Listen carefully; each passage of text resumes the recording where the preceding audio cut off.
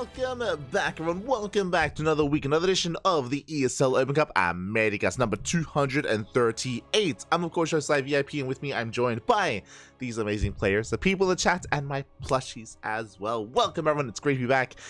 Again, we were live last night with ESL Asia. Now we're here this morning with ESL Americas. The bracket is live, !B in the chat if you guys want to have a look at the bracket yourselves. Meanwhile, we are jumping into our first round of 64 match, and spawning in the top right-hand corner of Alkione, we have our red Zerg player representing Team SC Swarm. It is Jay.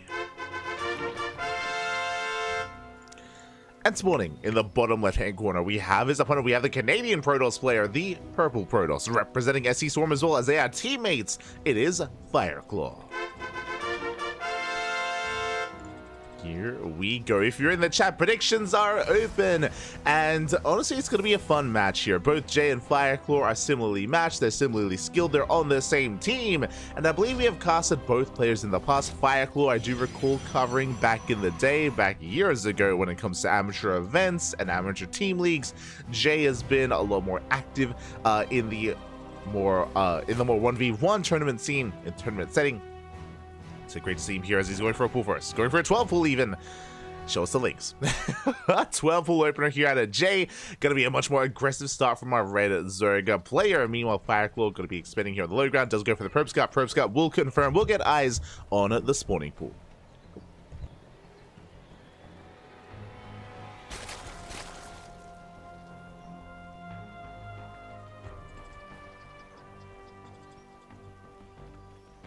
As we are going to be settling in, and here we go, the Lings are moving out across map. My apologies.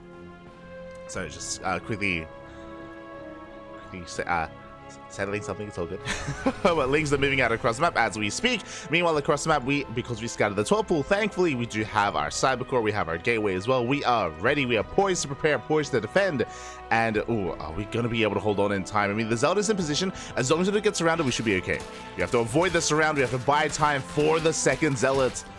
As we do dance with these Lings, going to be distracting them for a moment, but additional Lings have arrived behind this. Jay is expanding, Jay is droning, Jay is not all in, but this has to pay for itself. It does have to pay for itself here. Second Zelda has arrived again. We avoid the surround. Cybercore taking a lot of hits, taking a lot of damage. We got a surround. Yeah, a little bit late to respond there with that second Zealot, and with the first Zealot is surrounded. Adept is on the way. The Cybercore taking a lot of damage, and can we bring it down? It's close.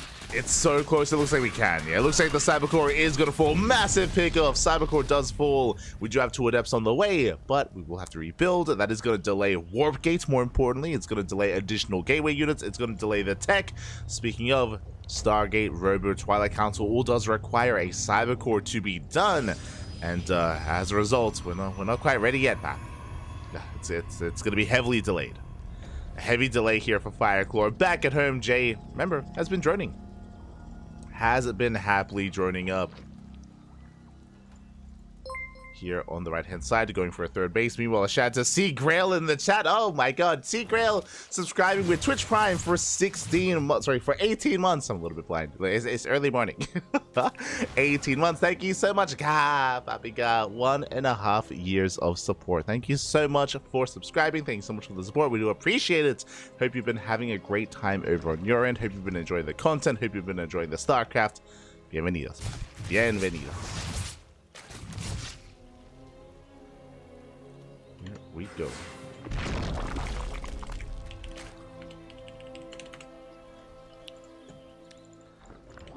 As setups, they do continue to threaten shades. They do keep eyes or keep tabs here on Jay, keeping him hidden, keeping him on the back foot.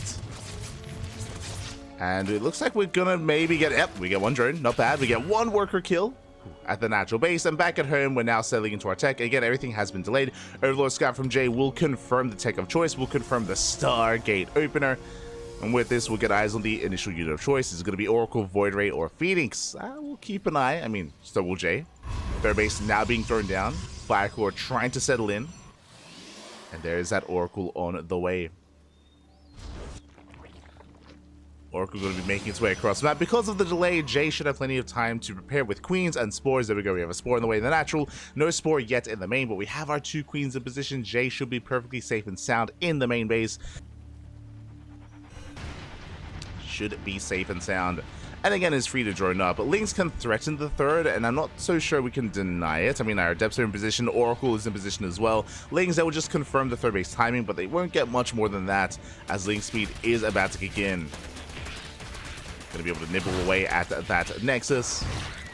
Leading off some Lynx. Oracles are moving out. Back at home, we have our 2 queens in position. No Spore at the third base, but 2 queens should be enough to fend away an Oracle. And fend away we do. Main base, no Spore either. A little bit greedy here of Jade to only rely on a single Spore crawler, especially considering we have a second Oracle on the way. So it is a little bit greedy. We could try to find a way in. We could try to find a way to abuse this location for Jay, but we'll see. We shall see. Jay's taking the goal base as well. Calm down, Bob. Calm down. Jay gonna be embracing the gold, gonna be working towards his 4-base setup, taking his gases, joining up. We are playing it safe. We're going for a Roach Warren. We also have our Wolof set up here as well, just in case it was something crazy like a shield body, like a Glavedet follow-up. So it's really safe play here out of Jay, and we'll see if he does just take up into a Hydrogen or embrace Lingbane Roach Ravager. We shall see. Meanwhile, interesting move here out of Fireclaw. He's not going +1 in Blink, he's going +1 in Charge. Okay, so much more aggressive, much more assertive follow-up here out of Fireclaw. Is going to be able to try to hit that charge timing. I assume going to be hitting with Archons, and there we go, Temple Archives is on the way. So we're going to be going Charge or Archon, most likely Immortal. And we'll see when we do move out. I mean, the reality is here, in a bit of a longer game, it is going to be more of an uphill battle for Fireclaw just because of the earlier losses and the fact that we haven't really been able to touch the economy much from Jay. But the Oracles are still being active. Rotating around, they get eyes on the 5th base. The main art is here. Goal base is getting saturated. And we can force a cancel on the 5th at least. I mean, that's some damage, but still the beginning here is, oh, that is not a cancel, that is a kill. 300 minerals, not bad. 300 minerals down the drain. At the same time, Oracle hits the goal base, getting 5 drone kills. Very nicely done. Again, the Spore was a little bit delayed. At the same time, massively counter-attack here across the map. On hold position, we do get, not quite any workers. Overcharge does keep them alive, just barely, does top them up. But what I'm interested in is that the Roach Warren was a safety Roach Warren. We have +1 melee on the way. We have a Hydra's on the way as well. It's going to be Lingbane Hydra out of Jay. This can lead into Lurker Tech or just Lingbane Hydra for the time being. We'll see. Keep an eye on Jay for whether or not he takes up into Hive Tech. Overseer Scout confirms Blink. Blink is on the horizon. Fireclaw, I mentioned about his charge timing. Charge is done, +1 is done, but the Prism is still a little bit delayed. These Zealots would have loved to have been across the map, but the push is going to be delayed a little bit further here until we get our Warp Prism, until we can move out. Now, this move out should be lined up with Archons, and there we go. High Templar now morphing in, soon to be morphed into Archons, so we can go for our push. This move out is around 30 to a minute late, unfortunately, and back at home, what do we have to defend? Banelings are morphing in just in time, morphing into Harass, though. Are they morphing in? They head towards the mineral line. Good reaction here out of Fireclaw. Does warp in time. Will shut those Banelings down. And the Banelings, they can't really do much here. We can focus across the map. Zealots, they do hit the goal base. Hydras are exposed, and Hydras are going down. We did need some more links, did need more of a crowd army to support. As Archons, they make their way on top of the army. A lot of Hydras going to be falling, but we have reinforcements coming in from behind. Ooh, as I say that though, Jay has to fall back, and we have it. Taking control of the gold. Not bad.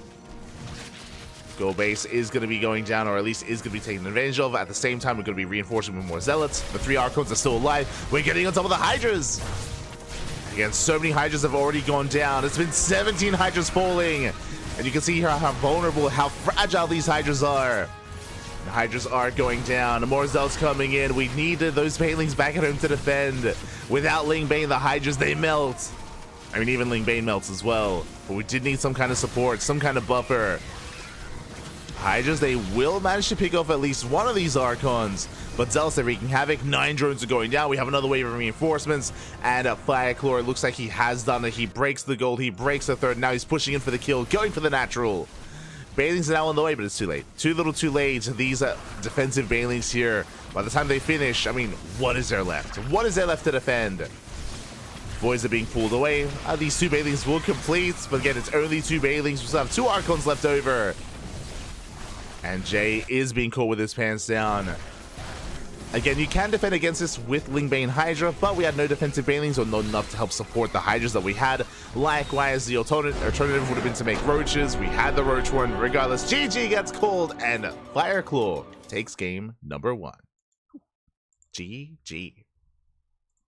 Oh my god. GG, well played. Jay did... also, I just realized... oh, wait, no, we're good. Fireclaw did have a bit of a rougher start, and he wasn't able to get really too much economic damage done with his Oracles, with his Adept Harass. I mean, was able to punish the goal base, but that was much later, far later here for Fireclaw and Jay. But alas, unfortunately, Jay was caught a little bit with his pants down there. Again, it was morphing and Banelings to harass across the map. Banelings that didn't do any damage. Likewise, back at home, he was vulnerable. He had Ling Hydra, and the Charge Lord Archon army was able to get on top of those Hydras early on. Remember, that was 17 Hydras going down to the first push, and that was the backbone of the army. I mean, Hydras are so expensive, they're so crucial, they're so fragile. We have to preserve them, we have to take care of them, Pappy, and alas, they did go down instantly. And with the death of those Hydras, that was the death of Jay. And now we're getting into game number 2. Let's go. We're jumping into a back and forth here. We're jumping into the second game. And spawning in the top right-hand corner of Crimson Court, not making any drones. Doing it again. We have the Canadian Zerg player representing SC Swarm. It is a Jay.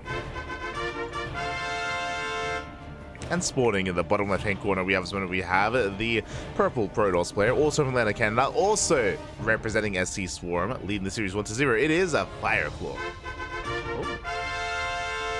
Never mind here. Okay, so Jay is going for a 15-15, not preserving his lava and going for a 12 pool.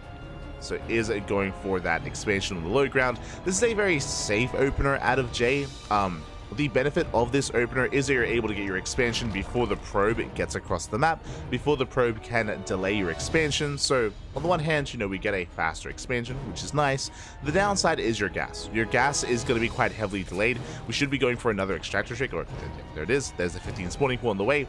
But because the gases are delayed, that means link speed is delayed. That means tech in general from the side of Jay is going to be far later here. So it's a very safe, very defensive opener out of Jay. This does mean that Fireclaw is going to have a much cleaner start to the game and a much more comfortable time coming into game 2. And that concerns me a little bit. Does concern me a little bit here. As a Fireclaw is setting up, going for a gate expand into the Cybercore. Standard opener here out of Fireclaw.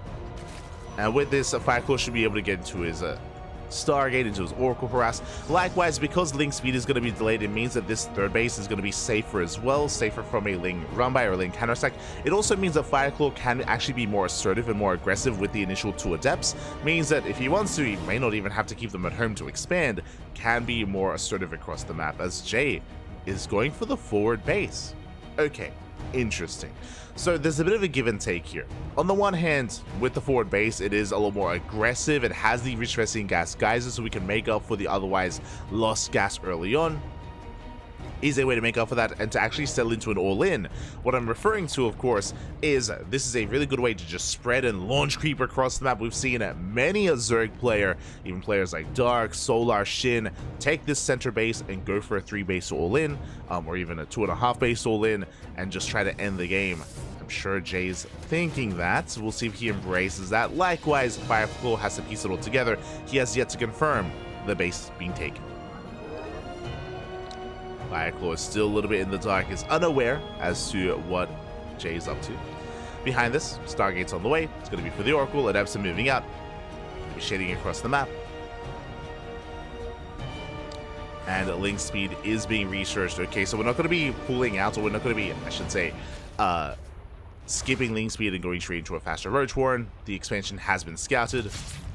Up, up. Threatening the tumor. We do at least threaten it for the time being. Shading behind the mineral line. Again, really nice positioning here out of Fireclaw. We get 1 drone kill. We get the links as well. Yeah, Lings are going down. One drone as well. The Adepts, they will be able to shade away. One of them, oh, it's so close. Does shade.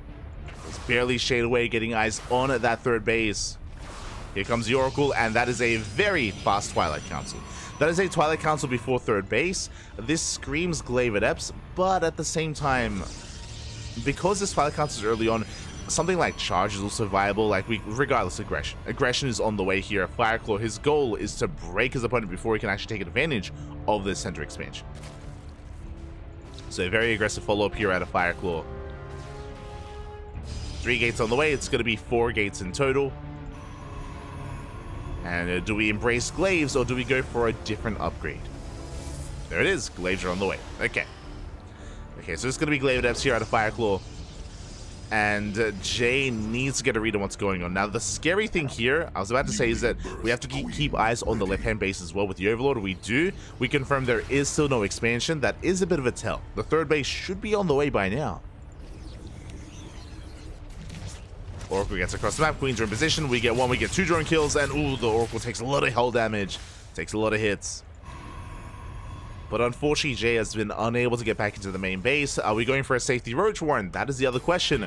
We're reaching the 5-minute mark. We should have a Roach Warren by now, but it looks like we are cutting corners. We only have the Evo Chamber. And you know what that means? That means no Banelings and no Roaches to defend. Purely Ling Queen. This is ideal for Fireclaw. He's warping into depths in the main base, and he will soon move out across the map. He will soon pull the trigger. And I'll be honest, Jay needs a miracle to defend. Jay is droning. Jay is droning up. A +1 melee on the way. Lair as well. It looks like Jay wants to go Ling Hydra again. As opposed to the previous game, this Roach Warren is really late. It is a very late Roach Warren here. And by the time the Adepts get across the map, the Roach Warren may just barely finish. But here we go. The Adepts are moving out. Yeah, they're shading across. We need Roaches ASAP. Lings are amassing. Ling Queen can defend against this, especially if the Adept count is a little bit lower.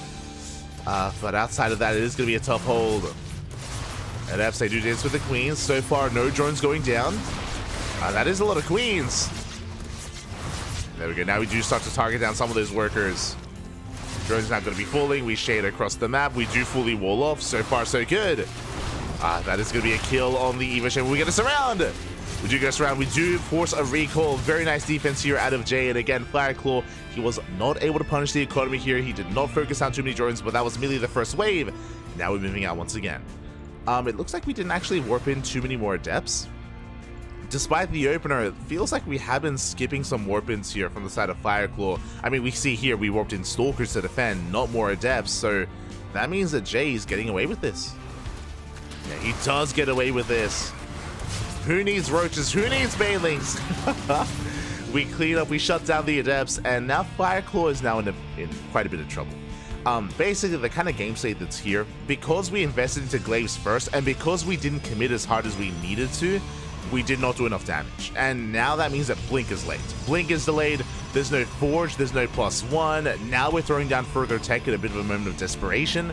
But it does mean that Jay is free to drone. Jay, he's free to drone up, free to take another base, free to just settle down into his 4 bases. Hydroden's done. We have a Hive already on the way. Jay is getting away with a lot. It's a lot of tech here that we're getting away with. And Fireclaw can't move out. Like, what are we going to move out with? With what, vanilla Stalkers? Like, Blink is now on the way, but we have to wait until that finishes.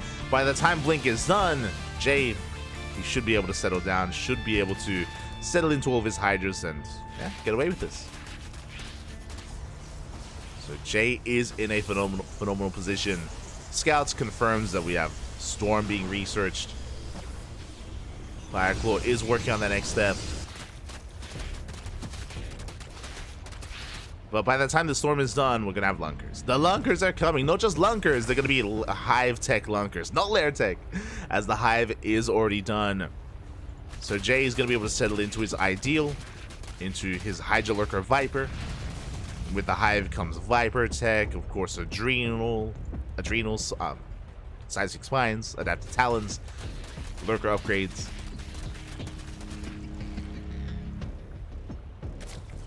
And not just that, Jay, the creep spread is not looking too bad. We're able to spread creep, connect our bases, expand on the right-hand side, and knock down the rooks. Again, looking quite comfortable. Even going for the Nidus Worm and a Dream, just everything. Why not that? Just get it all.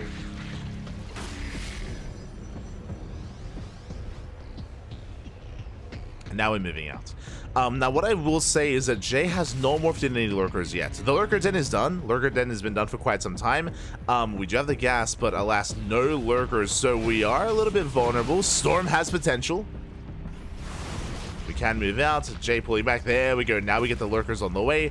Now these lurkers are a little bit late, so we are vulnerable here to the push, and we are moving in. Yeah, we have to give up on the base. The base is going to be going down. Lurkers are still being morphed. Where are the storms? We're getting on top of the lurkers. We have to engage. Massive storms here on the lurkers and the lings as well. Yeah, the storms do connect. Lurkers being forced back, and CranKy is barely breaking through. Breaking through the defensive line. We have one storm remaining. Massive storm here on the Hydras and on the Queens. But do we have detection? We have the revelation. That's all we need, Pat. That's all we need. Most stalkers have been morphed. Yeah, Jay just lays it to morph in those lurkers. Never did set up those upgrades either. I mean, had the opportunity to before. Didn't quite embrace it. And Firefly catching Jay with his pants down. Feels like once again, we saw something very similar in game 1, where Firefly pushed just before Jay had any support for his Hydras. Here we pushed just before we had any lurkers. Like, the lurkers were not morphed in, the lurkers were late. And sometimes that's all it takes. As we blink on forward, we focus down one of the lurkers. We have 2 lurkers behind this. We do punish the blink. And GG gets called. Fireclaw, he does overextend, and Jay barely holds. We're going to the ace match. GG. Oh god, that was a very bold blink out of Fireclaw. You can actually see the supplies here.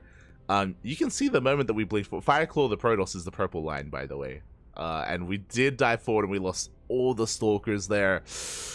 Just one little misstep, one little mistake. He was doing so well for himself. He was like slowly pushing forward, able to break through the initial base, getting towards the natural.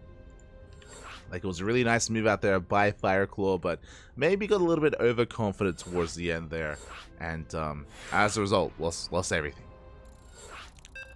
Did lose everything, and now here we go. We're getting into our next game. We're getting into the ace match. It all ends here. It all ends on Site Delta. Oh boy. Again, it does feel like both Jay and Fireclaw are pretty similarly matched. I do give the... I was going to say I give the edge to Fireclaw overall based on these 2 games, but at the same time, it does feel like Jay has been on the right path each game. It's just been tightening things up. In certain areas, in certain aspects. We'll see. We'll keep an eye on our players. Spawning in the top left-hand corner, we have our Canadian Zerg player. The red Zerg representing Team SC Swarm. It is Jay. And spawning in the bottom right-hand corner, we have his opponent. We have the other Canadian player, the Canadian Protoss. He's purple. He's representing SC Swarm. It is Fireclaw. Let's go. Let us go.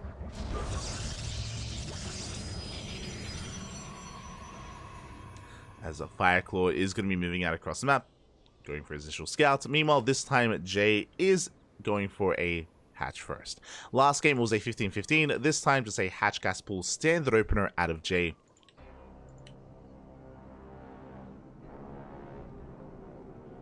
And Fireclaw will confirm. I don't blame, I mean, again, we have to keep eyes on Jay. We did have a 12 pool earlier, and Jay has been mixing up his openers, so Fireclaw just keeping tabs on his opponent, and does confirm the standard play. Does confirm, hello, hello, ¿qué tal, cómo estás? Hola, papi. Ese Jeff Bezos. See, Paul 9558.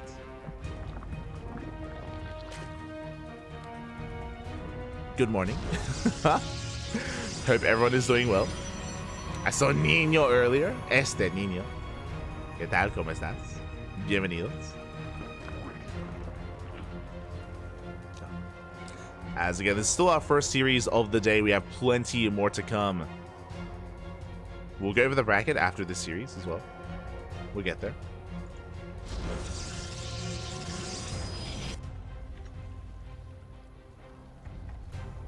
We will get there.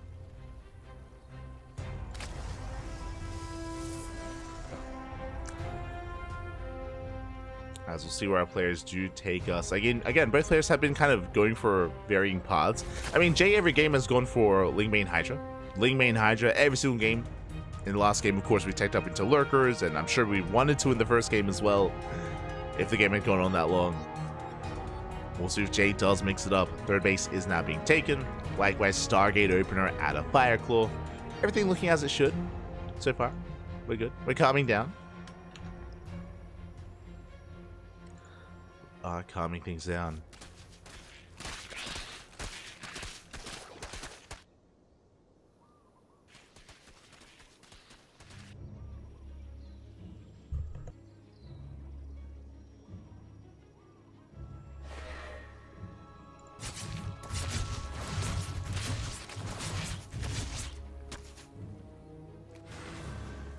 So we do have our initial adepts moving out across the map. First one takes a bit of damage. Let's take a bit of hull damage here. Fireclaw pulling his units together. Again, just going to be harassing, just going to be keeping tabs on Jay. The probe a bit misrallied. Has to race back home. We do get a tumor. Oh! We don't quite get the second tumor. Unfortunately, did miss out on it. Just getting the one. One adept goes down. We have to race back home, and now we have to expand. Jay's in position. Jay moving out across the map, and his goal here is to delay the third base. So far, so good. Third base yet to be thrown down. Fireclaw has the resources, but does not have the map control. Ling's in position, and can we get the probe? Up! Can we? We can! Probe goes down. So far, very nice damage here out of Jay. Again, a big delay. Once again, Twilight Council was on the way, and this should be for Glaive Adepts. Once again, Fireclaw had a lot of potential in the last game to do so much more damage, but the execution was a little bit lacking in game 2.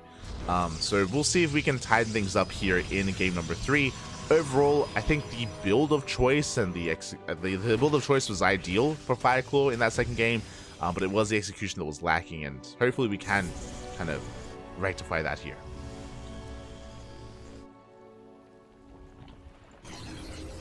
Hopefully we can, as we're going for charge instead. Okay, not glaives. Interesting. So this looks like the beginnings of a 2-base all-in. I know the third base is being taken, but this fast charge is very out of left field, and I'm curious how hard we commit to this.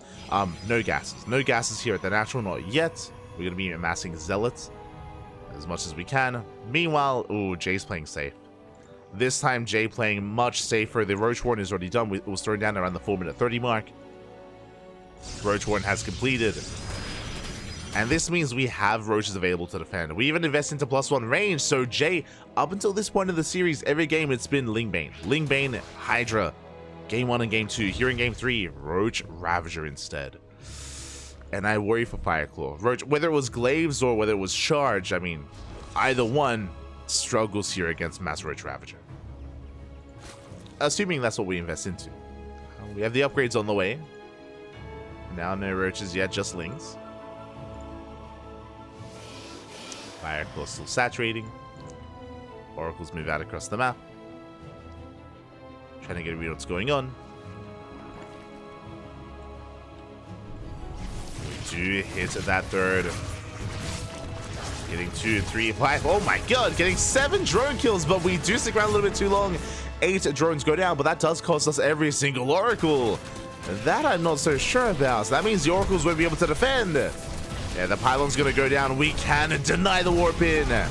Warp in is denied. Zealots go down. That was a tell, by the way. Seeing those Zealots being warped in, it should be a tell for the Roaches to begin. As Jay did drone up a little bit too much, getting up to 3-base saturation, but Roaches are now in production, and Zealots are moving out across the map. That is a kill on the third base. Yeah, third base goes down. Zealots, they race across the map, going straight for the natural. But that's 15 Roaches on the way. Eventually, we will clean this up, but how much damage can we get done before that happens? As Zealots, they do hit the third base as well. We get a surround. Queens are falling. But Roaches are amassing, and again, Fireclaw is on a timer. Things racing back home as well. Zealots making their way into the mineral line. They're going to get some drone damage, and more Roaches are popping out just in time. We will clean this up. We shut down the Zealots. We shut down to the third base. Fireclaw is completely all in. He's trickling Zelts across the map, but GG gets called. There's nothing left, and Jay will take the series 2-1. GG.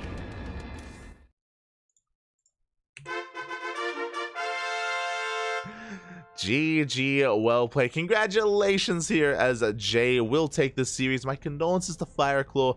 Again, he was looking really strong and really good in the first two games. Here in game 3, unfortunately, Jay had happened to be taking into Roaches this time instead of Ling Bane. It was a bold move and a risky maneuver to rush into charge the way that Fireclaw did, and he was hoping that it was going to be Lings again. He was hoping that there weren't going to be Roaches, that there weren't going to be Banelings. Unfortunately, that was not the case, and the Zelts were shut down. The Zelts were shut down because the Oracles fell. That means that the third base goes down as well, so there was no longevity. We just forced the all-in, and Jay did take it in the end. GG. GG, well played. Congratulations, Jay will advance on into the next round, and I believe Jay has an opponent ready and waiting.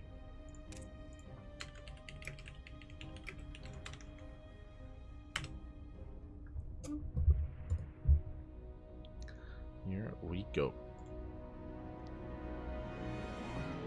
Getting ready for the second series, and now we can switch our scenes over and have a look at the bracket. Exclamation mark B in the chat if you guys want to have a look at the back yourselves.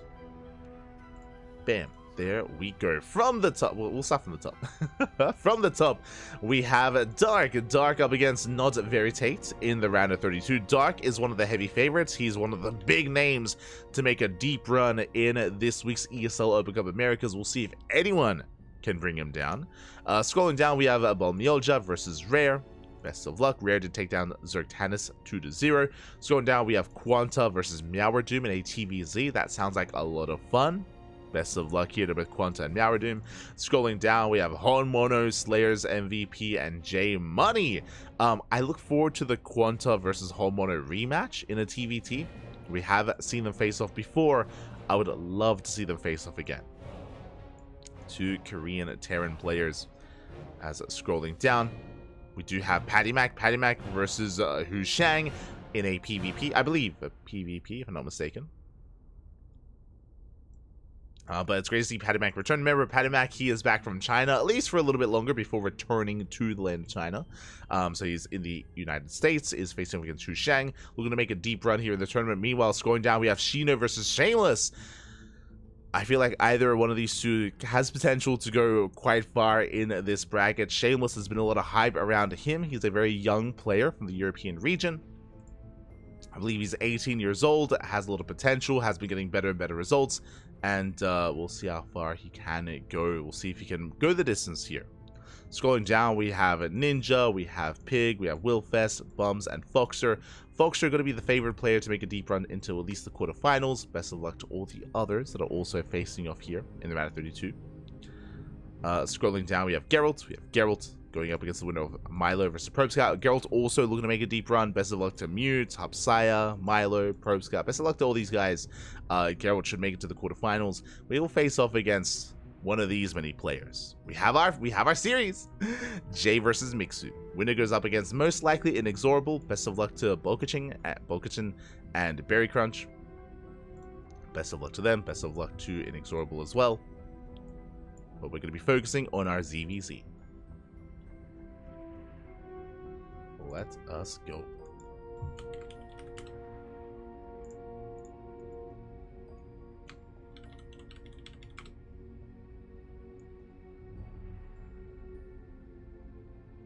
We'll be focusing on our next matchup.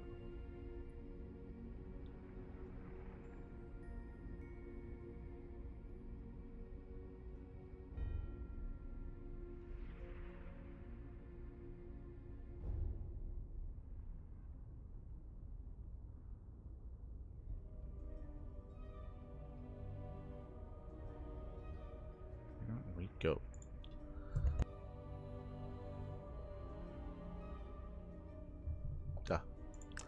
But yeah, Mixu and Jay are going to be facing off in the next round. Scrolling down, of course, we're not done. But winner goes up against most likely Inexorable in the round 16. Scrolling down, we have Epic versus Green Earth. Winner goes up. Oh, we also have Patches and Rebellion. The potential Rebellion versus Epic looks really good, actually. That's a really spicy TVP which could go either way. I honestly really want to cast it. I'm really curious how that turns out. So best of luck to both Epic and Rebellion. Of course, we're focusing here towards the more center part of the bracket, but best of luck to all these players. Scrolling down, we have the other favorites. The other big name, we have Matt, Ovis, Duck, Dave Testa, Demon of Night, and Bjorn. We have Dark as the number 1 seed. We have Bjorn as the number 2 seed. They're going to be poised to face off in the finals.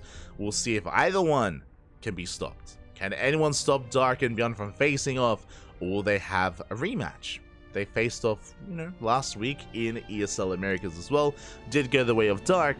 We'll see if Bjorn can get his revenge. We shall see.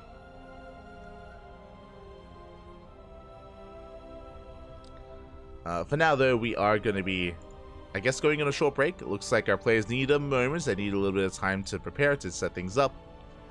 Until then, we have our next series, and yeah, after the break, we'll be jumping into J vs. Mix. So take this moment to get some water, get some snacks, get some food, take a break, and when we return, we will have a ZVZ. See you soon.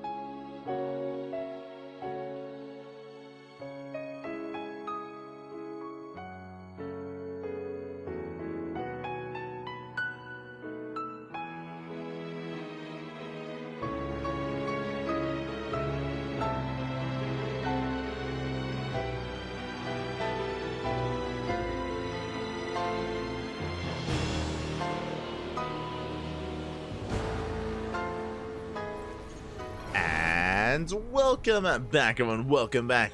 We have returned. We've returned with our first round of 32 match. We just wrapped up with the round 64, and we are here with our second series of the morning. And spawning in the bottom left-hand corner of Alkione, we have our Canadian Zerg player, the Red Zerg, representing Team SC Swarm. It is Jay.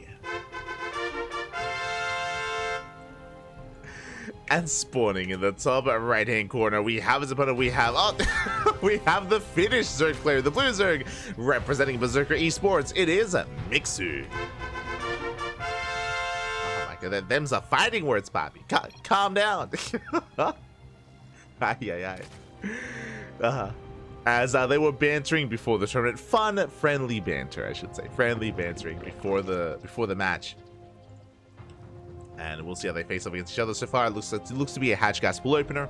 Standard openers here from both Jay and Mixu, but we'll see how they do diverge here. We'll see how they do adjust against each other. I would not be surprised if they've actually practiced together. I know SC Swarm, they put in a lot of work when it comes to, you know, bringing together some other GMs to have coaching sessions, to bring them together. I know Rainer was a part of that for a while.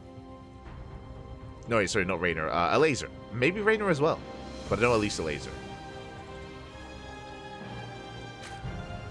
So helping out the Zerg community. We'll see.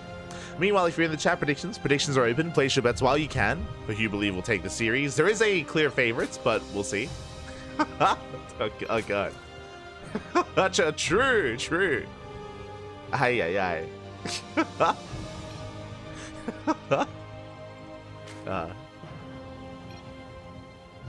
I believe they're talking about Scarlet versus Cyril in 2018. I believe. God, I can't believe that was, what, 6 years ago? That was 6 years ago. That's crazy. Oh my god, how time flies. 6 years, Bobby. Smooch. For now, we're joining up. For now, we're just going to be joining up. Settling into our bases, settling into our ling speed. I do have our third base is now being taken. No one is playing two base. No one is walling off. No one is being too crazy. Ling's moving out. Oh! Mixed win position. Making use of that. Oh, of that steam vent. Does make use of it. Does shut down the first ling, and he will shut down the second ling as well. Oh, as we barely do get away. Bug abuser. Kappa. He's referring to the steam vent there. Aye. Unless he means Zerg abuser. Maybe. True. Bathing nets are on the way. Mixu getting across the map, chipping away at that third base. At least confirming. Before we're getting ready for a scout into the main. Meanwhile, we are making a surge of lings. That's 14 more lings on the way. Let's go. Mixu going to be doubling down. 16 lings in production. Moving out across the map. Oh! Jay, the scout, is denied. Does at least confirm the Bailey nest. And then Mixu is getting ready for Bailey's now being morphed in, rallying everything across the map. The Overlord does not see. We see nothing. We know nothing. Jay is in the dark. Jay is droning. Thankfully, does have some safety Bailings on the way. Roach one has been thrown down. We do have some nice SimCity here at the natural, but 2 Bailings, is that going to be enough? Oh. Is that going to be enough? And here we go. We pull the trigger. The wall is wide open. Lings, they flood in. Bailings likewise crashing into the mineral line as well. Headed for the main base. There's one Bailing to defend, and up. Oh, does barely not get the connection. No! We get into the mineral line. 12 drones fall. Aye. We're not done. Not yet. We're going for the queens. We get one more queen kill as well. Lings flooding into the natural. No more Bailings left to defend. The final queen will fall. There's still one queen left, but 2 queens have gone down, and eventually Jay will clean this up, but not before losing 16 workers. Oh my god, and now we're walled off at the natural. The Bailing. Ooh, barely does finish. Massive connection at the same time. Lings, they rallying towards the third base, and they're going for the kill. They're going for the third. Hatchery is under fire. Bailing zoning away any Ling reinforcements, making sure we cannot engage. Bailing is going to barely be denied. But last, Jay's up against the wall, still rallying across the map. The queen is going to take down the Bailing, but it doesn't get the Bailing. GG gets called. The final queen does go down, and Mixu will take game number 1. GG. Let's go. Mixu will take the first game. Unfortunately, Jay just was unable to confirm and was unable to scout the link flood across the map. Because of that, we were droning. We were settling into a longer game. The queen was out of position. We were not ready for the aggression of Mixu. Mixu, clearly, no chill. no chill. Calm down, Papi. Calm down. No chill there. Added Mixu just pulling the trigger then and there. Did overwhelm Jay. And with that, Mixu takes a lead, but now we can settle into game number 2. We cannot settle in. And we'll see if Jay can fight back here, as game 2 is going to be on Crimson Court. Let's go.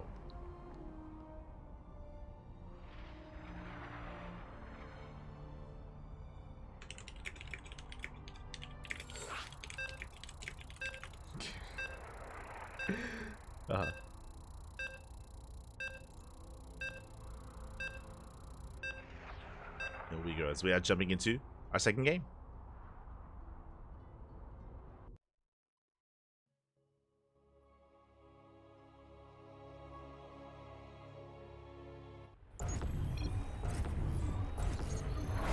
Getting to our second game and spawning in the top right-hand corner of Crimson Court, we have our Canadian Zerg player, the Red Zerg, representing SC Swarm down in this series, looking and hoping to bounce back. It is Jay.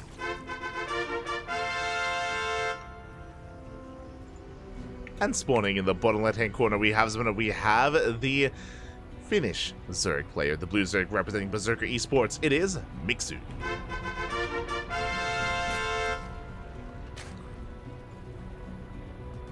Go. And Mixu will amass one more game is all he needs to make a deeper run, to advance on into the round of 16. One more game away. Both players going hatch gas pull. Standard openers out of Jay and Mixu. No early pool timings, no early gas timings. Not this time. Not this time. No.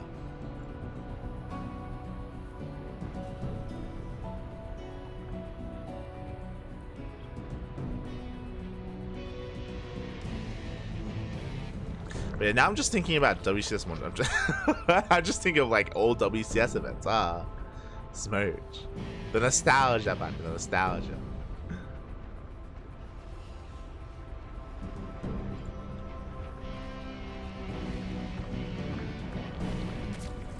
As we are going to be settling in. Again, no major signs of aggression yet. Really, we're just waiting to see if our third bases are taken, if we get into 3-base setup, if we avoid, 2-base roach or anything like that. We try to go for any kind of cheeky shenanigans. What I will say, though, on a map like Crimson Court, it is a little bit more difficult to get away with something like a Link Flood to skirt around the edge of the map, just because of how few attack paths there are. We have an Overlord here outside of the natural. Likewise, there's only the other attack path towards the left-hand side. So it is a little bit easier to get eyes on the aggression of your opponent. It's harder to sneak across the map. Which means we should be getting more of a standard, more of a mid-game back and forth. Can we embrace the roaches, Pappy? Maybe. We can get there. We can get there. Lings are moving out across the map. Ooh, as Mixu does take the forward center base. Okay. Jay going for the standard triangular third. Meanwhile, Mixu going for the forward expansion. Does have the restricting gas geyser, does allow creatures to spread a little bit faster across the map. Mixu can be a little more aggressive, a little more assertive. Baneliness is on the way. Jay going for his own. Overlords are being chased down. And we're chasing down the Overlords. Queens are on a mission. Lings are on the way for Mixu, and once again it looks like Mixu wants to move out across the map. Oh, never mind, we're good. We're droning. Mixer was making links, but is now droning up. We're good. It's now going to be droning. Ling Scout gets eyes on Elise, reinforcing Lings. And that does force a reaction out of Jay. This time he will not be caught out. Yeah, 16 Lings in production.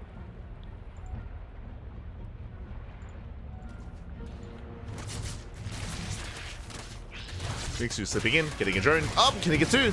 Not quite.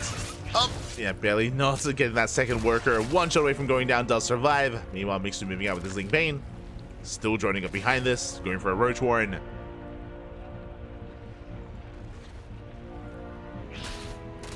As Jay doesn't quite catch the Lings. And he's being active, Mixu. Hoping for connections. Again, Mixu just joining up, working towards Roaches. Meanwhile, Jay is one step behind. And no Roach Warren, no Evo Chamber, no further tech. We're still stuck on Link Bane. Now we get the Roach Warren on the way, but it is quite late here for Jay, at least in comparison to Mixu. Jay does sneak into the main base, though. Oh my god. Jay, calm down. We do sneak into the main. There's potential there with those Banelings. Meanwhile, two Banelings going to be going down. Up. Barely not. And we waddle in. We do waddle into the middle line, but we react in time. We don't lose much at all. That was what, 2 drones going down. And maybe some larva. 1 drone going down. Ay, ay, ay. Mixu does react in time. Roaches are on the way. Now, Jay does have an economic lead. Has been able to release Saturate his natural. He's getting fully saturated. Meanwhile, Mixu, no lair. No lair here for Mixu. Moving out across the map with everything he has with Roaches, with Banelings. Mixu is going for a hatch tech all in.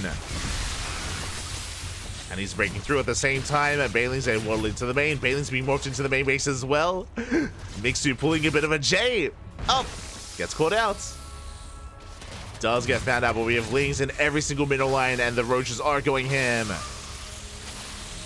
They get drones at the third. Banelings do finish morphing. No! We waddle in! Would you react? Ooh. But we still get damage done. 12 workers falling. The third base is going to fall as well. And Mixu, it looks like he has done it. He has broken the back of Jay. The hatchery will fall, and we can just keep pushing from here. Looking at the units tab, we have 17 Roaches at the 7 of Jay. As we're supply blocked.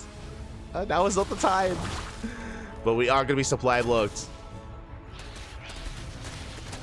And moving out towards that natural. Roach Warren is exposed. Jay's up against the wall. We have a handful of Roaches here, but now we can only make Lings. No more Roaches in production. Behind this, Mixu finally taking a lair. Getting into his lair, droning up. Now getting ready for the next step. Q move there to Jay. Does save the Baneling. Does save the Ling. I appreciate it. I do appreciate it, but Mixu, he's still snowballing out of control. He still breaks through the initial line of Lings. And we do take down at least one of the Ravagers to get nice attention to detail out of Jay. But in the grand scheme of things, there's still just too much Mixu. It's too much Zerek, Pappy. As we are still breaking through. Roach Warren has been rebuilt.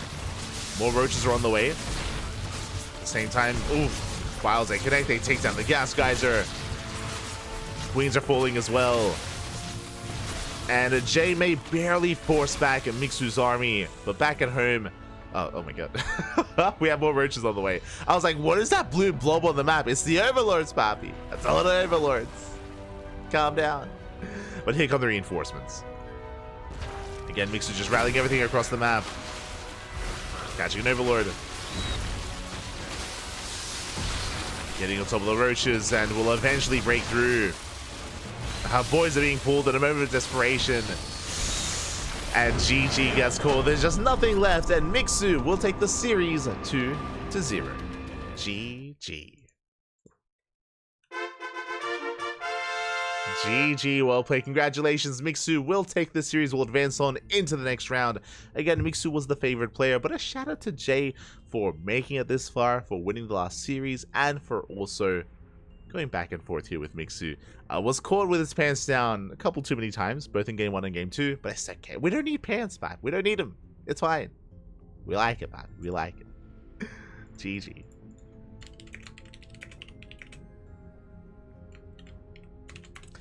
GG, well played. With that, Mixu does take the series, and now let's try to figure out where we are and where we are headed. Oh boy. !B in the chat if you guys want to have a look at the back yourselves.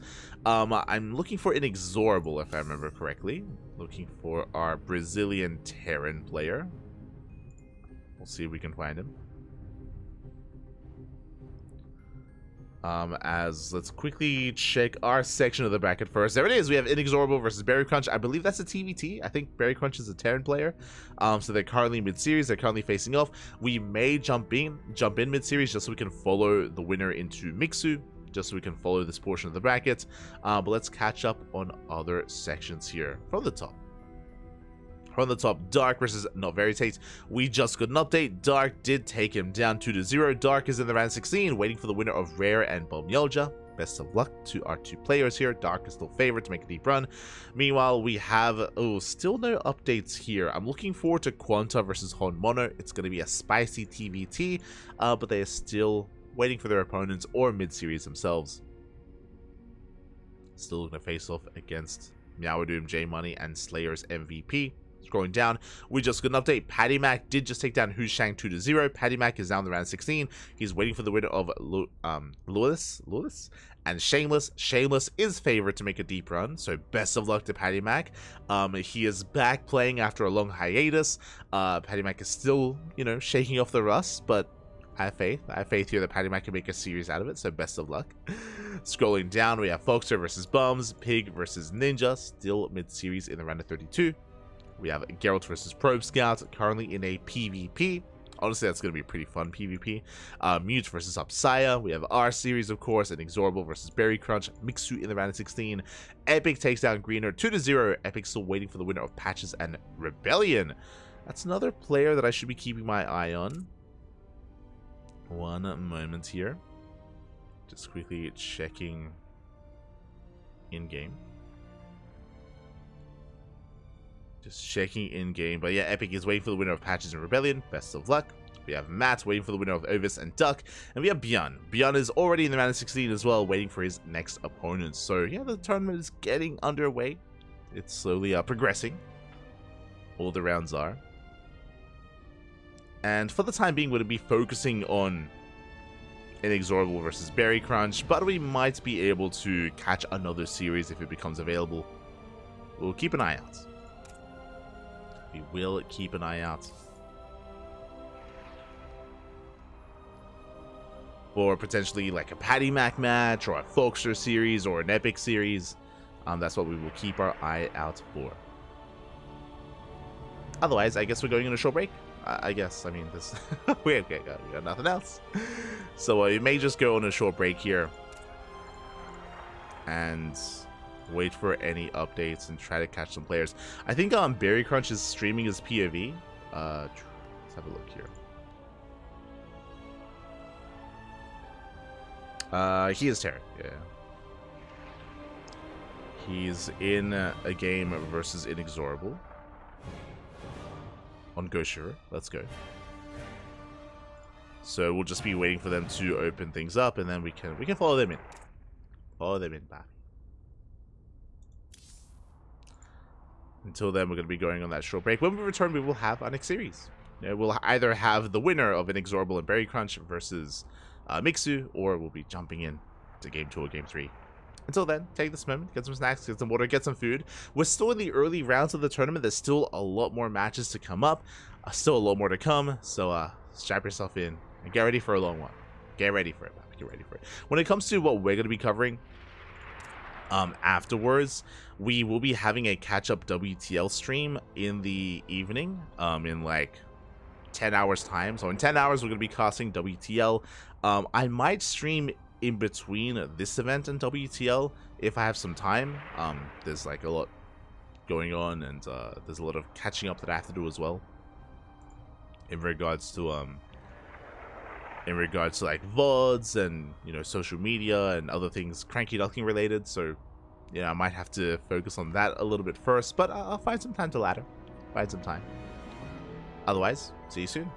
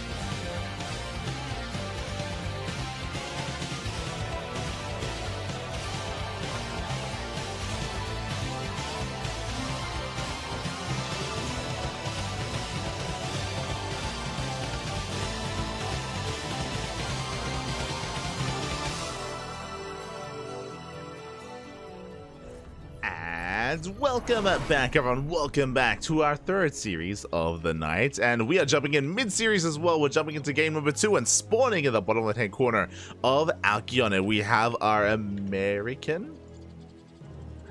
He's not from Canada, right? Yeah, the American Terran player, the purple Terran, representing himself, currently teamless. It is Berry Crunch.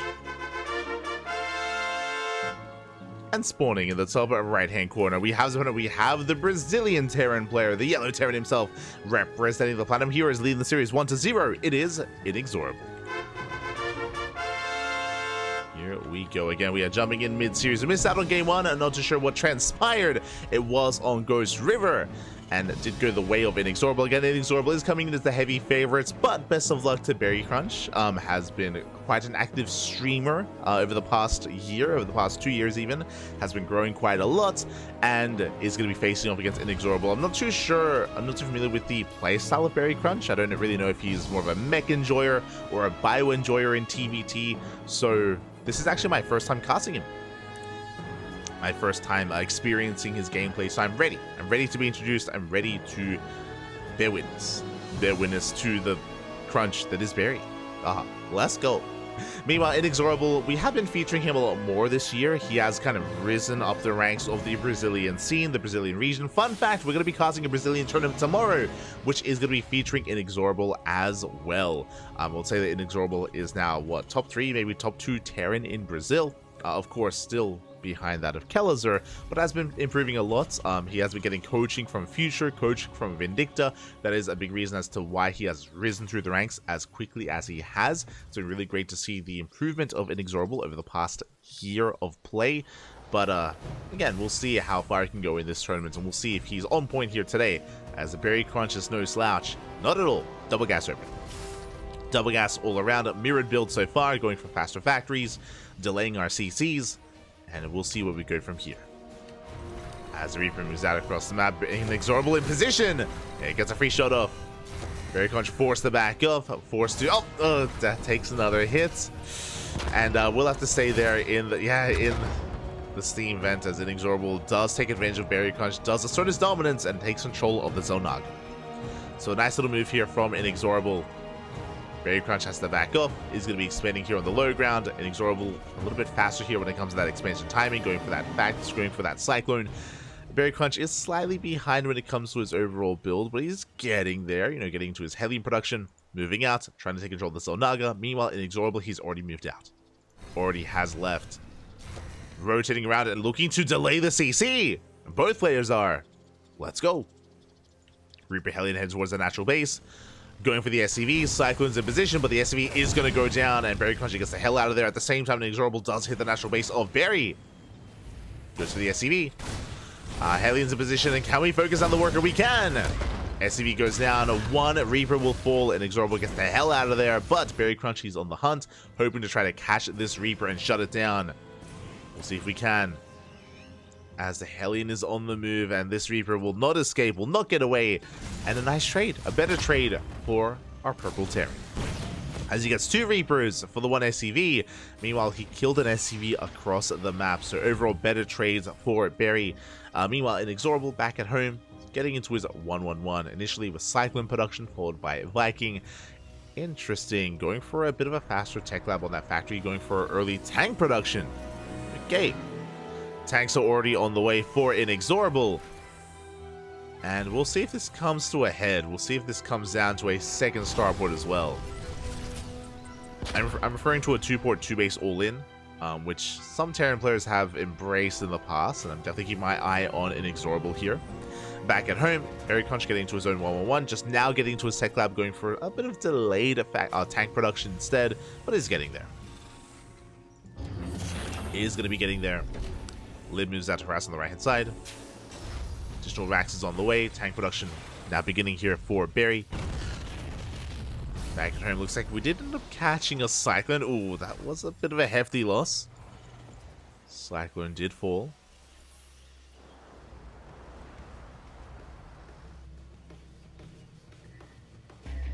So we are going to be rallied in towards the main.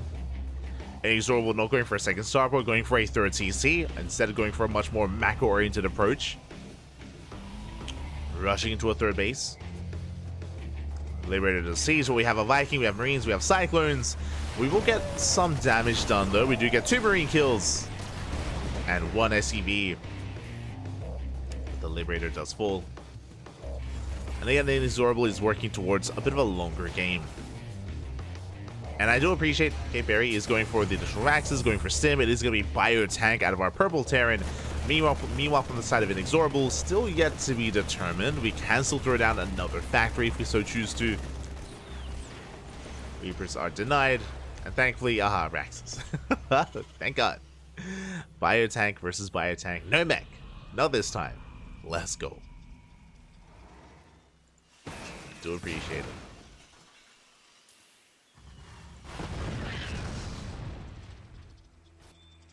Appreciate it here as Inexorable is breaking out. Reapers, they slip into the main. Oh, they try to slip into the natural, but alas, we do have a Wolof set up.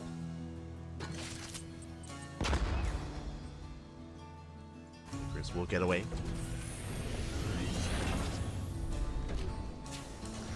As they do settle from here.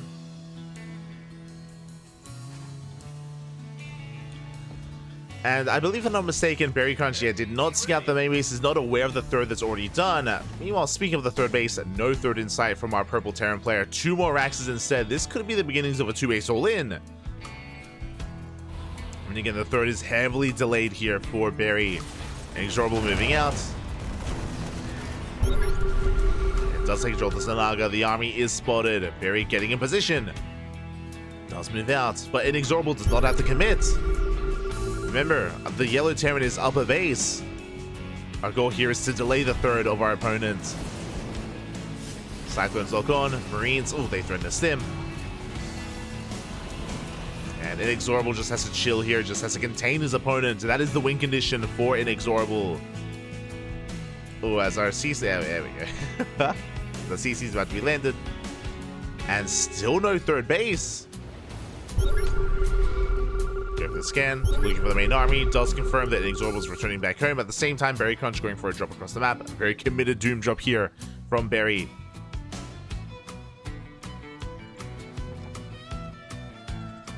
Now, Berry still has the advantage of the army supply here. Does have a large army to work with as he is playing 2 base. Now it looks like he's getting a CC on location. Very late expansion from Berry. This drop needs to get damage done. Assuming that he expands. Scan reveals no expansion. Tanks are set up. Turrets are on the way. Doom drop towards the natural. Inexorable out of position. And the Doom drop will catch him off guard. We boost in. Not into the natural, we boost into the main. We're going for the production. We're going for the kill move. And we do force a big reaction here. Do we have any disables? We do. We disable the tanks. Order starts to throw down, and we will clean this up. We shut down the tanks, we shut down the bio army. At the same time, we're pushing into tank line. No! We push into the tanks, and Inexorable will defend. He shuts down the drop, he shuts down the main push. The Marines are still wreaking havoc, don't get me wrong. And, oh, they do not get the Ravens. And Inexorable does defend, and he is up 20 SCVs. He is far ahead here in the economy. And he's now getting, well, now he's catching up and getting ahead in terms of the army as well. Boys being pulled to repair. Berry Crunch has to pull back. And his CC just began. It did just begin here. Again, Berry Crunch was basically all in. He was all in with that move, was committed, and had to end the game then and there. Because he didn't, he's going to be outscaled. Now, we still have a chance, going for another Doom drop. Once again, though, this time, even more pressure on Berry Crunch to make use of this Doom drop to get damage done. Unfortunately, that's a Ring of Turrets. That's a Ring of Turrets in position. It's not going to be easy breaking through and getting into the main base. But the reality is that we have to. Like, we have to break through. We have to go in. Scanner reveals the location of the main army. Barry, he knows he can maybe find a way in. He did not scan the main, and that's still a lot of turrets that we have to boost through. And it's not going to be pretty. And we're boosting in. We do boost in. 1 medevac goes down. Tanks will siege up. Medevac still under fire. Yeah, every medevac is going to fall. 1 medevac left. We disable every single tank. And now here comes the bio. Here comes the Marines. Inexorable. He stims and he wins. Poppy shuts everything down. Cleans up the army. And that was the Hail Mary play for Berry Crunch. The only way back in here was with the Doom Drop, and alas, unfortunately, Inexorable was ready for it. More or less, was in position. Behind this, Berry Crunch licking his wounds, building up, but now it's time for the Yellow Terran to move out. Here we go. It's time for Inexorable to move out, to commit across the map. Four CC on the way. Tanks are slowly pushing forward. Looking at the unit tab here, 7 tanks to 2. 2 Ravens did go down earlier, but there's still 1 Raven left. We still have a disable available. As Berry is holding the line. Tank is within range. CC under fire. 4th base on the way.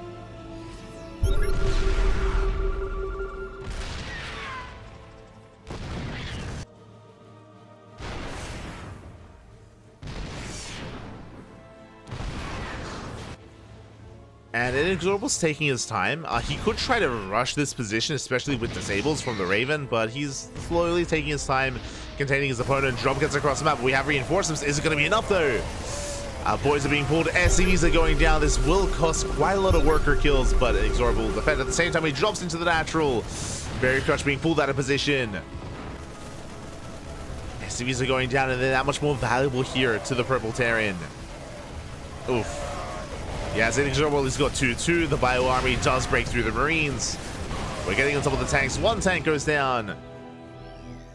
As again, Inexorable, he's up in upgrades. We have 3-3 on the way for the Yellow Terran. 2-2 still in production for Berry. A lot of this does come down to how all-in our Purple Terran player was. And in a mirror matchup, it's difficult to recover. When it comes to TVT, there are ways to come back. Obviously, you can be down in supply, you can be down 20-30 army supply, and outposition your opponents and make use of your tanks and take a good fight. That is true. Like, we have potential. We do have potential here for Berry Crunch to overcome and overwhelm Inexorable if he's able to catch him off guard, but it is reliant on Inexorable making mistakes. Likewise, Doom Drops, they also have potential as well, but more turrets on the... Oh my god. We have more turrets on the way. I mean, even what we already have here is good enough. With the ring and turrets. Likewise, on the left-hand side, we also have some towers, some sensor towers. Inexorable moving in. It's not the easiest thing to break the siege line, but because there are so few Marines, we can commit.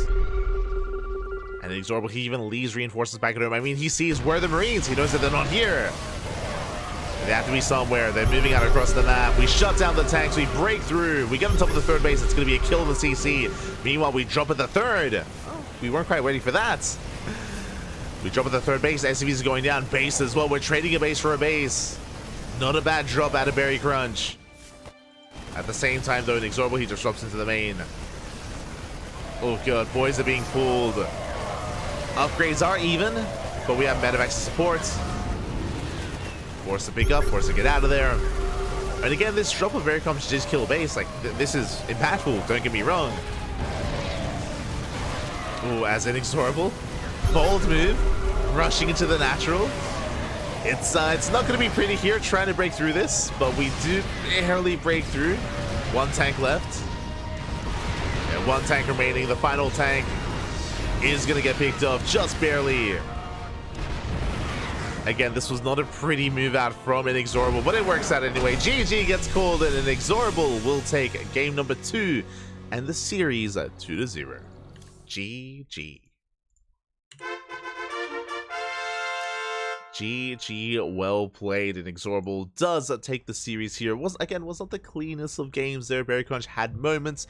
He was able to snipe bases, able to get into mineral lines. Unfortunately, he was always behind in the economy. He was always perpetually down a base. Unfortunately, his 3rd was insanely late. Again, 2 base all in out of Berry Crunch. Did not kill Inexorable, did not do enough damage early on. So Berry was playing from behind for most of that game. But was able to hold his own. And able to hang in there. As long as he did. GG, well played.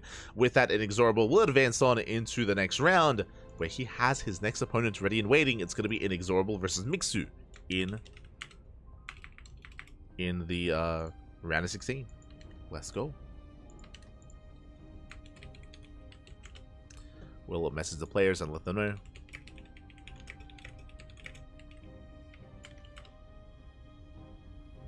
Let them know.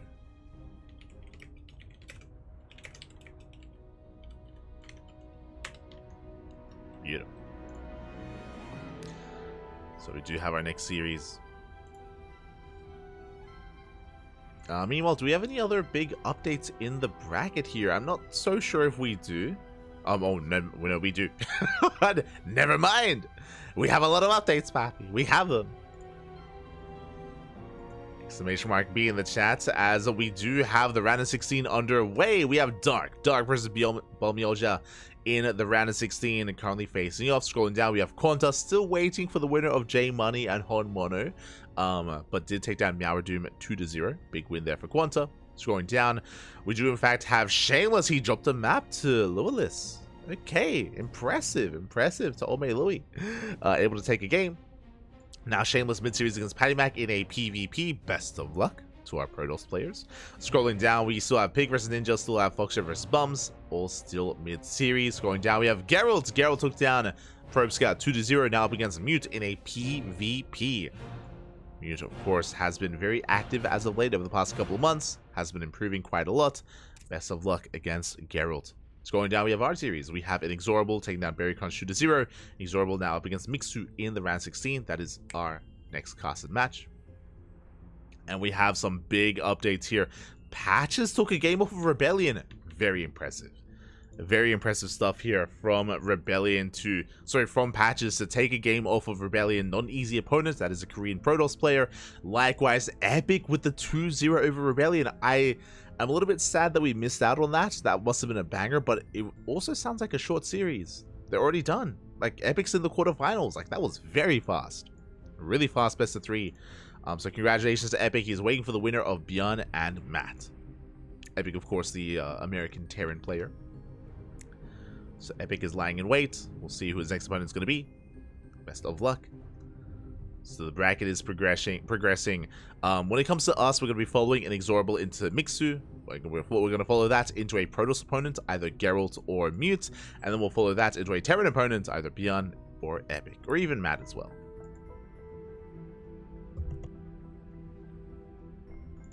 So that is what we are focusing our attention in the lower half of the bracket, at least initially. Then we can focus on the upper thereafter.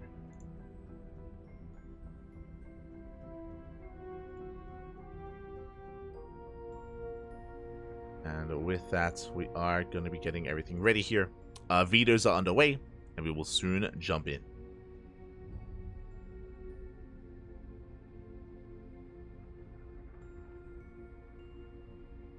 I do see Patty versus Shameless about to begin. I do see it. I mean, I feel like I should follow our players here. I should follow where we're headed.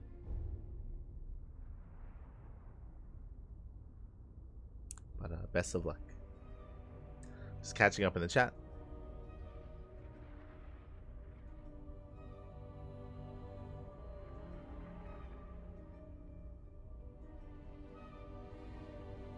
Hey, Patty Mac's cat is doing better now. Oh, I didn't hear about his cat. Something is wrong. Hope so as well. Hope so as well.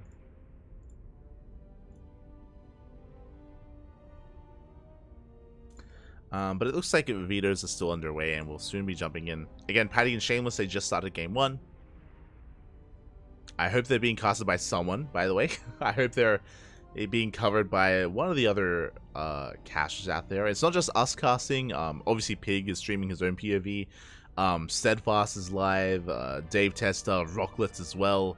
Rocklets usually follows the Brazilian player, so I'm a little bit surprised that Rocklets was not focusing on Inexorable. Let me just double check what's going on with Ome Rocklets. Okay, he is going to be joining us. He's going to be joining us in our next series. Dave is going to be following Hon Mono, and Steadfast is following Dark. Oh, okay, so I don't think anyone is casting Patty versus Shameless. They deserve to be casted. Shaking my head. We have our series. Vetoes are done. Predictions will soon be open, so you can place your bets once we jump into our game. We'll get there. We'll get there.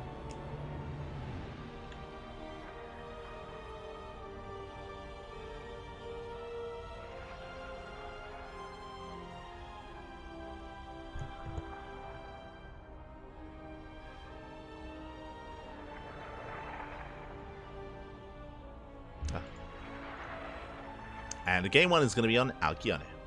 Let's go. It's catching up in the chat.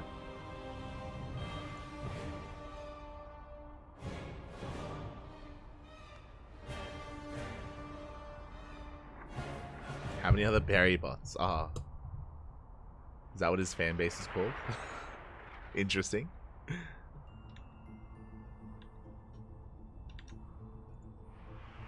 It looks like our players are asking for a break, though. Ah, I see, I see. Asking for a small break. Just catching up in the chat. We might just go on a break ourselves, if they're going to be a little bit longer here. But at least for the most part, we kind of have our road to the finals, at least, lined up for us.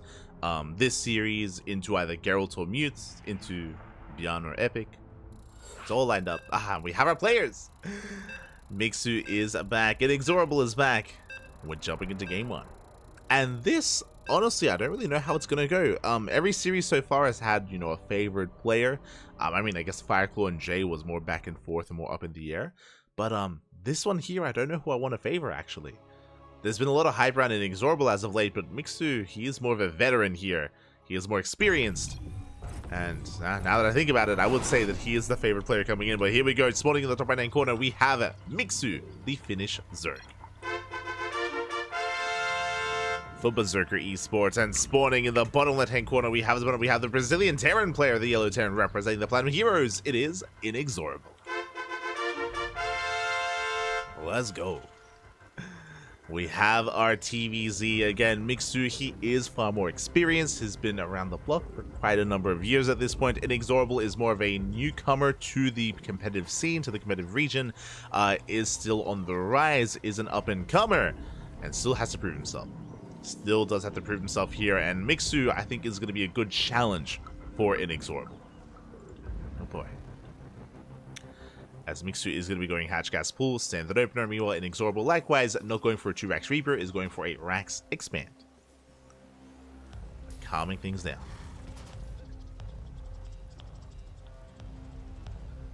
Are going to be calming things down here. Again, when it comes to Inexorable's TVZ, we've only really casted Inexorable against Eric in the Brazilian events, and I don't really know how much that really tells us, you know, when it comes to Inexorable's playstyle. He does seem quite solid in the mid game. He's very standard, very bio-centric and bio-oriented. Time and time again, we've seen just kind of like, you know, into our 3 and 4 base economies. Sometimes we've seen 8 Raxes out of Inexorable. So definitely interested to see how he does perform here against Mixu, against a more standard Zerg. You know, not a chaotic one like Eric. So, which means Inexorable, he can actually get into his game. He can play out his series. I'm also curious as well if they practice with each other.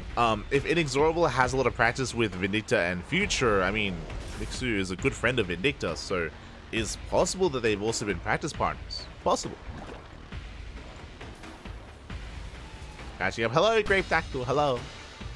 ¿Qué tal? ¿Cómo estás? Bienvenidos. We break for no one. Oh, Senor Jaime Sausage. Happy. Good to see you. Hope your sausage is doing well.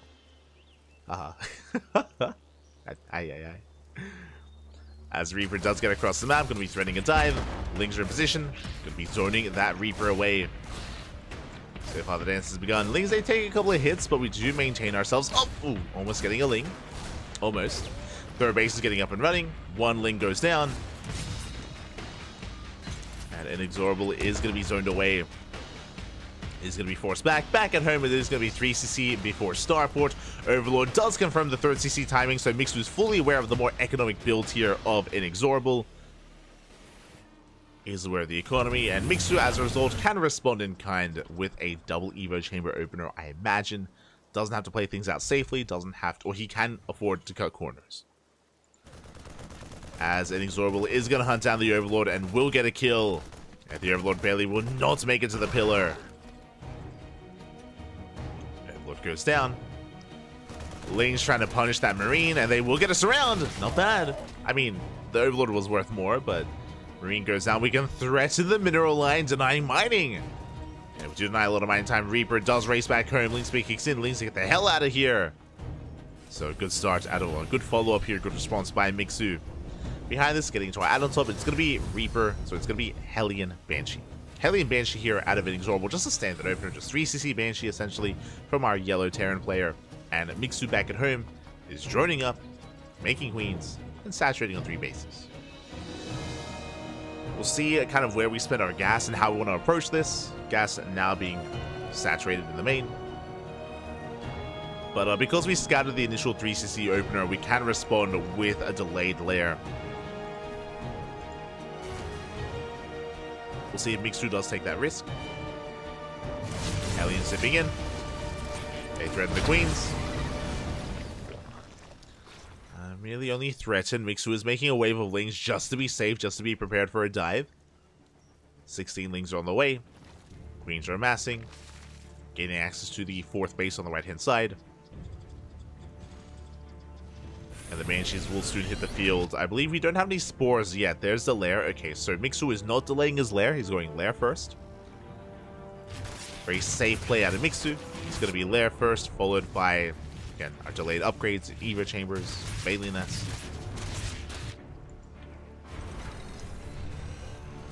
Hellions do move out. Banshees towards the left-hand side. Inexorable getting ready for a split push. So far, the Hellions are being pinned back.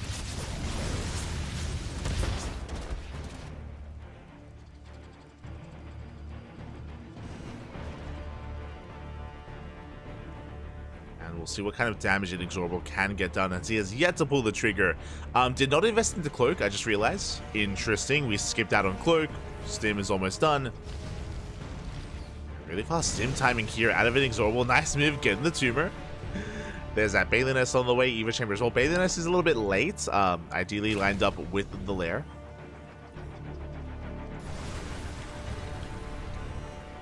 It's just going to be a little bit later. Hellions keeping up with the Lings. Likewise, Lings, they hit the 3rd base. Hellions out of position. We can get some SCVs. Oh! And we don't quite get them. We do respond in time. And I was curious. Okay. I don't know if you noticed only one Evo Chamber. I was curious. I was like, hold up. Where's the 2nd Evo Chamber? I see. We are taking our gases and we're rushing into Mutas. It's going to be Lingvein Muta here out of Mixu. That's why I went for the faster lair. That's why we delayed the Bailey Nest. That's why we didn't really prioritize it as much. It is for the Muta play. And we do delay the 2nd Evo Chamber here. We prioritize Carapace, but not the 2nd Evo, just so we have some upgrades here for the Lings, but not too much.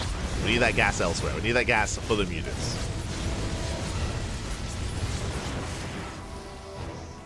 Aliens being forced back.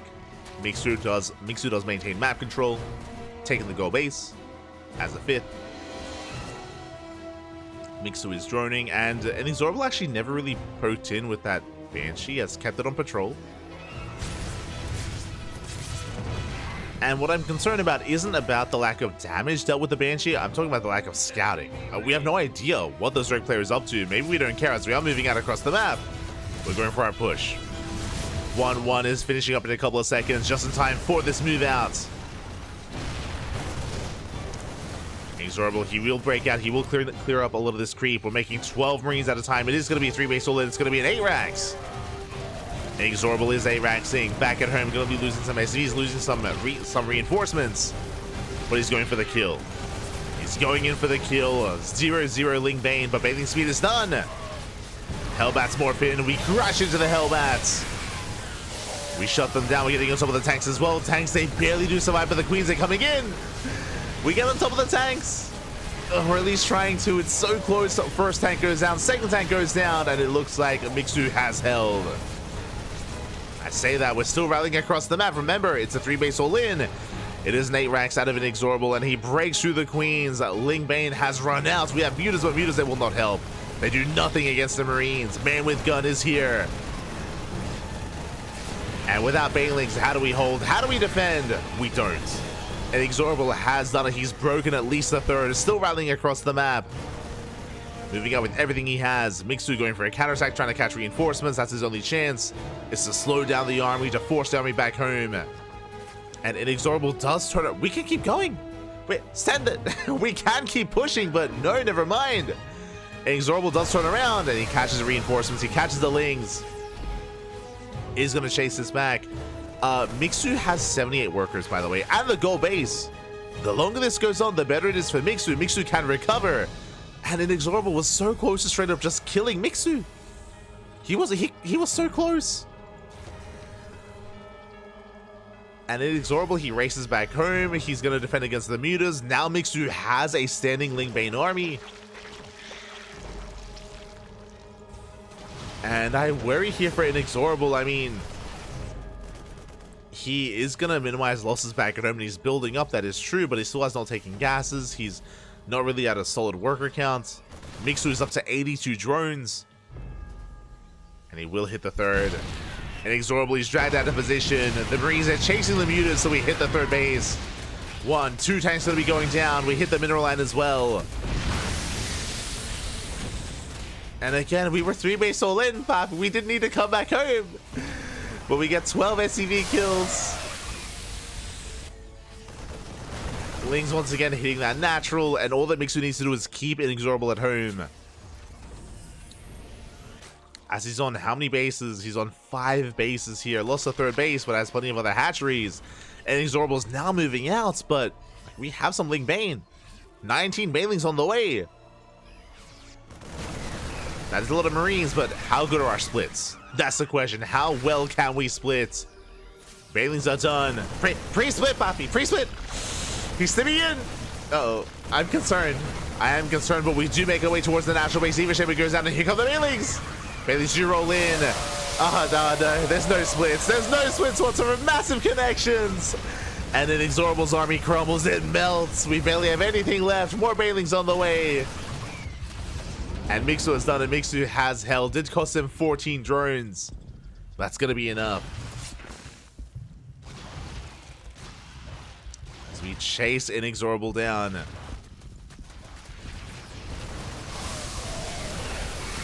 Banelings will be filing on in. Once again, oh, massive connections on the Marines. GG gets called. Mixu holds, and Mixu takes game number 1.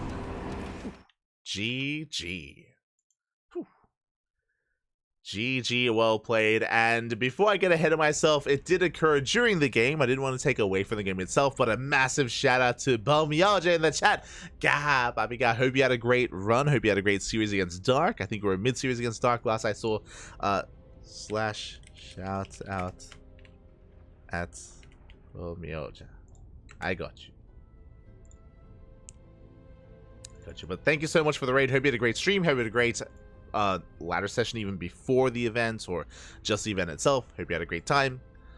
And yeah, GG, well played. Mixu does take game number 1, and now we're getting ready for game number 2.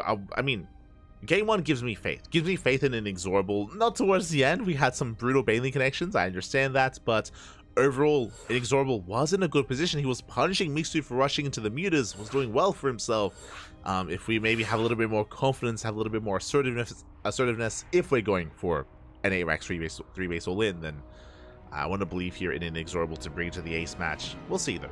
We'll see.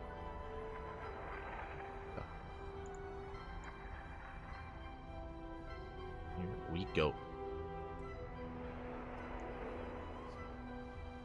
It's catching up.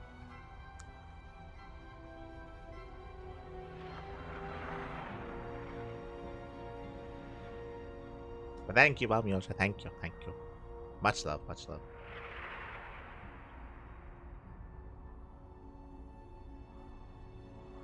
As game 2 is going to be on site Delta.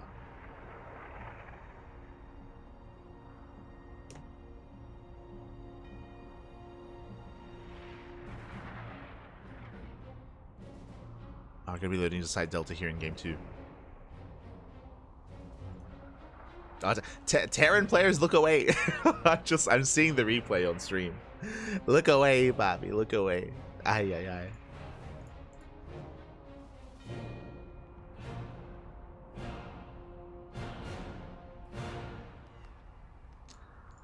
Let's really have a look at the bracket. Looks like our players need a moment. They need a moment.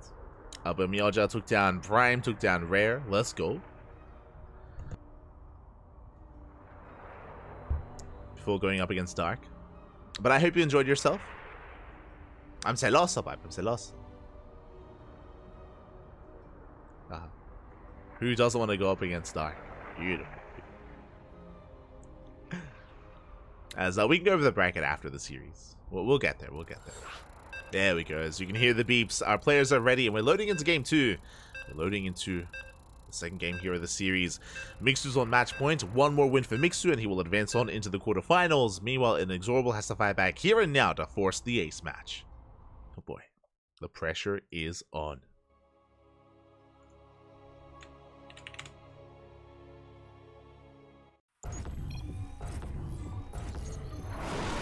And spawning in the bottom right hand corner of side Delta, we have our Brazilian Terran player, the yellow Terran representing the Platinum Heroes. Down in the series, we're going to bounce back here and now and force the ace match. It is Inexorable. And spawning in the top left hand corner, we have as opponent, we have the Finnish Zerg player, the red Zerg representing Berserker Esports. It is Mixu. One more is all he does need. We'll see where he takes us. We'll see where we go. As a reminder, last game, Mixu did rush into Spire Tech, rush into Mutas, and was caught off guard. He was caught off guard by the 8 racks. It was almost over then and there. It should have been over then and there. Like, Inexorable was doing very well for himself with that push, but did second guess himself. This time, Inexorable looking to open up 2 racks Reaper. First Rax is on the way, second Rax thereafter. Bit of a more assertive, aggressive beginnings here for Inexorable. We'll see what damage he can get done. Ideally, we do want to delay the third base with this. Want to delay the third, contain the Zerg player on 2 bases, and maybe even get some more damage from there. We'll see. We'll see how Inexorable does execute this. Likewise, we'll see how Mixu does respond. Overlord's moving out. Back at home. Hatch gas pool. Standard opener out of Mixu. No early gases, no early pool. Nothing too wild. Oh, no, sorry, my apologies. I assumed it was hatch gas pool. This is a late hatchery. This is a much earlier pool gas. A much more aggressive start here for Mixu. Ling's already on the way. Again, I got ahead of myself back. I was like, oh yeah, we'll settle into a standard game. Mixu, he's a wholesome boy. He's humble. No. Gas first. So gas pool hatch here out of Mixu is rushing into Ling speed. Lings are on the way. Now, who do I favor in this kind of setup? Now, until Ling speed kicks in, these Reapers can have free reign. The Overlord will confirm. The Overlord does get eyes on the Reapers. As a result, Mixu will divert his path, will avoid the Reapers here in the center of the map, and they'll get across the map, but we do have a full wall. Interesting. Now, the Reaper will confirm how late the hatchery is. That is going to be a tell. The hatchery has now been spotted. Lings do turn back around. You get behind the mineral line. We're still mining gas. We're still mining gas. That is a tell. Something is wrong. Something is up. Link speed is on the way, but we could go into a Bailings. We can go into a Roach Warren. We're waiting for the Reaper to be shut down, and it looks like we will, barely not get it. Reaper will slip away. And where are we going to spend our gas? Because we have a lot of it. 120 gas. Okay, we're pulling out. Okay, never mind. We're pulling out. Mixu has an excess of gas, but it looks like he doesn't really intend to use it. Is now going to be mining from his natural, and he's contained on 2 bases. Meanwhile, the Reaper does race back home. We do have our follow-up. Once again, it does feel like Inexorable. I mean, he's respecting Link speed quite a bit. I don't blame him, but as we can see, Mixu is droning. Mixu's droning up. He's not really embracing Links too much, going for a third base, settling in. Likewise, Inexorable getting into his third CC. As we take a moment to step back here, Mixu's third is quite heavily delayed, and this early pool gas opener didn't really do much for him, so I think I favor Inexorable in this position. I do favor our Terran player, just because of our third base timing, and sure, we invested into all these Reapers, but, you know, we're safe and sound. We're able to calm things down, double eBay behind this aggression to our upgrades. Inexorable's pretty safe. It is going to be pretty safe here. Mixu is droning. And we're going to calm things down and embrace a bit of a longer game. Inexorable does get into some Hellion production. Interesting. It is going to be a 3cc 2-1-1 variation, but yeah, we're not rushing into Marine production. We're not rushing into drop play. Taking a different approach. We'll be taking a different approach here, moving out with our Hellion Reaper. More Hellions in production. Stim is delayed. Typically, we would prioritize Stim over most things. But yeah, we do hold back on that. Rushing into 1-1 first. So again, a much more unique variation here out of Inexorable. Just delaying the eventual bio push, delaying the starport, delaying the medevacs in favor of 1-1, in favor of a bit of a stronger timing, a later timing. Meanwhile, decent strays, but the Lynx will eventually shut this down. Oh yeah, the Hellions, they get surrounded. Reapers do dive into the main, confirming no lair. Oh, the drone's gonna surround. Oh my god, the drone drilling. Impressive. Reapers are cleaned up, but at least they confirm no lair. We do see that it's gonna be the Lever Chamber as a response. The Lever Chamber double upgrades initially, delayed lair, delayed bailing speed. This time we're not racing into Mutatech. Not this time.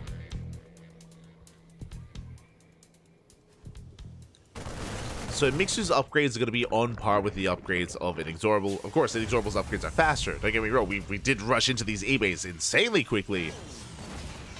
Mixu not too far behind him.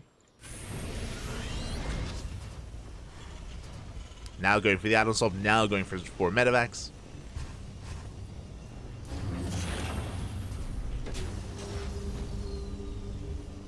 And we will soon be moving out with our drop play. CC going to be landed. Armory is done just in time for 2-2. So again, just really fast 1-1 into an insanely fast 2-2 timing here for Inexorable. Aye. And I wouldn't be opposed to Inexorable even just like staying back at home, securing his third base and waiting for that timing. Would be ideal. For now, chasing down the Lynx. They are going to be forced back. Inexorable moving out with his Marines. Medevacs are on the way. It looks like we are committing to the push. So far, the Hellion's going to be able to shave off a lot of these Lings. And 2 Hellions get caught. But remember, bailing speed was delayed because of the later lair. Bailing's waddling in. Can they connect? Do force a pickup. Do force the pickup. Hellions get caught out. Hellbat's not able to be morphed in time. Armory was done, but unable to. Bailing speed almost done. Ling's going for a massive counterattack and the third base looking exposed. There's not much here. Not much across the map. Inexorable focusing on his drop. Ling Bay does collapse in. Oh, do pick up. Do pick up in time. Bailing's waddling into the mid line. No! Oh, we do pull away. But SCVs are going to go down. We got 5 worker kills. Bailing speed does kick in. We get, oh my god, a big connection towards the end. 12 SCVs go down. At the same time, looks like the Marines out on the map, they were caught out. Inexorable in a lot of trouble. He's lost a little momentum. He's lost a little of his bio.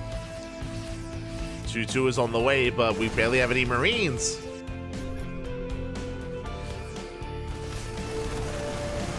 We do catch some Bailings, not bad. At the same time, 6 more SCVs go down.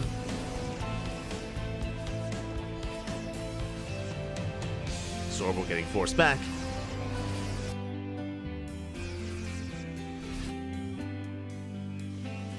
Mixu's still being active, getting up to 3 base saturation. Hydrogen's on the way. It's going to be Ling Bane Hydra out of Mixu. But the Ling Bane aggression is really what we're focusing on, and we do go for the tank. A bold move. These are 2-2 Marines. Tank is going to be... It's not going to go down. Oh my... We save it. We save the tank. Let's go. Inexorable, he saves the tank. Gets onto the hatchery. Hatchery's going to be denied. You force a cancel. Inexorable does have that army lead. The upgrades are kicking in. But 2-2's almost done for Mixu. Again, he wasn't too far behind with those upgrades, and he's catching up. Likewise, 3-3 has not begun for Inexorable, so he's not able to maintain his upgrade lead. So he's keeping up. Hive is on the way. Getting into Lingbane Hydra. Working towards Viper Tech. Inexorable's moving out. Behind this, he's on Araxes. He's 3-base all in. We've seen this before out of Inexorable, and he does take a better fight. And he shuts down the Lingbane, can keep on pushing. That was premature by Mixu. And we are rallying across the map. Remember, no extra gases here at the 3rd base. No extra factory, no 4th CC. It's 3 bases and 8 Raxes. It's Mass Marine. Let's go. And where's the Lingbane? And Lingbane is not ready. Tanks are sieging up. We're breaking through the Queens, breaking through the Hydras. And this time it looks like Inexorable has done it. He's breaking through. The boys are being pulled. More bathing trickling in. Up. Oh my god. Massive bathing connections. So not the best fight for Inexorable. Not the best trade as he does take them to the face. But he's still up. He's still up in supply. He still takes down every drone at the 3rd base. And he's pushing towards Natural. He's going for the kill. Inexorable is doing it. GG gets called, and Inexorable ties up the series 1-1. We are going to the ace match. Let's go. Let us go. We are getting into game 3. One way or another, the series will end here and now. Either it goes the way of the Zerg or the way of the Terran.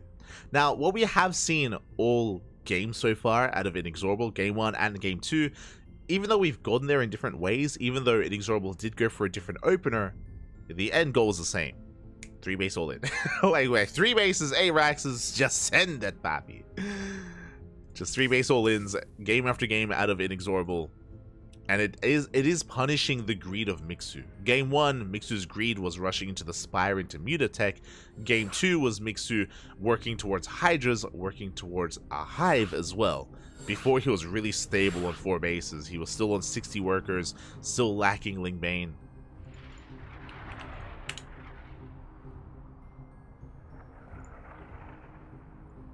We are getting into that ace. Let's go.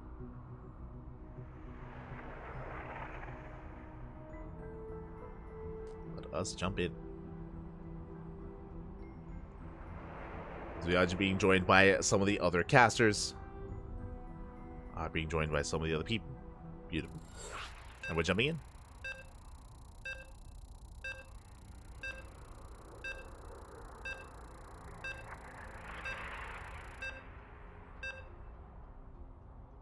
Really watching, but it reminds me a little bit of Innovation. Kind of. I mean, Inexorable, he has been leveling up quite a bit over the past year. It's been great to see his growth as a player. And again, his current opponent is a pretty big challenge ahead of him. Pretty big mountain to climb, but he's climbing it. He's almost there. He's almost at its peak. And here we go, spawning in the top right-hand corner of Crimson Court. We have our Finnish Zerg player, the Blue Zerg, representing Berserker Esports. It is Mixu.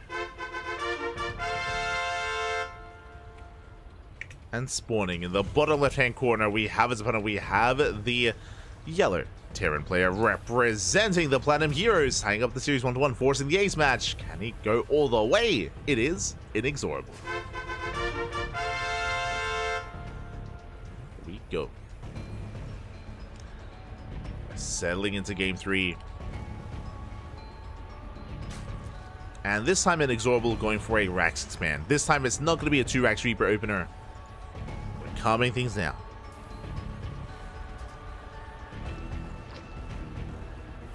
We are going to be calming things down. Likewise, this time at Mixu going hatch first. I will confirm that this time. Last game, if you recall, it was gas first. It was gas pool into hatchery. But this time, standard opener out of Mixu. Likewise, standard opener out of Inexorable. Let us go.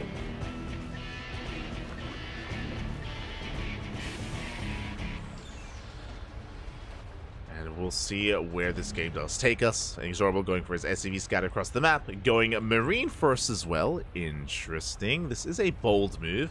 I mean, Mixu has not really been embracing roach play or too much early game aggression. I mean, I know it was gas first last game, which is why this is a little bit risky. It's a little bit risky going Marine first like this. We can see Inexorable. He's trying to hunt down the Overlord, and he will come across it. And the Overlord is found, but the pillar is right next to it, so we should be able to save the Overlord. It should escape, should get away. The Overlord will get on top of that pillar. Meanwhile, Inexorable getting into his expansion, settling in. Mixu, now being aware of the lack of Reapers, is skipping his... sorry, I was going to say skipping his Lings. It's going to be delaying his Lings. Interesting, expanding on the right-hand side. Going for the linear third base. Oh. And it looks like with one more worker, we will be able to break out, and we can now expand. Linear third is being taken. Lings are moving out, and Inexorable going for a safety bunker here outside of the natural. Bunker about to finish, just in time. Just in time for those Lings. So the Lings are shut down. And from here, we can settle into a standard game. It's going to be a third CC before starport. Economic follow-up here out of Inexorable. Likewise, Mixu getting into his third base as well. Droning up, getting to his third. Calming things down. Once again, we did vary things up with the opener from the side of Inexorable, but still working towards that 3-base setup. My eyes are going to be on Mixu. He has been mixing it up as well over the course of this series with mutas, with Hydra play, or attempted Hydra play. And there it is! Game 1 was mutas, Game 2 was Hydras, Game 3 is roaches. We're going for all three. A wide array of play here from Mixu is going to be embracing those roaches instead. The roach one is hidden behind the mineral line, and Mixu is looking to be hyper aggressive with this. Imagine looking to commit with a roach push. The Overlord does not fully confirm what's going on. Second Overlord coming in from the right hand side. We'll get eyes on the third CC. This is going to be ideal for Mixu. Does confirm the more economic start. And what does this mean? This means that it takes a little bit longer for Inexorable to really embrace his ground-based army, to get into tank production, for example. Still focusing on our Hellion Banshee. Banshees will help, but we're in the dark. We don't really know what's going on. Hellions are now moving out. They have to get a read on this. They have to run into those roaches. But the Queens are in position, and we will delay the scout. And we force back the Hellions, and here come the roaches! So far, no scout. So far, we have no idea what's going on. Ravagers are being morphed in. Mixu is going all in. It's his turn. It's his turn to be the face of Inexorable. Back at home, we have some Hellions. We do have some SimCity to work with. The Banshee ideally would be out on the map to pick away at those roaches. But we don't know we have to. That's the problem right now. Oh, we scout. We confirm. Inexorable now knows he gets around it. The Hellions will be shut down. The Ravagers have been spotted, and the Banshee has to be active. There we go. We do move out. But is it too little too late? Nice heli volleys on the Lings. Lings getting roasted. The Lings are roasted. The Banshee has to focus on those Ravagers. Files will connect. Bunker close to going down. Up. Oh, and the bunker will fall. Banshee gets one of those Ravagers, though. We're running out of roaches, running out of Ravagers. But we break in. Yeah, we break in nonetheless. The repairs were not good enough. I mean, there was no wall regardless. And we get into the mineral line. SCVs are going down. Massive connection with the vial. We will eventually clean this up, but it's too little too late. 20 SCVs have fallen. Inexorable knocked down to one base. And they got knocked down to one base here. We're going for the depots. We can go for the E base as well. And Inexorable has just lost far too much here. Again, if he had seen this coming ahead of time, the Banshee could have been more proactive to focus on one or two Ravagers before the army had even gotten across the map. Likewise, could have been kiting with the Hellions, could have fully walled off, could have pre-pulled the boys to repair. I mean, a lot of it did come down to just being aware of the all-in and scouting, essentially. Ooh, as the mules are targeted down. And unfortunately, Inexorable was caught with his pants down. The pants, they were down. We were just unfortunately not ready for Mixu. And from here, Mixu can just happily drone. Can just drone up, take his gases, throw down some spore crawlers. Roach speed is on the way. Evacheb upgrades 4th base. Mixu can do whatever he so pleases.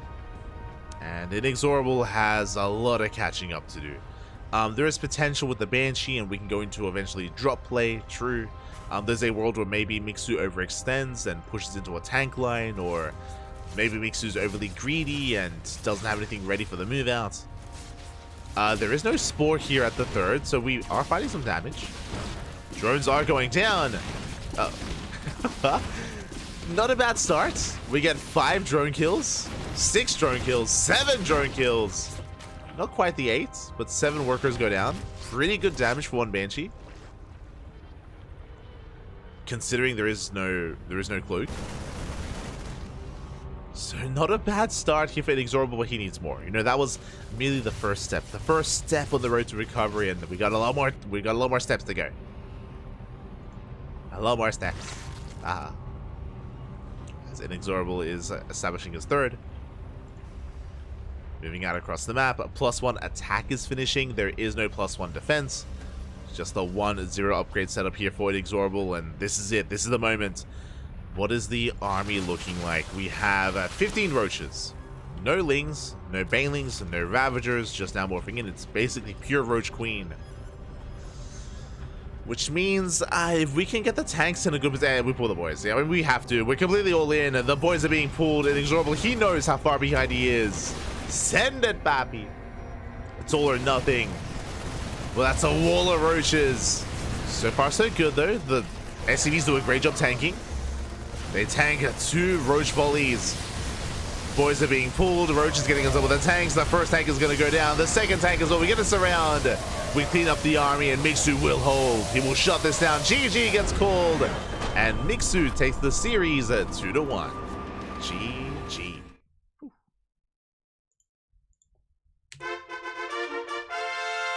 GG, well played. Congratulations here to Mixu, as he will take the series. Did pop off with the Roach Ling all-in, or the Roach Ravager Ling all-in. Again, unfortunately, Inexorable was unaware of what was going on. He was not able to confirm the aggression of his opponent. Remember, he skipped the Reaper, and the Hellions were fended off against as well. Hellions weren't able to slip in, so unfortunately, Inexorable was in the dark, and GG. GG, well played. Mixu will take it. We'll advance on into the next round. And the question becomes, who's up against him? Who will face off against Mixu in the quarterfinals? In the round of 8. Oh boy.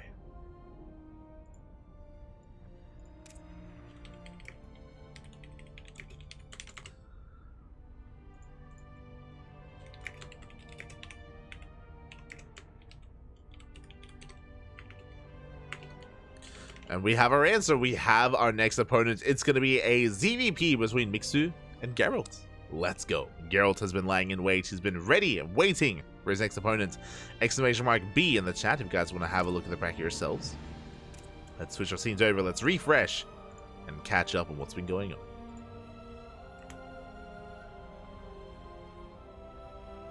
Let us catch up. From the top, from the very top, we have Dark. Dark still waiting for the winner of Quanta and Honmono. They're still mid-series. They're facing off in the Korean server. So best of luck to those 2 players. Winner goes up against Dark.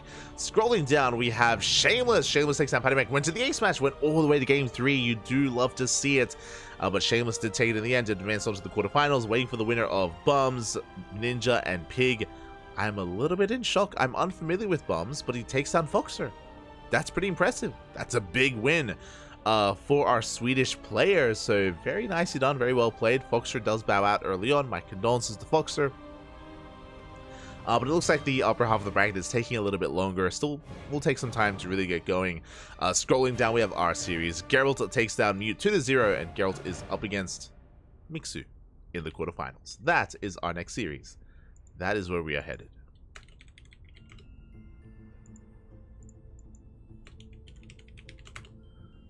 That is what we are going to be focusing on here.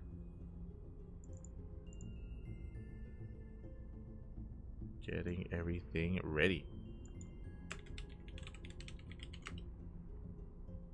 Meanwhile, scrolling down, we have Bjorn. Bjorn takes down Matt and Epic 2-0 apiece, and Bjorn is waiting in the lower semifinals for the winner of Geralt and Mixu. So we have everything lined up. It's going to be Geralt versus Mixu, and we're going to be following that into Bjorn.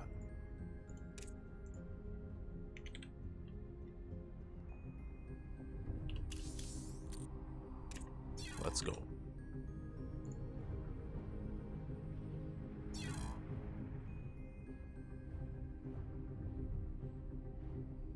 We are going to be following that here. We have our ZVP. Vetoes are underway, and it looks like we're all filing in. We're all just jumping into this and jumping into Geralt versus Mixu. I guess we have a short break. We're going to be going on a short break here, and when we return, we will have our PVZ. Just catching up. 12-step program. It was a lot of steps, man. A lot of steps.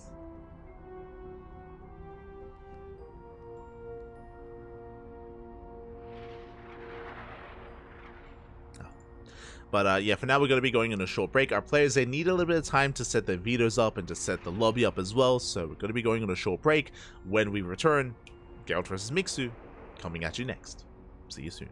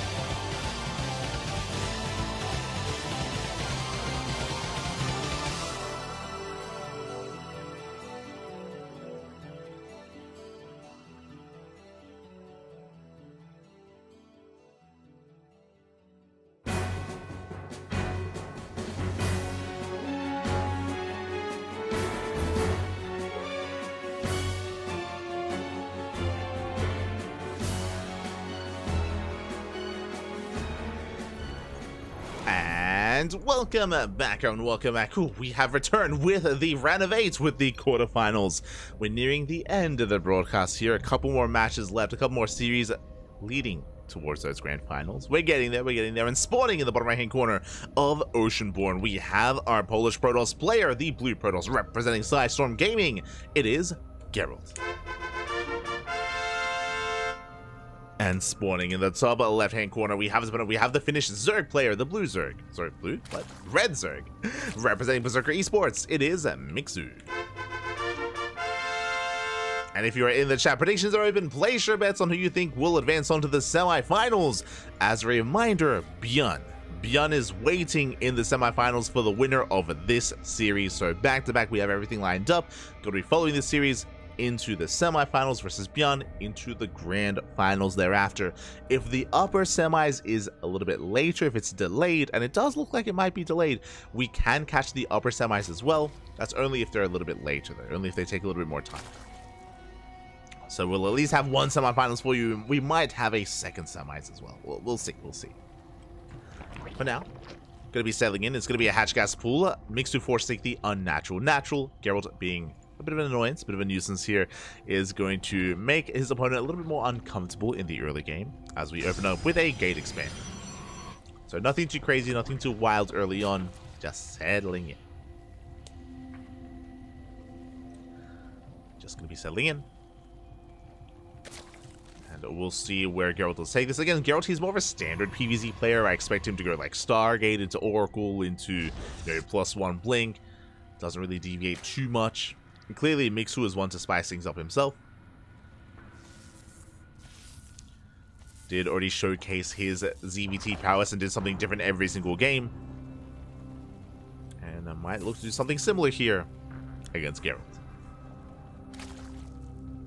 So Probe is going to back up. Looking to scout and delay the third base for as long as it can. Probe is on the way. Adept is on the way, sorry. And never mind, I was saying like, yo, you know, Geralt, he's like a nice, wholesome PvZ player. He's gonna settle into a 3-base setup, into a Stargate, into the mid game. No. Twilight Council opener. Let's go. Twilight Council has been thrown down, and we'll see if we embrace Glaive Adepts or DTs. Could be one or the other. Now, the big tell so far, we have not pulled out of gas. We have yet to pull out of gas. If we do not pull out of gas, this looks like a Dark Shrine opener or Glaives into DTs. Actually, okay. I was like, we have yet to throw down a Robo. Robo's now on the way, so this should be a Dark Shrine from the side of Geralt. Meanwhile, across the map, Adept has arrived, going to be throwing a shade. Mixu still just droning up, and Mixu has yet to confirm what's going on. He has a Link to scout for a third, but that's all he's really got. As the first Adept is joined by the second. Going to be shading in towards the main. There's that Dark Shrine that we spoke about. Is going to be DTs. And Adepts, they do get in. Drone goes down. We get one so far. Oh. We got one worker so far. Barely not a second. Mixu does pull away. Does react in time. Forcing a recall. And Geralt does get away. Again, his third base has been delayed. He's still stuck on 2 bases, but it's not about that. It's about the follow-up. It's about the initial DT and follow-up arc on Harass, which is about to move out across the map. Mixu currently is in the dark. He's still droning up. We should be seeing spores soon. I'm concerned if we see none. The game could end. Okay, there we go. The game could end then and there if we don't throw down the spore. But there we go. Roach Warren is on the way. Spore's been thrown down at the third, and a spore in the main. So Mixu is covering his bases. Covering his bases, making sure he's safe and sound. Prism moves out. And Geralt is attempting to expand and take a third. Remember, this DT opener is merely an opener, it's not an all-in. Third base on the way, Leans are coming in first round. Very quick warp in. We do deny surface area. DT does come in to defend, which means we are aware of the opener. Geralt forced to show his hand. And back at home, we are getting ready. Spores are repositioning, DTs are waddling in, but we have plenty of detection. We're okay. We are in a solid position here. DT going towards the main. Spore not quite in position. We can go for the drones. Oh. We go for the drones, we go for the queens. The prism is under fire. We do force the pickup. Oh, the prism is so low. So low, so close to going down. Oh no! One more shot! The prism falls! Oh my god, Geralt overextends! But DTs, they don't care. They just go into the mineral line. They get 5 drone kills. Not bad, but we need to get more to pay off that prism. At the same time, DT here at the natural as well. Geralt is popping off. Remember, the detection is stationary. But we shut down the DTs. 2 clean 2 of them up. 1 Dark Templar left. Back at home, Geralt expanding, following this up with a Bay. The Bay is done. Forge as well. That's a lot of tech for Geralt. Going for the Robo, Bay, +1, Blink. It means that Geralt's ground army is lacking. I mean, this is his army. 3 DTs and 2 Adepts. Geralt is taking up as much as he can. And Mixu has defended. So again, Mixu not in a bad position, is able to join up, get up to 3 bases. 4th base now on the way. As the Archon moves out, Lings move in. But we're ready for this. Yeah, the Archon will shut down these Lings.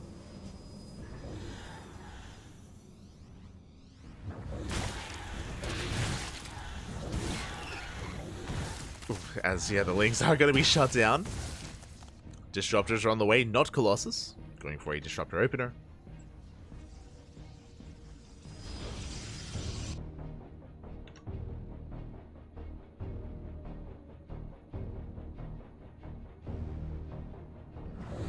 Finland's Zerg champion? True, true. Step aside, Cyril. it's all about Mixu, man.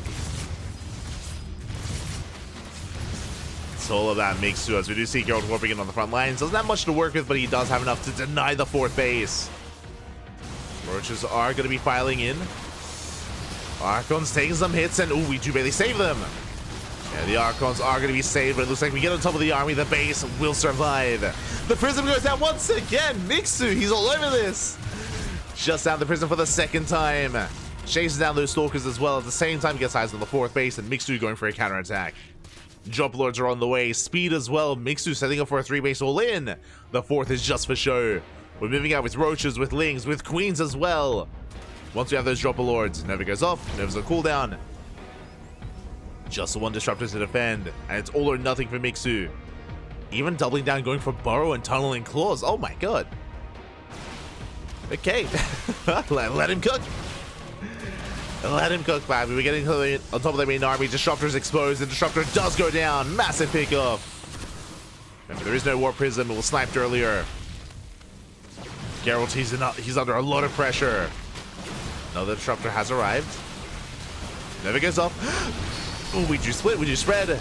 Nova does not connect. But Mixu looks like he barely does not have enough. There are 2 big Stalkers. And Geralt will hold. He saved the base. Meanwhile, across the map, there are the Drop Lords that are being set up. Oh, Mixu's now droning. He was very committed. Mixu was very committed. He did not break the 4th base. He needs to get some damage done. Overlord's coming back. Gonna be picking up. And we are setting up a mass Roach harass. Do we have any detection? No detection. No detection, no observers. Roaches are being sent out. Dropper Lords are kind of coming into play as well. And again, no observers. No. Oh, there is a cannon. There is a cannon in position. Cannon is ready. Nothing quite in the Dropper Lords. But we do get eyes on those ETs. We have to reveal the burrow. The observer's on the way. Burrow is revealed. Cannon's in position. Stalkers are not, though. The Novas! Oh, massive connections. Oh my god. The Novas are insane. 2 massive connections, and just like that, Mixu bleeding out so much supply. I'm afraid to look. That was 22 Roaches going down. 23 Roaches. Aye, aye, aye. And with that, Geralt, he's in a good position. He's on 4 bases. He has the better economy. He has Disruptors. Geralt is snowballing out of control, and Mixu's being left in the dust. He's stuck with Roach Ravager. This does not scale well into a longer game. The supply does lie. Mixu may be maxed out, but he's maxed out with an inefficient army. He's pushing in towards our 4th base. We're punishing Mixu. We bleed out a lot of Roaches. Expensive losses here for Mixu. Replace him with Lings. Trying to get a 5th base. Storm is on the way. I would not be opposed to like a second Robo in Immortal production at this point. With how heavily reliant we are on roaches. DT harassing across the map. Protection is going to get here just in time to save it. Hatchery will survive. So tipping in.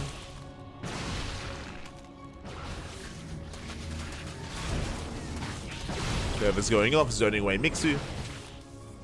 And you can see Mixu's been maxed out for quite some time. Geralt, he's maxing out. He's getting there. He's catching up in terms of that army supply. Bailey's rolling in. Nova goes off, connects with roaches. Bailey's will get into the middle line. The probes, there's no way out. Massive connections. Bailey says shut down the probes, but what about the main army? That's what I'm concerned about. As Geralt can and will take the fight. Getting back up to 4 base saturation. Disruptor count getting higher. Storm is now done. And soon Geralt is going to move out across the map. And when that does happen, Mixu, I don't know if he can hold. Going for a split push. Nova's able to connect. One Disruptor goes down. At the same time, we force a cancel on the 5th. Mixu, he needs to be hyper-aggressive. He needs to be in the face of Geralt. Pushing in once again. Nova zones away the army. Giving time for Geralt to respond. As he does rotate over.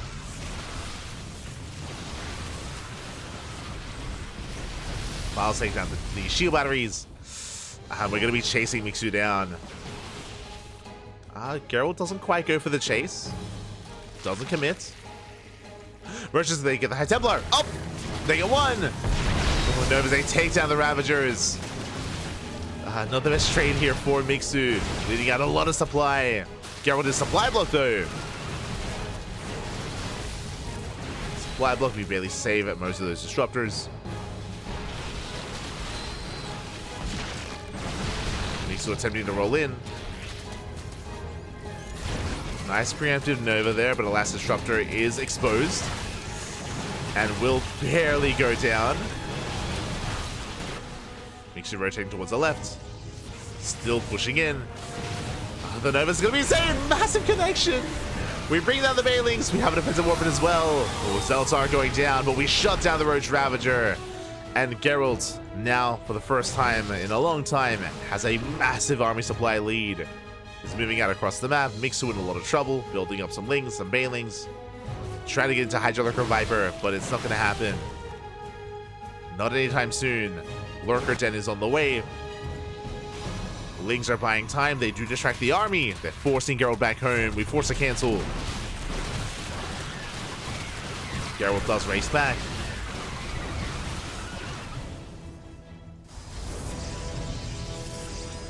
And the Lurkers are on the way. They're on the horizon. Oof. Massive DC counterattack though. We do bring down a base.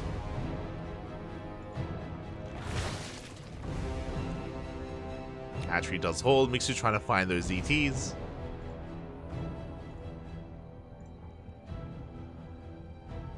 And Geralt is now maxed out. He's at 200 supply. Mixu going for a lane drop. Okay, going for a lane drop towards the natural. Has potential if only there weren't Archons in position already. Oh my god. We're ready for this. Ooh, Overlord goes down. That was a full Overlord as well. One Overlord, one Dropper Lord left. So they'll run back towards the natural. Bailings, they connect.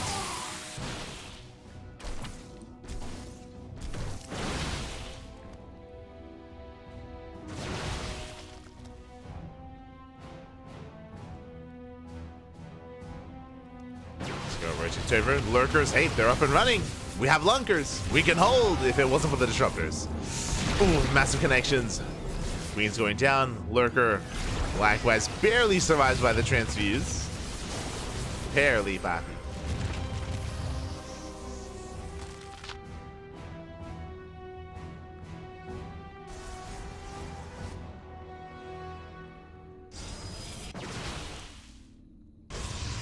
Versions, they do hit the fringe base. 5th base finally getting up and running. And Geralt is pushing in. Massive connections once again. Oh my god, on those Lurkers. Storms as well. do pick off 2 of those High Templar, 1 High Templar left. We have disruptors. That's all that matters. We still have those disruptors to zone away the lurkers. Pushing in, making our way towards the natural. Vipers are looking exposed. We blink in. We snipe both. Both Vipers go down. Oh my god. It's going to cost us a couple of Stalkers, but well worth it for Geralt. As he catches the Vipers. How many lurkers do we have? We're on 14 lurkers. It's an okay amount. We do have Seismic Spines. We do have lurker range, but not adapted talents. Never going up. Ooh, massive connection. Does soften up those lurkers. At the same time, Stalker counterattack on the right hand side is going to be distracting Geralt, or distracting Mixu. Geralt does bleed out a disruptor. How did he get the base? He does get the expansion.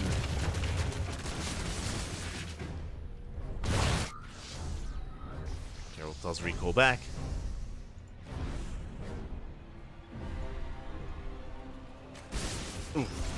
Not able to gain much ground. Mixu, he is looking to stabilize.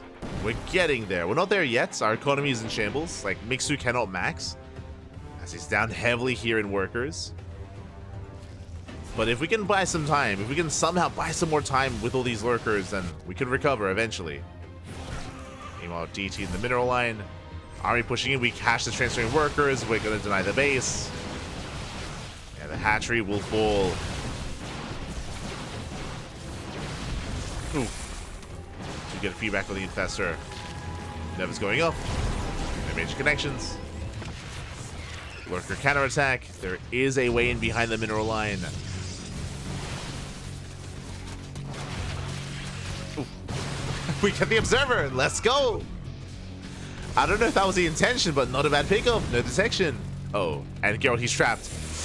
Nice feedback. So Geralt is gonna have to recall. Gonna have to recall the hell out of here. When Infestor does overextend, Nova's going up. Do we have a recall available? As we clean up the lurkers back at home. Mixu setting up us around. Remember, no detection. Yeah, we're gonna be trapped. Geralt is trapped. There's no way out of this. We will lose all of this supply. Oh my god, trying to force his way out. Novas, they do not connect, and we lose everything. Mixu, have we come back? Have we brought it back? At the same time, Geralt just setting it right down mid. Going for the natural. Zelze the natural base. The main army hits the third. Lurkers are racing back home. Drop detection. Ooh. Massive detonations there. 2 lurkers go down. But Mixu is holding. We're getting down and dirty. We're getting scrappy, Pappy.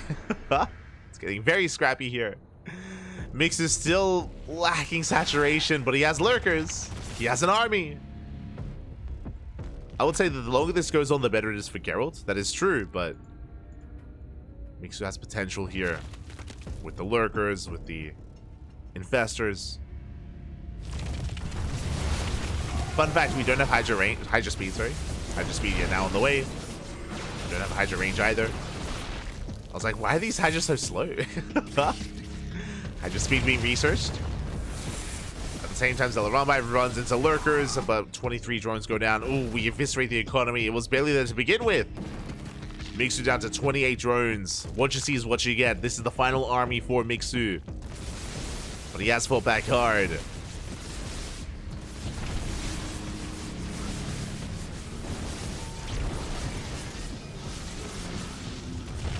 So we are going to be reinforcing.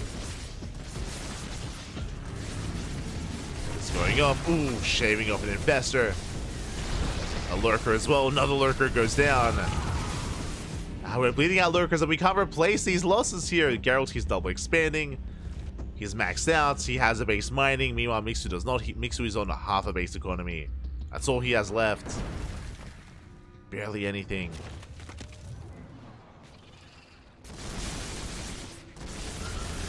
Up.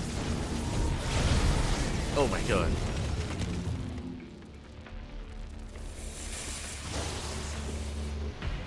Feedbacks are insane. We shut down the spellcasters of Mixu. Lurkers will deny the base though. Oh, the Novas! Oh my god. We get 3 lurkers. brutal losses for Mixu.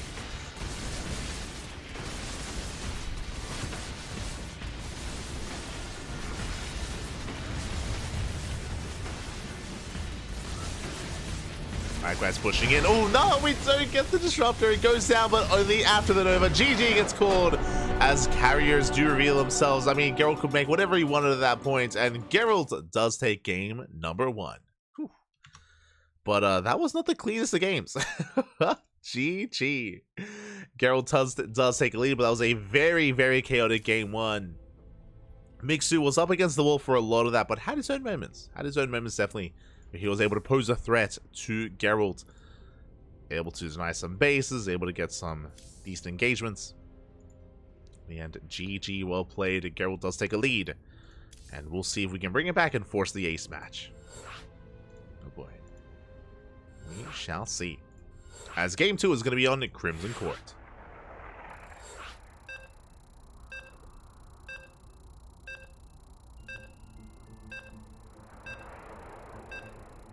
Going to be selling into Crimson. Meanwhile, it looks like we have some other updates going on in the brackets. The rest of some of the earlier rounds are finally progressing. Thankfully.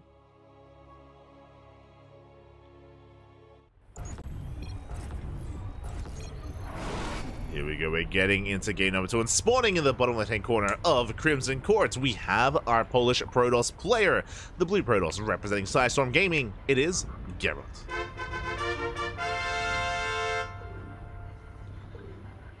And spawning in the top right-hand corner, we have the Finnish Zerg player down in this series, looking to bounce back here and now, representing Berserker Esports. It is Mixu.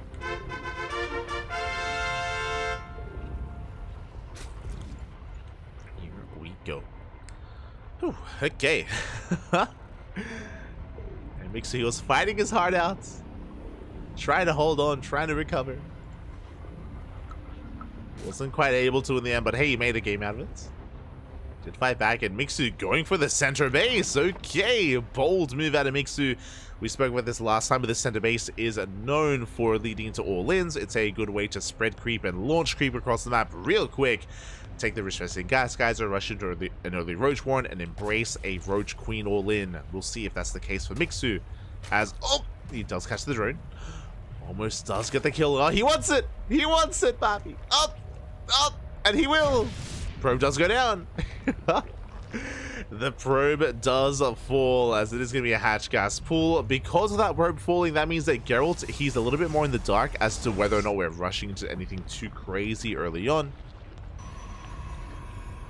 But last Geralt will soon move out with the initial Adept. It's going to be a gate expand as a Cybercore into the eventual Adept. Until then, Geralt is in the dark. I appreciate this though, he does move out with a second probe scout. Geralt, he doesn't want to get caught out, he doesn't want to get caught with his pants down. I don't blame him. It's cold. It's cold, Pat. Get him up.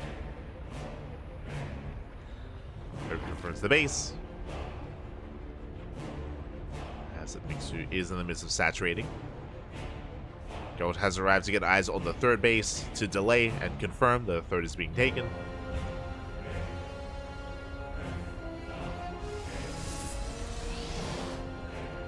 We'll be here in position.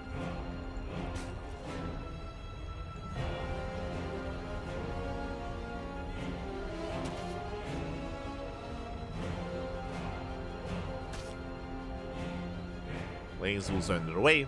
Mixu should soon be expanding. For now, just droning up. Link speed is on the way. It's going to be a Stargate opener out of Geralt. This time, something more standard. As a reminder, last game it was a DT opener out of our Protoss player. This time, Stargate into Oracle. Anyway, by calming things down. Calming things down.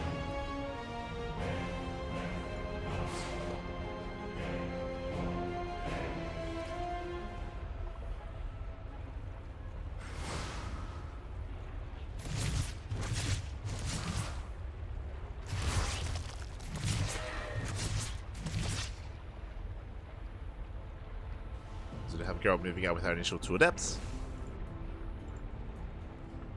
Maintaining ourselves in between our bases. Mixu still droning up. Still too early to really commit to anything too crazy. But we should soon be taking our gas. Soon. We're getting there. once we get full drone saturation. Creep is spreading as we speak. Adepts, they shade into the main. They get one, they get 2 drones. And they do go for the recall, and they will both escape. Very nicely done. 2 drone kills, and the Adepts do make it out. Meanwhile, gases are now on the way. So now we have to keep an eye on the Roach timing, the Roach Warren timing, likewise the Lair timing as well. We get 5 drones already here at the center base. A strong start for Geralt. Gets 5 drones, second Oracle's on the horizon. Geralt, no fear, takes the third base. No reason not to.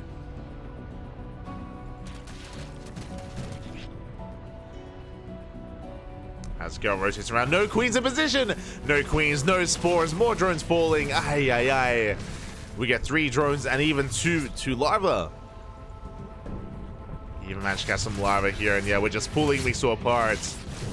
Mixu getting punished for skipping those spore crawlers. I mean, if you can be in position, if you can defend with your queens, then it's worth it. But if not, then things very quickly get out of hand and they get out of control. Spore in the main, spore at the natural, no spore at the third.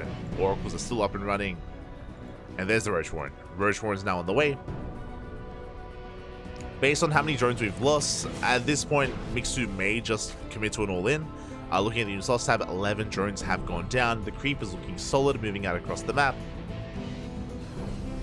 We'll see if Mixu does commit.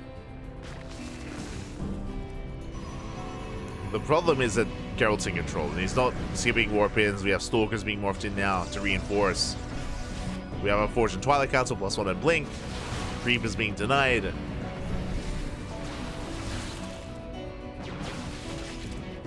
As more tumors are going down, we find the final tumors. And Mixu's not droning. Mixu, he's not droning. He's cutting workers at 43. He's making nothing but Lings and Roaches and Queens. It's going to be all or nothing for Mixu. He is committed. We'll catch out some of these Adepts. Not bad. The Oracles trade well. Stalker's pulling away. Here we go. Mixu has to pull the trigger. We're morphing in as many Ravagers as we can, so it's going to be a Ling Ravager Queen all in. The creep is still standing strong. Spreading that creep. Getting on top of the third base. Shield battery's exposed. Without the shield battery, no overcharge. Shield battery is going to go down. Lings, they collapse on the pylon. Queens are waddling in. We depower the gateways. And Mixu is gaining ground. He's pushing on forward. Again, no side defense. Stalkers are being zoned away. We shut down the shield batteries. All 3 of them go down. And we have control of the third base. Mixu will bring this down. And back at home, he's droning. Back at home, he's droning up. He's going for a lair. He's teching. Kills the third base. Now he has to get the hell out of here. Does race back. Ling Ravager can get a pylon. And maybe get even more than that. So the piles! They bring down the pylon. They tap that. They depower the gateway. They depower the wall. Oh my god. Some of the piles, they graze the army. Mixu overextending a little bit here. Some Lings do make it into the main. Getting 9 probe kills. Not bad. We do somewhat break in. But with the help of the overcharge, Mixu should respect this and should back up. Lings, they get into the main once again, getting another probe. They get 1 extra probe in the main. From here, Mixu does retreat. Geralt does cancel, expanding on the left-hand side, but the rocks are already being knocked down. Mixu, he's here. Oh. Can threaten that expansion. And again, behind this, Mixu's been droning up. Infestation bits on the way. That's going to be for Hive Tech. Mixu double expanding, getting a 4th and a 5th base. Let's go.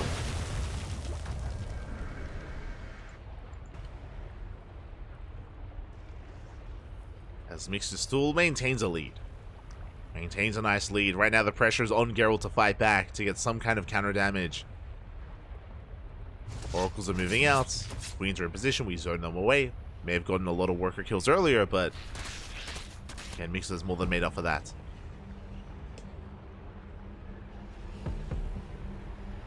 She has made up for it.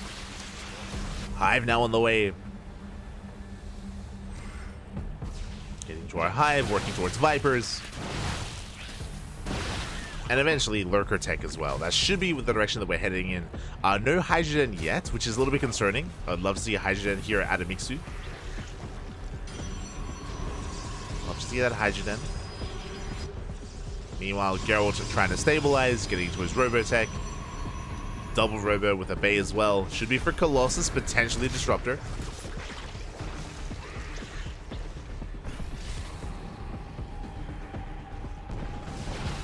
As we can at least shut down the Gas Geyser.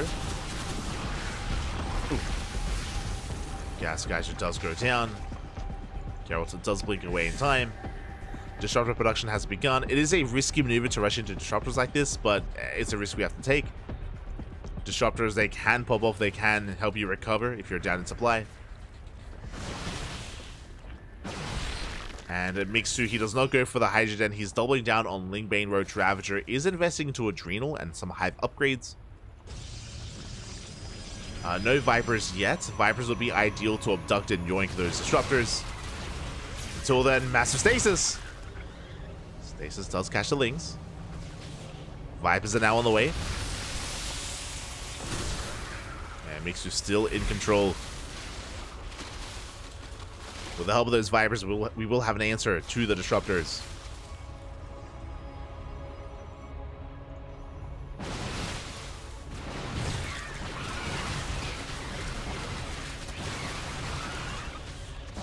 We'll have an answer.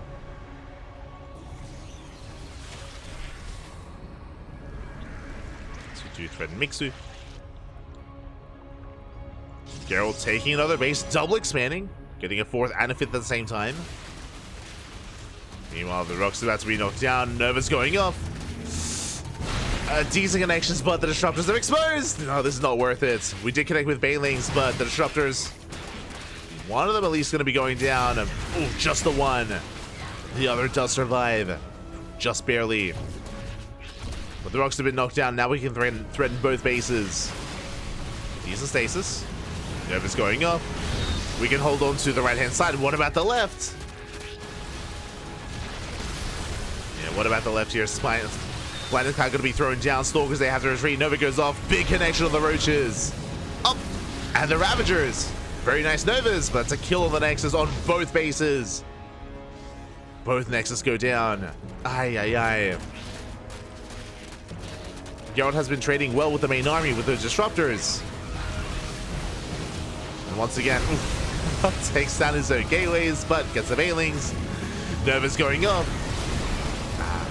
Alas, they don't quite connect, and Mixu, he's doing is just pulling Geralt apart. Left and right Lings, they flood into the main. And all we have to do is deny the fourth. Deny the expansion time and time again. So to wreak havoc, 19 probes going down. Geralt is all in. There's no coming back from this, not anymore. And Mixu's maxing out. Shutting down pylons. Banelings crashing into the third. Lings flooding in as well. Army's out of position. We have Disruptors, but again, there's only so much they can do on their own. Storm's coming in as well. We get into the mineral line. And Mixu is looking to overwhelm. He's just swarming out of control. And once again, a good Nova. Like, the Novas have been on point. But it doesn't matter. Not anymore. Yeah, the all-in from Mixu earlier did pay off. Did give us enough of a lead. Once again, Nova takes down a big chunk of Roaches.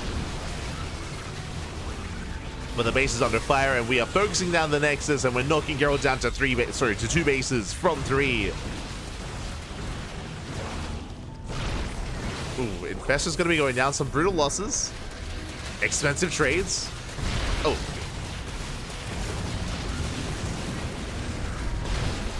Novas will connect, but now the Disruptors are exposed. Disruptors are going down one after the other. And Mixu has finally done it. He's broken the main army. The only thing keeping Geralt in this game was the Disruptors. And they still are. But he lost so many of them.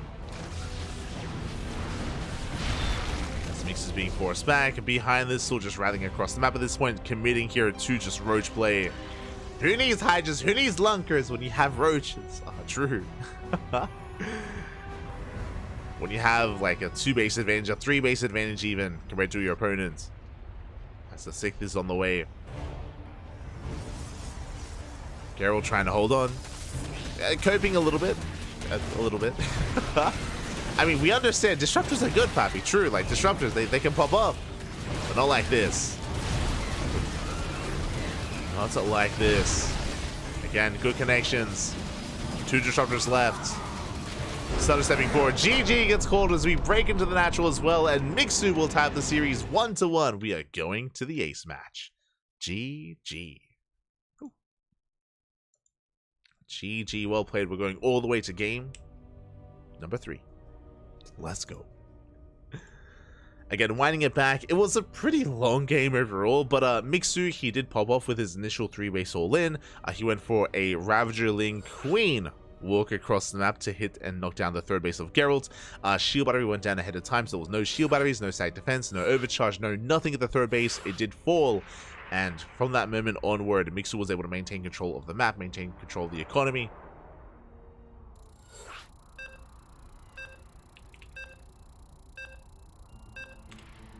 Was able to maintain himself. And now we're getting into game 3. Mixu, I should also give praise to Mixu in the sense that he was very quick to knock down those rocks to deny and delay the 3rd base. Likewise, also do the same to the attempted double expand of Geralt as well.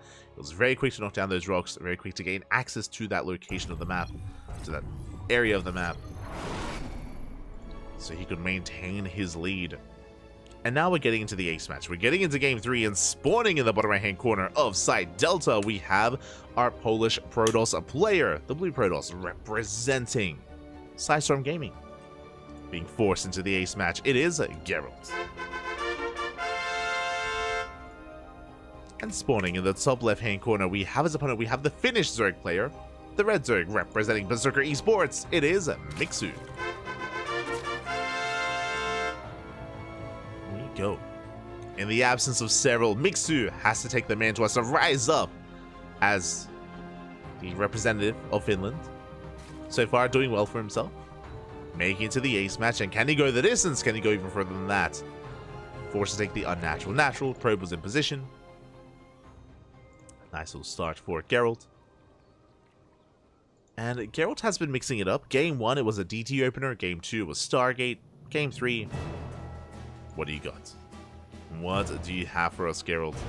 Likewise, Crimson Court did kind of lend towards that all-in. We spoke about it before, but because of the map, because of the base and the expansion setup that Mixu had gone for, it was ideal for a Queen Walker across the map, just because of that center expansion, just because of the Rich Gas Geyser. It all kind of led into it.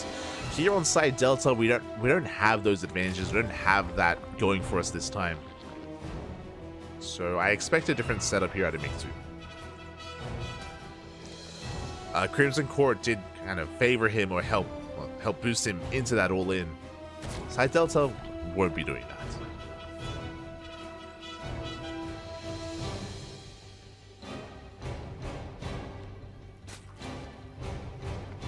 As for now, we're calming down, settling in. Geralt's going for his gate expand to have our Cybercore on the way, soon going for our tech of choice. The pylon placement is interesting. If it was a Stargate opener, it'd be closer to the edge. Here, we could go either or. We could try to hide tech or just commit to the Stargate here in between the bases. We'll see what we go for. See what our tech is going to be. There it is! Twilight Council has been thrown down. Okay! Game 1, we had DTs. Game 3, do we go for the DTs once again, or do we embrace Glaive Adepts? What do you have for us? What do you got? So far, we have not pulled out of gas. As we don't pull out of gas, most likely going to be a Dark Shrine opener instead.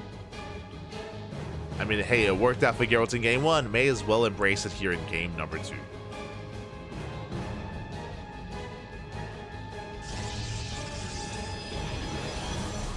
As we have not pulled out, so Robo's on the way. It is going to be a Dark Shrine opener out of Geralt.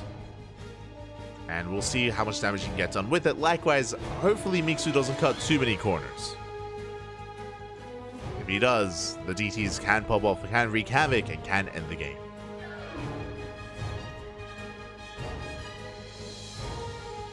So we are going to be walling up. Ling's looking for the third. Adepts are moving out across the map. And there's that Dark Shrine that we did mention earlier is on the way. Now, the DTs themselves don't have to get damage done. If they are deflected, then we can always morph them into Archons and hunt down Overlords, threaten Lings, threaten drones. There are layers here to this opener and to this build. And for the time being, no spores, which is okay. We can still delay the spores a little bit longer. But I'm hoping that Mixu doesn't cut too many corners. So Adepts do threaten the shade. We've reached the 4-minute mark. This is around the time when we should be getting ready. Ooh, that's an early Roach Warren. That is a 4-minute Roach Warren here from Mixu. But it looks like we have recognized it's not a Stargate opener, so it's just a safety Roach Warren timing. There we go. We have a Spore in the main, Spore at the third, Spore at the natural, Spore in every single base. We're getting ready. We're going to have Roaches in time. We're going to have Detection in time as well. Prism is on the way. Adepts, they do shade into the main. Drones are going down. Oh. A lot of drones, actually. We're going to get 4, we're going to get 5, 6 drone kills. Forget about the DTs. The Adepts are popping off. 7 drone kills. The Prism takes a lot of damage, though. Prism takes a lot of hits. Has to retreat. We still get the 7 drone kills in the main. And the Dark Templar are denied. Because the Prism took so much damage, we have to back off. We have to retreat. And this DT opener didn't really do much here. I'm a little bit concerned. We at least defend the base. We defend well. Again, the Adept Harass makes up for it. Getting those 7 drones. DTs and Archons now morphing in. Lings, they threaten the third. We do maintain ourselves. And behind this, Geralt's rushing into a bay, rushing into, I imagine, Colossus. I say imagine Colossus just because Geralt has been very fond of disruptors this series and hasn't made a single Colossus. But in this kind of game state, I would prefer Colossus. We'll see, though. We'll see. As Archons are moving out. Back at home, Mixu droning, getting his spores up. Geralt's going to be keeping Mixu busy, threatening a dive. Queens are keeping up, though. They get on top of the Prism. Oh, God. Prism takes a lot of damage. Takes a lot of hits. Does survive. Queens pulling away. Archons do gain ground. And the Archons do have to be respected. A lot of damage being dealt to the Queens. Oh, 1 Queen goes down. Not bad. First Queen does fall. We juggle against the Lings. So many Lings go down as well. Very efficient trades here from the Archons. Meanwhile, back at home. Oh, good. Geralt, he's a disruptor boy. He likes him, Bob. He likes him. Does handle his balls quite well. I mean, hey, I don't blame him. Both in Game 1 and in Game 2. Even the game he lost, the Purification Overs were on point. So once again, we are rushing into disruptors. It's not about the Colossus. Not in this series. No. Here we go. So disruptors are amassing across the map. Mixu droning up, getting up to 3 bases, getting a 4th on the way.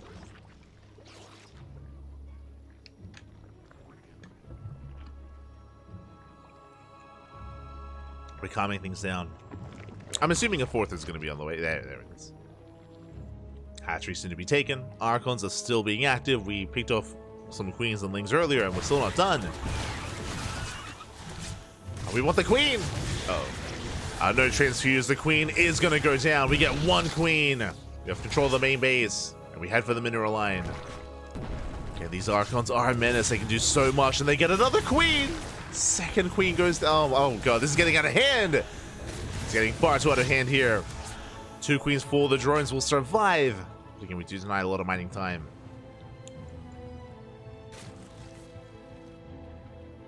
As the Prism does pull away. Behind this, as it's been wreaking havoc, we have 3 disruptors back at home. 4th is on the way once we get out of the supply block. Mixu likewise expanding. This 4th base does feel quite late for Mixu. Quite delayed. And Geralt has the better economy. 72 workers, 4th base on the way. Pretty on par with the 4th base of Mixu. It's never something you want to see as a Zerg player.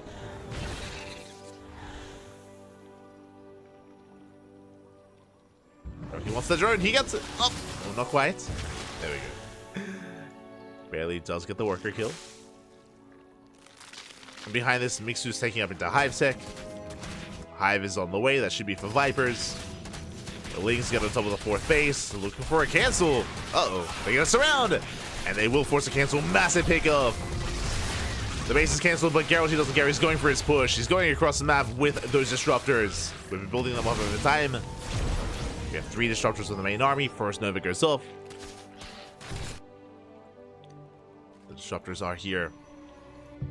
And can Geralt knock this base down? I mean, there's barely any creep, but he does retreat. Okay. Geralt not feeling too confident.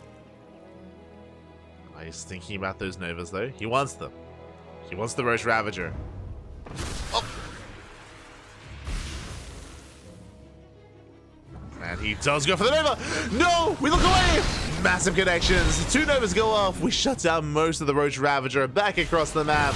Likewise, we catch out a harassing force of Roaches. Geralt can now expand.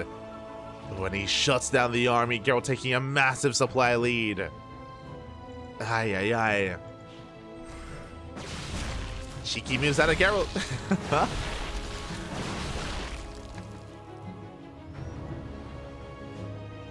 There we go, he is moving out. 4th base now being taken towards the south. Lane counterattack is going to slip into the natural, but we have a cannon in position, and now we can focus on our main push. Again, still 2 more disruptors behind this. Sorry, even 3 more. 2 Novas go off, 2 left. 2 Novas left over. They are available. The others coming off of cooldown, so Geralt, he can maintain himself, catch some overlords. Novas turn back the army. Up! Grazing the Ravagers. And hopping up there from Geralt. Very nice control. Saves every single disruptor. Rotating over. It is risky making use of disruptors like this and rushing into them, but hey, it's worked out. Worked out beautifully. The Novas! Oh my god. Have been brutal. And Mixu just cannot engage, not freely. Finally getting on top of some of these disruptors. 3 disruptors go down. Not bad, but what about the Stalkers? What about the mass gateway army? Stalkers have a mass. We're pushing in. And we do have some blinding clouds. We dive on top of the army. Nice blinding clouds. They do cover a good chunk of these Stalkers, but alas, we still have so much supply, so much to work with. We blink on through. GG gets called, and Geralt will take the series 2-1, advancing on to the semi-finals. GG. GG, well played. Geralt will take the series, will advance on. Mixu, unfortunately, just was unable to keep up with the depth harass, the Archon harass as well. And the follow-up push, alas, it was just, yeah, too much to keep up with. Was able to deny the 4th base. I was impressed when Mixu was able to force a cancel on that Nexus. But unfortunately, when it came to the main fights, we were unfortunately a little bit lacking. Vipers were a nice addition, but the Vipers did arrive a little bit too late. By the time they did, the Disruptors had already paid for themselves. They'd already popped off. They've already gotten so much value, so much damage. Vipers were a little bit too late there towards the end for Mixu. And with that, GG. GG, well played. We are getting ready for our next series. We mentioned it before, but we have our players lined up here. It is going to be a semifinals match between Geralt and Bjorn. Oh boy. Bjorn has been patiently waiting this entire time. Patiently waiting for his opponent. Let's catch up on the bracket.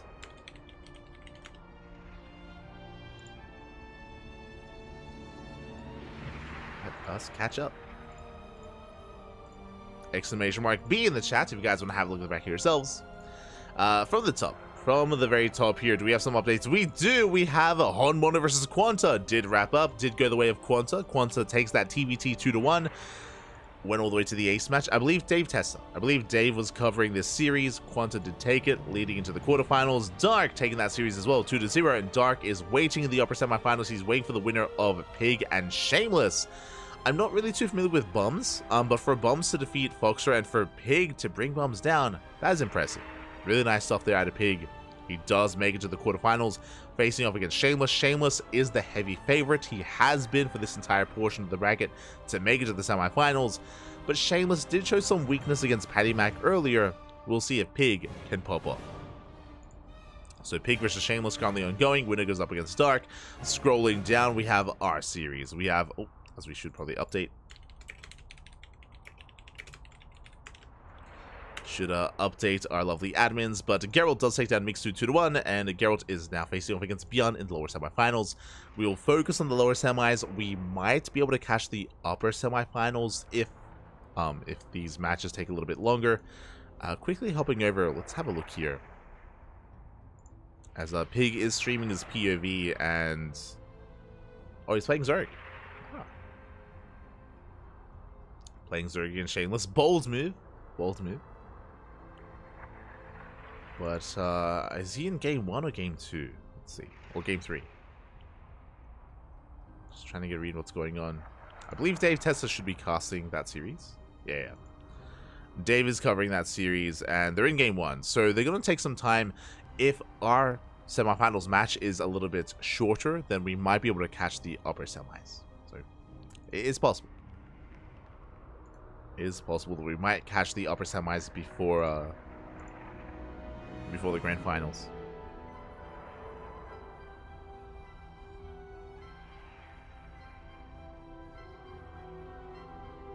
As the vetoes are done, and we are jumping into our next series. Jumping in.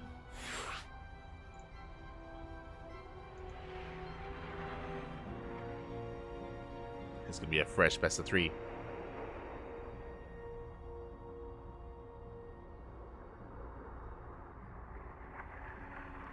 I know that. I saw the chat. I saw the chat catching up with the Novas back. Aye.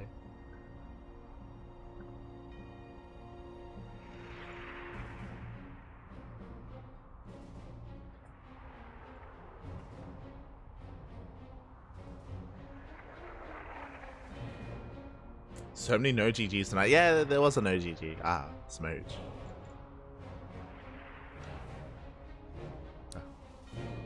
It's okay. I'm sure there's no hard feelings. I'm sure. But congratulations on your first win. First bet win here with my first 480 grapes. Let's go. Predictions will soon be open as well for the semifinals. I mean, Bjorn is going to be the heavy favorite coming into this, but Geralt has posed a threat to Bjorn in the past. I want to believe that we can bring it back here. That we can have a back and forth in this best of 3. So, best of luck. Best of luck.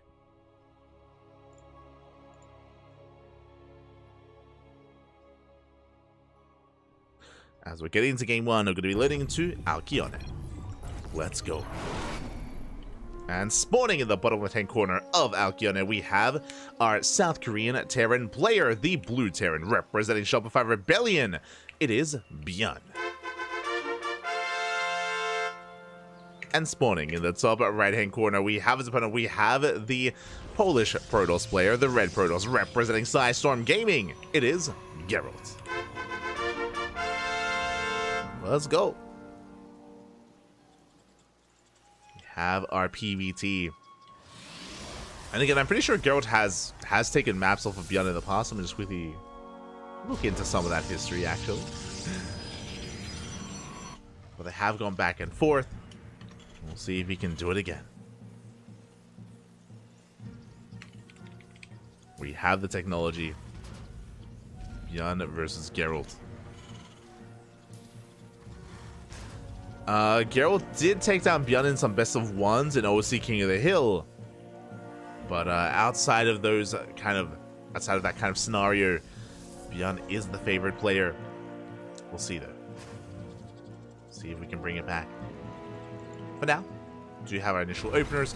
Bjorn opening up double gas. Double gas opener here out of Bjorn. going for a faster factory, going for a delayed CC, is looking to be a little bit more assertive, or in a way being a little bit safer as well. Here in the early game. Probe will confirm. Geralt tasing away at that SCV and does get eyes on the factory, so Geralt fully aware of what's going on. Fully aware that something a little bit more assertive is to come. Going Zealot first, actually. Okay, interesting. Now, ideally, the Zealot will bypass the Reaper, will get across the map, sneak up on the building CC, and delay the expansion. Best of luck. Best of luck to that Zealot. It's going to be on quite a bit of a journey. Quite a journey, man. It's on the way.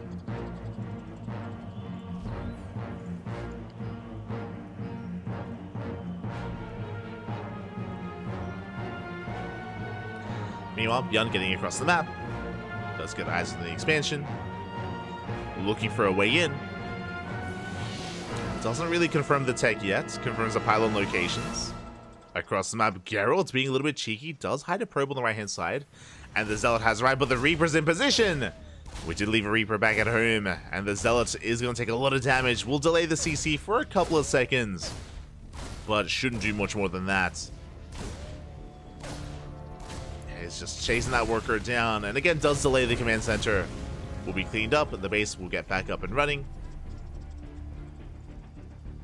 Geralt will pull back to get eyes on the Hellion. It's going to be Reaper Hellion initially, getting to our 1-1-1, followed by a Cyclone production, and I imagine drop play.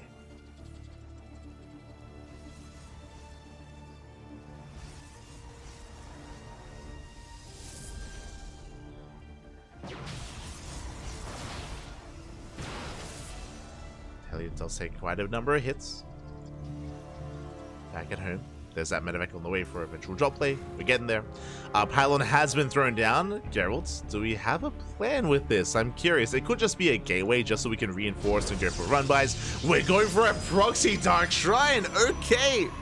He's cooking, Bob. He's cooking. Let him cook. Let's go. So initially it was a blink based opener, which looks standard, right? Like 2-gate blink into a third base is what I assumed would be coming, but no, it's going to be 2-gate blink with DTs alongside it. Bold move here by Geralt. We'll see if it pays off. You may be thinking, are DTs even good against Terran, right? They have scans, true. They do have scans, but just because you have a detection doesn't mean you can deal with those DTs in time before they get damage done. So Dark Side can still blow up. Meanwhile, we do go for the drop into the natural base. The main army is distracted. Probes are going down. Geralt getting pulled apart. Can lose 2 probes in the natural. Dropping into the main. Geralt does rotate over.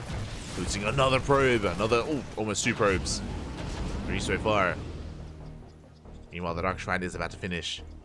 And Geralt defends. This could have been so much worse. Bearing in mind that Geralt is spending resources on his proxy and on his tech. Less so on Warpins. Had 3 Stalkers to defend. Does hold. Does survive. And the Dark Shrine is done. Let's go. Back at home, what do we have? We have reinforcements. We have a tank on the high ground. We have Marines in position in the main base. We have an army to work with, and as long as we have a scan, we're going to be okay. Raven moves out across the map. DTs are waddling in. We just muled! We have 1 scan though. We have 1 scan in the main base, and we do. We mule! Oh, we mule just at the wrong moment. DTs they waddle in. No detection, no scan. That was the worst time to mule, and Geralt gets a little bit lucky there. Okay. Yeah, DTs they hit the bases. SCVs are going down. At the same time, we drop into the main, but Stalkers are in position. Yeah, we deny the drop, and DTs are still popping off. Again, we muled at just the wrong moment. The mule's pappy. Aye, and we are getting so much done. 15 SCVs, and we're no bit close. Oh my god, GG gets called. DTs end the game. The Invisible Man pops off, and Geralt takes a lead. Oh my god. Let's go. It was a Hail Mary play there, but again, Bjorn, he went for the double mule just as the DTs were waddling in. It was the worst time to mule, but Bjorn had no idea.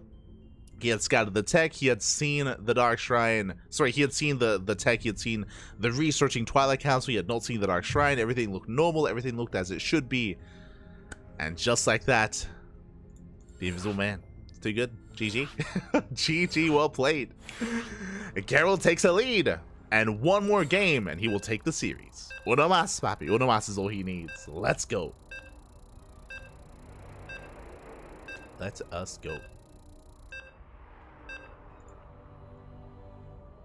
I want to see the replay. I want to see the chat's reaction as we're settling into that second game. And again, our Polish Protoss needs Uno mas. One more. And he can make it to the grand finals. Here we go. Spawning in the top left-hand corner of Oceanborn. We have our South Korean Terran player, the Blue Terran representing Shopify Rebellion, down in this series. Yes, to fight back here and now to force the ace match. The pressure is on. It is Bjorn. And spawning in the bottom right-hand corner, we have his opponent. We have the Polish Protoss player, the Red Protoss representing Storm Gaming, leading the series 1-0. Uno mas, one game away from becoming one of our first finalists. It is Geralt.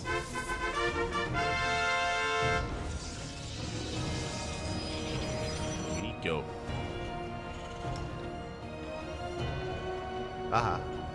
We're crazy, papi. We're crazy. We are insane. And Bjorn once again opening up Double Gas. Double Gas opened out of Bjorn is going for a faster factory. We saw this led into a Cyclone drop in the previous game. Didn't really get much done. We'll see if this goes into something similar. This could be a Cyclone drop, could be a Widowmine drop, could be a 1-on-1 into Banshee, into tank play, into a tank drop as well. We have options. We have a lot of options available to Bjorn. We'll see how he spends his gas. We'll see where we take this.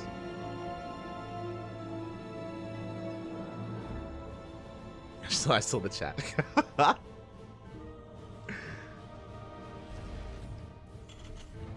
Geralt, so the W's, papi. Crazy.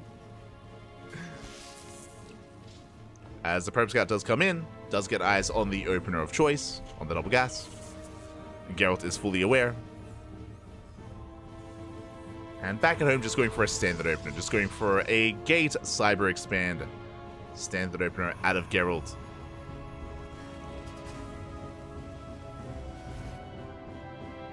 And at this point, I'm suspicious of every single probe.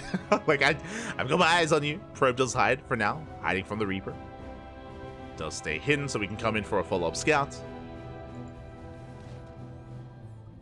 So far, so good. Reaper does move out, and again, we'll keep our eyes on Bjorn.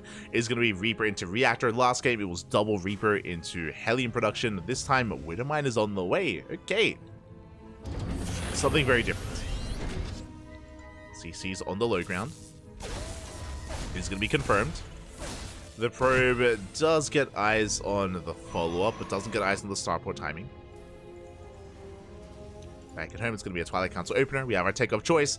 Now, this should be for Blink, but based on what happened in Game 1, I mean, it could be DTs. It shouldn't be. We should not go Dark Templar 2 games in a row. That would be a little bit too bold. Usually, if you pop off with a cheeky build in Game 1, you don't want to rely on it in Game 2. Most likely, Bjorn would be prepared. So this should just be Blink. Should be more of a standard setup here out of Geralt. As Reaper, oh, gets a probe in the main. Not bad. One probe goes down. Reaper does fall. At the same time, we do delay the CC. Not bad. We do get a kill on that building SCV. And, oh, we do delay even further. But the Cyclone has arrived. And finally, we can shut this down. Oh, we get the SCV. Ooh. We do pick off the SCV. 2 workers go down. We delay the CC even further. Again, really nice wins here for Geralt early on. Very nice pickups. Bjorn following this up with drop play. Medivacs coming out. Marines and Cyclones soon to be sent out across the map. And Geralt back at home is looking to settle in. Blink is on the way. Gate was going to be 2-gate Blink for now. 2-gate Blink into a third. Standard opener. Economic. Widowmine shot is going to be going off. Ooh, takes out the probe. Delays the expansion. Speaking of, Bjorn once again gets on top of that probe and will delay even further. Second probe goes down. Nicely done by Bjorn. does contain Geralt a little bit longer. The probe... Oh, God. We did focus it down, but alas, this time the Nexus will be placed at the same time. Drop into the main base. Geralt out of position. 4 probes going down. And we do deny mining. Yeah, Blink just now finishing. And we do have a back and forth. We're going to be settling down, calming things down, getting into the mid-game. Bjorn setting up his 3-1-1, getting into tank production. Likewise, Geralt across the map, getting to his 3rd base. 3rd was delayed. So was the natural. Ooh, the Raven taking a lot of damage. Good positioning here out of Geralt. Does zone that Raven away. And now we can settle into the mid-game. Unlike the previous game where it ended abruptly, now we can calm things down and settle in. Working towards 2 more gates. It's going to be a 4-gate Blink setup with a Forge and a Bay on the way. It's going to be for Colossus production. We did see that Geralt was quite fond of his disruptors against Mixu, true, so we could try to embrace that here, but it is a very risky move, especially against a bio-based army. Stimming on top of disruptors is not something that Bjorn is afraid of by any means. He's known for it, actually, as the move out is spotted. Geralt does get eyes on the move out, is aware, getting in position. No shield battery just now on the way. And this move out has potential. And we are going Disruptor first. He's crazy. And drop into the main base. Shield battery does finish up. But the tanks are on the way. The goal of this move out is to deny the 3rd. Tanks do siege. The base is under fire. We're going to try and set up a surround, but the base is taking a lot of damage. At the same time, we have to warp it into the main. Shield battery went down. Stalker's under fire as well. That's a kill on the Nexus. And Geralt, he's up against the wall. Yeah, Geralt's in a rough position here. He will eventually clean this up. Eventually shut down the drop. I say that, but the Stalkers are under fire. And the Stalkers, they take a lot of damage. The boys have to be pulled instead. And Geralt is supply blocked. He cannot even warp in. Yeah, the supply block is brutal. There we go. Now we can finally warp in. Stalkers do come in to help support. They shut down the drop. And back at home, we have an army. The problem is that basically Geralt is forced all in, but Geralt just doesn't really have enough to really work with. Geralt is going to be heavily reliant on his Disruptor. Oof. Big tank volley is going off. Disruptor moves out. Now, if we can land like a beautiful Nova on the Bio army, then we can win this. We can take a fight, we can snowball out of control. True. Can happen.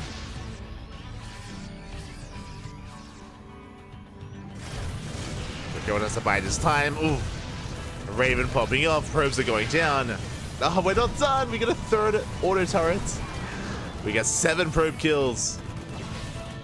And Bjorn, he's angry. He's upset after what happened in game 1. And he wants to tie things up. He's going for the kill. 4 gates on the way. It's a 2-base all-in out of Geralt. But again, he doesn't really have the economy to sustain this all-in. But just doesn't have much to work with. We drop it into the natural. Geralt trying to catch reinforcements. Moving out across the map. Bio army gaining ground. We deny the gateways. We have 3 disruptors to work with, but again, we have to rely on Novas to connect. Let's go up. Up! Not a bad connection. We shut down the Marines, but at the same time across that, we have plenty of Marauders, and the Stalkers, they don't gain any ground. They do pick off a medevac. Medevac does fall. But Bjorn is waddling into the mineral line. He has no chill. The Winter Mines, they burrow in the main base. Well, they try to. And we're just picking Geralt apart at this point. He just cannot keep up. Not anymore. He came to the production, getting on top of the robo. Nova does connect. But these Novas are not enough to carry Geralt in this game. Not here. Not in this kind of game state. Marauders have arrived, forcing back the army. Geralt gets some decent connections, but we're just getting through. We're getting on top of the natural. shield battery is denied. Is depowered.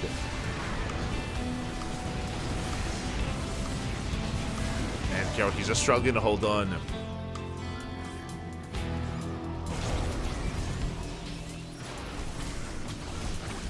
He's struggling to hold. We are rallying into the army, so this is a little bit wasteful here for Bjorn.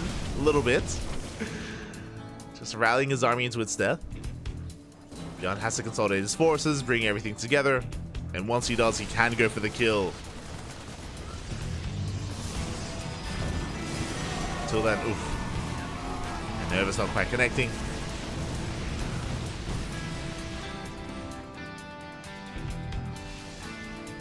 And Geralt was just never able to expand, never able to take a third base. Hoping for some miracle Novas. It's happened before, true. But not this time. Not this time. GG gets called and Bjorn will tap the series 1-1. We are going to the ace match. GG. Let's go. We are going all the way to game 3. And from here, we'll see where or how Geralt would approach this. Is kind of what I'm getting at. Geralt, I'm curious if he's going to be going for another standard blink-based opener. We could try to do something crazy and go for a robo opener instead, go for a heavier immortal count, go for Colossus early on. Could open up charge. We'll see. Keep an eye on our players as we are loading into game 3. It's going to be on site Delta, the ace match. Just catching up. Nobody expects the Invisible Man twice. True. just do it again. Just keep going, DT. Just send it back. Aye, aye, aye. You're an animal.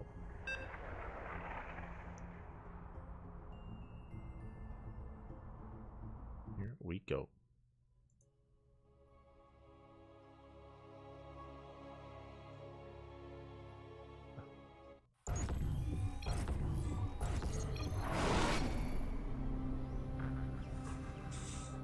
His room. I see.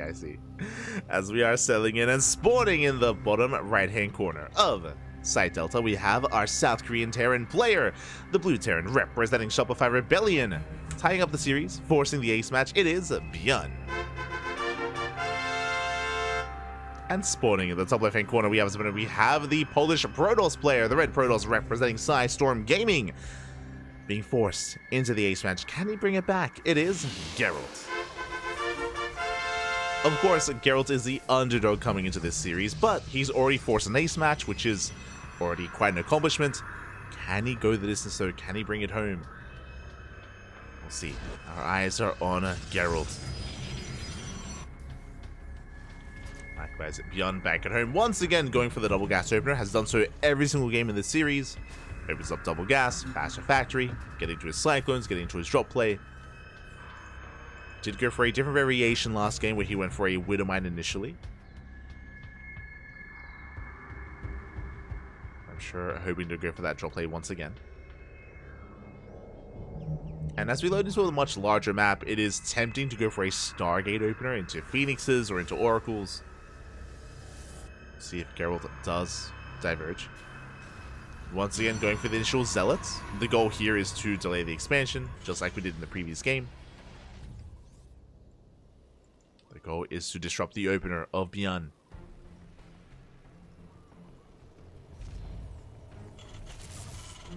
We go.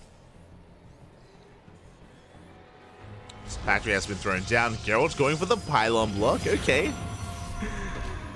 We'll delay any add-ons. We'll maintain high ground vision.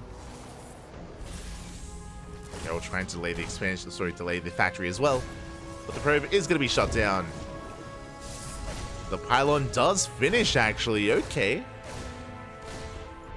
Making sure there is no reactor being built. Second Reaper is on the way. Zealot likewise moving out across the map. And behind this, Geralt is expanding. Is calming down.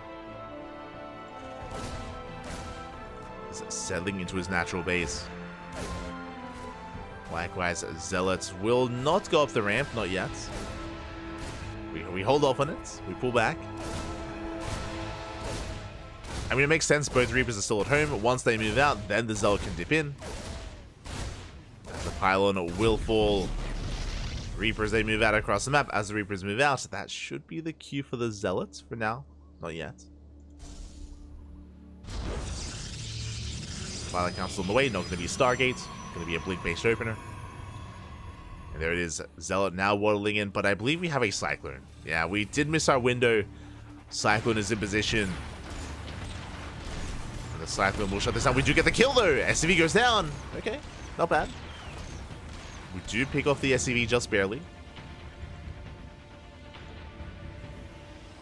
Does delay the expansion. Behind this, getting into our 1-1-1. Interesting. This time, not going for a medevac. We're going for the Tech Lab.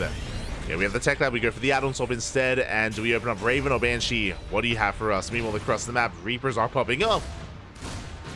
Almost 3 probes go down. They will get the 3 and the 4th probe as well. Nice damage dealt here by Bjorn. Gets 4 probe kills. Back across the map. Cloak is on the way. He is opening up Banshee Tank. This has been a very popular build of choice. Very popular over the past couple of months. Seen it by Maru, Bjorn, Clem, Hero Marine even. All the turns have been embracing this in some way, shape, or form. And this can be quite devastating. Basically, we're going to be harassing with the Banshees, and once the harassment has completed, if we can keep them alive, they can rotate back around and join the main army with the tank push. Just an early tank push here from Bjorn. We'll see if Geralt can keep up. He has not really scattered too much yet. He's in the dark. Stalker's looking for any stray units. There's going to be Blink.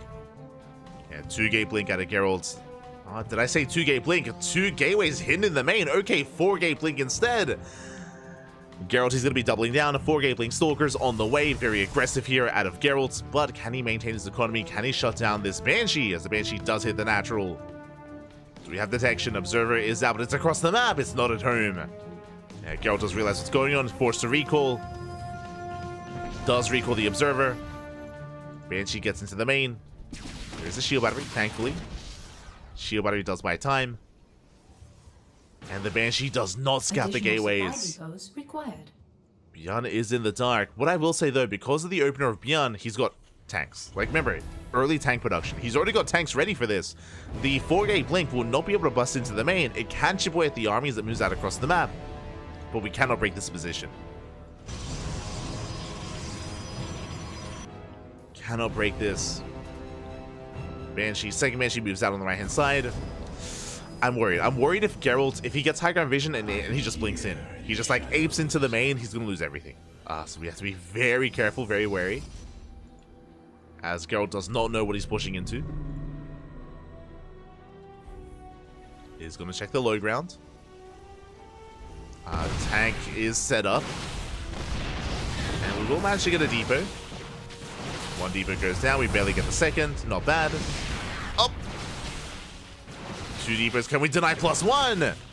Boys are being pulled to repair. Marines are in position. Stim not yet completed, but we will save that upgrade. At the same time, Zealots into the main base. I'm concerned though. Did the Prism go down? The Prism did go down. And that was a big loss. Meanwhile, Geralt getting behind the mineral line. Stim not yet completed. Boys are being pulled.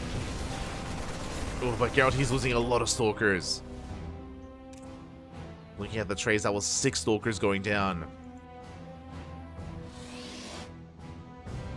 Aye. The Banshee was dealt with. And Geralt, he should be aware of what's going on. Yeah, he does see that. I'm pretty sure he saw the tanks in the main with the Prism earlier. Aware of the army. And right now, the pressure's on Geralt to slow down the push. Because Bjorn will soon break out. Will soon break out across the map. 3rd TC's on the way. It's not going to be a 2-base all-in. And Geralt's expanding, but there's a late 3rd base out of Geralt. Because of the 4-gate Blink. Stalkers are in position. Back at home, Storm is on the way.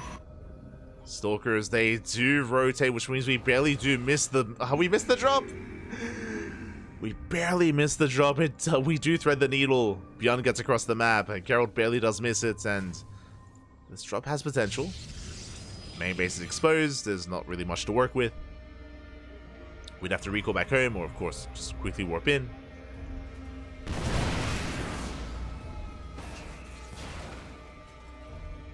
Beyond about to move out. Drop in the main base. Forge is exposed. And Beyond is pushing. Yeah, he denies +1. Forge goes down. Temple Archives as well. Do we have a storm? We do.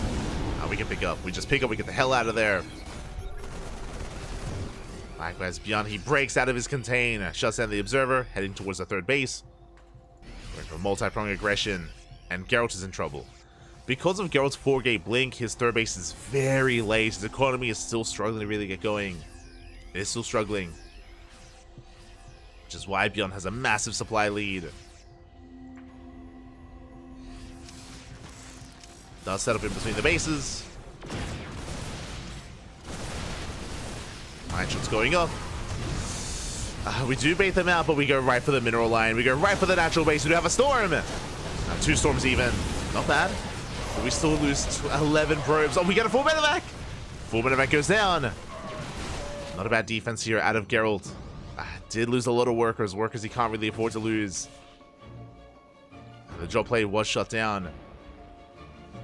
But look at Beyond's economy. Beyond is on 62 workers compared to the 48 probes of Geralt. Beyond up in SCVs plus mules on top of that. Has a booming economy. And the pressure is on Geralt to get some counter damage. Say counter damage, he's moving everything across the map. The High Templar, the Storm, the Immortal. Beyond going for a job at the same time. Beyond has very little to defend. Has the tanks back at home though. Has left his tank sieged up. Geralt does hit the third. Storm's going to be coming in. Mine shots baited out. At the same time, drop of the third base as well. Both players will lose their thirds. SCVs are going down. Probes get pulled away. Geralt trying to go for a defensive warp in, but we have so many Widow Mines. Oh my god. The Zealots do melt. We force a recall back home. And we'll save the base. We save the third. Clean up the Widow Mines. Drop into the natural. Storm coming in. Saving the High Templar. But Beyond is going for his own counter attack. No shield battery set up here at the third base. No shield batteries, no overcharge. Overcharge just popped at the natural.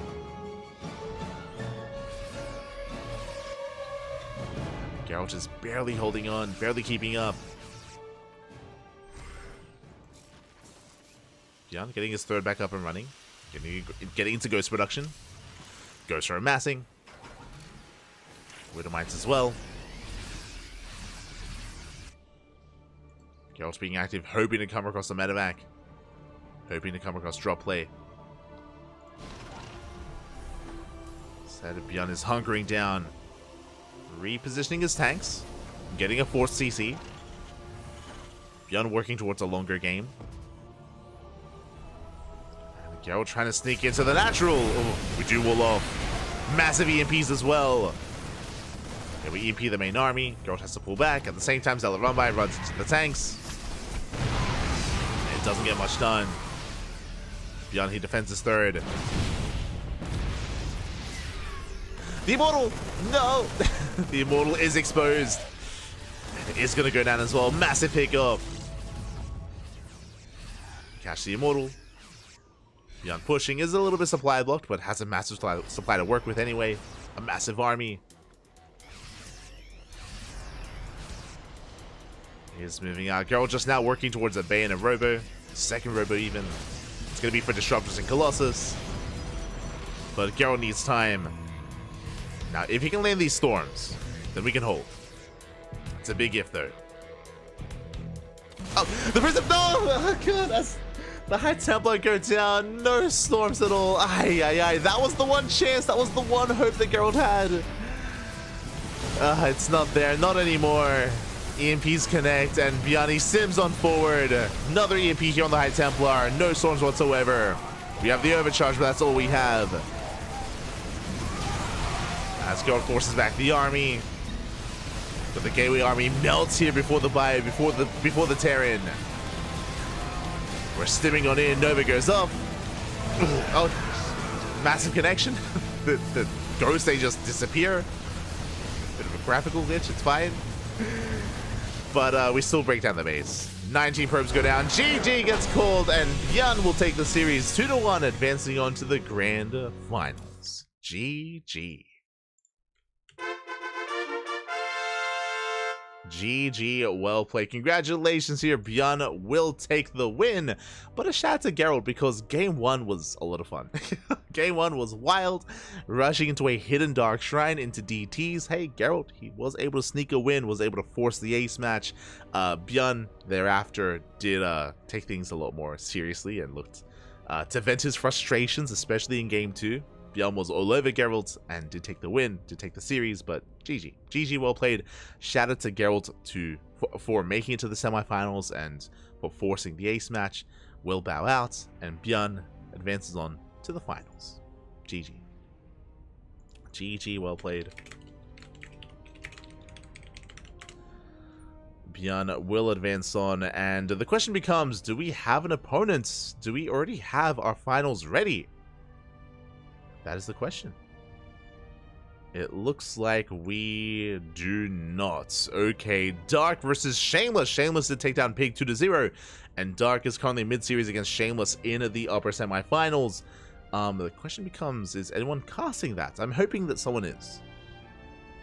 It looks like, okay, they're in game 2.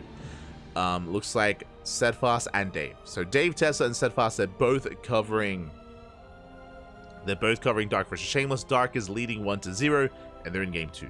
And there's a high chance that it's going to be a 2-0. There's a high chance it's going to be Dark and Bjorn in the finals, and we will be there to bring it to you live. We will be there for those finals. As we will set up. If there is an ace match between Dark and Shameless, then we got you covered. We'll be jumping into the ace match as well. So up next should be either the grand finals or the ace match between Dark and Shameless. We'll make sure we're on top of that.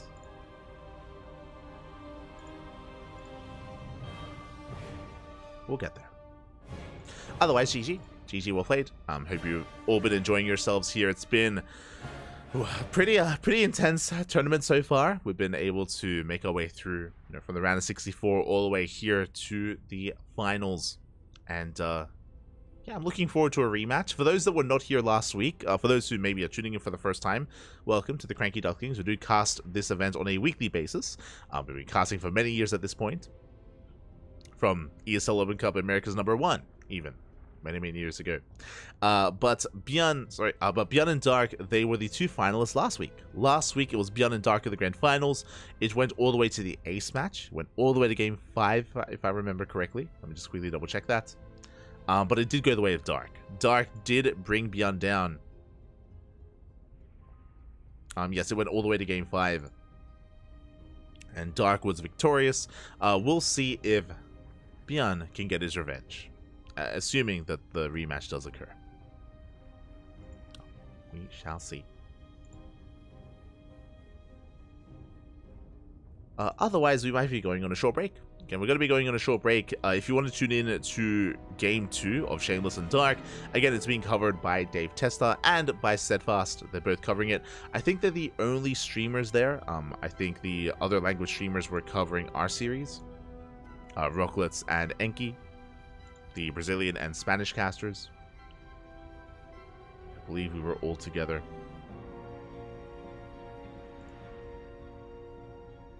Just as a heads up.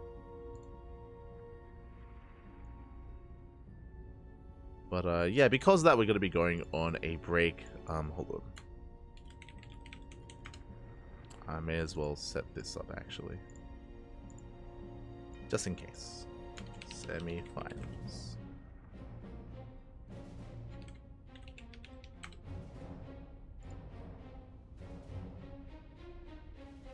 Okay, so we're going to be going on a short break, and we'll be back in a couple of minutes. We'll be back with our next series. Until then, take this moment to get some water, get some snacks, take a break, drain your disruptors, hydrate your hydras, massage your marines, and we'll be back soon in a couple of minutes with our next series. See you soon.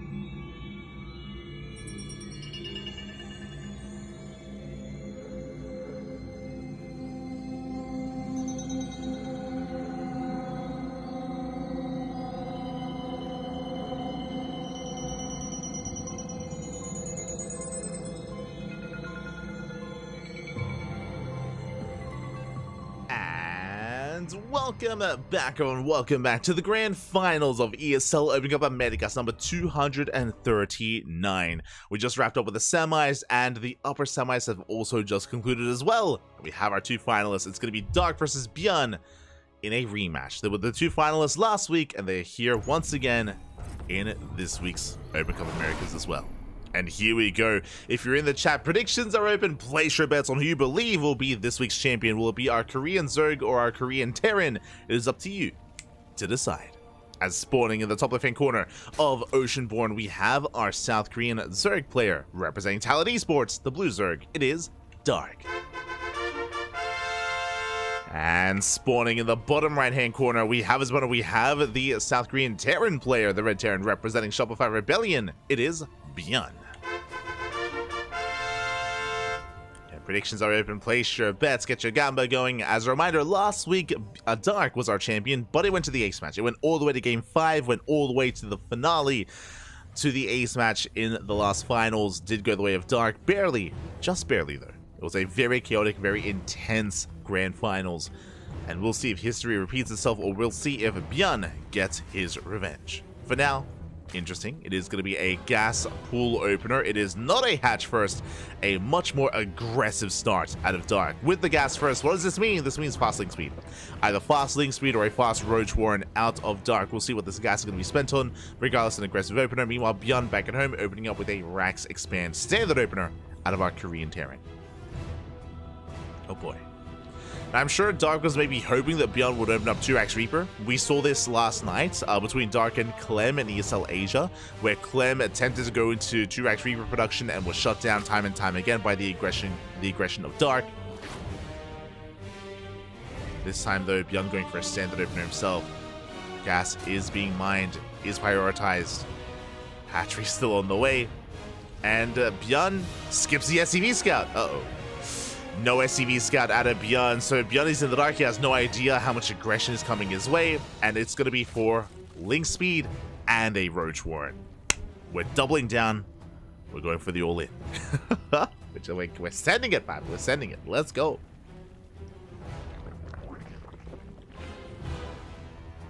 Let's go.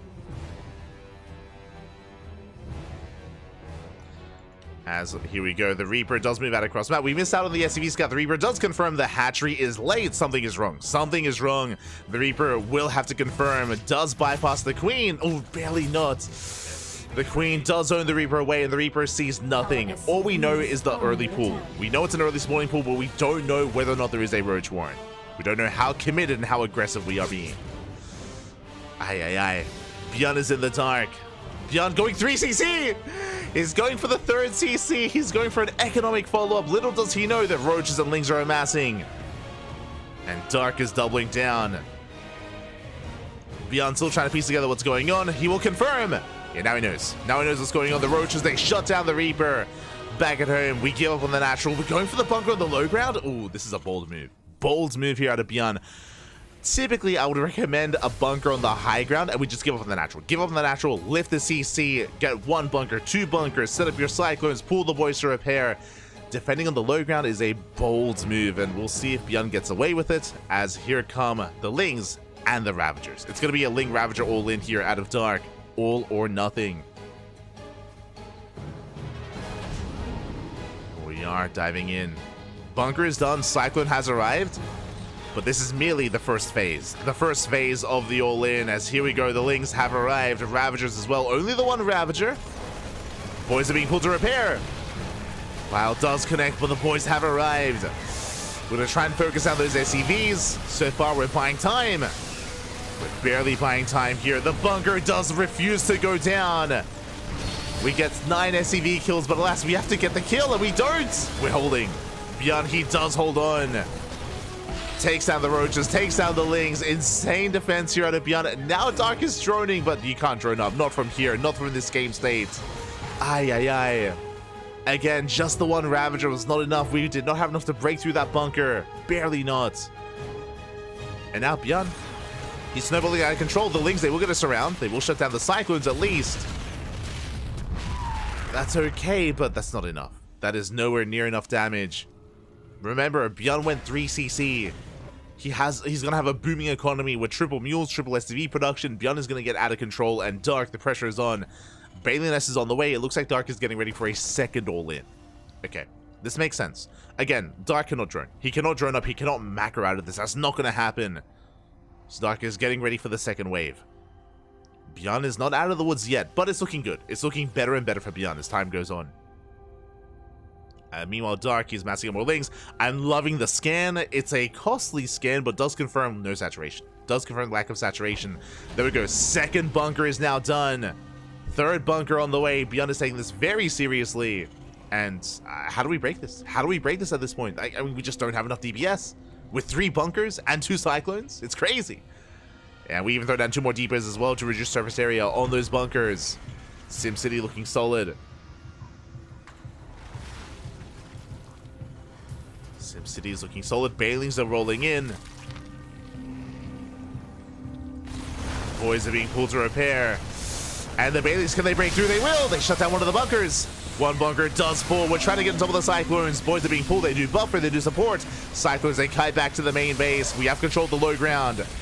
But it looks like there's just not enough Zerg. Not enough Zerg left over. We do get 15 SCV kills, though. That's a lot of workers. A lot of SCVs do go down. Ooh. And it looks like Beyond will hold. Does cost him 19 workers, but he survives. Beyond survives. He still has 2 Cyclones. Does fend back the army. Behind this, Dark, still barely an economy. He's still on 24 drones, taking extra gases. Like, Dark is not set up for a longer game. He has no third, has no economy, and he's getting ready for a third all-in.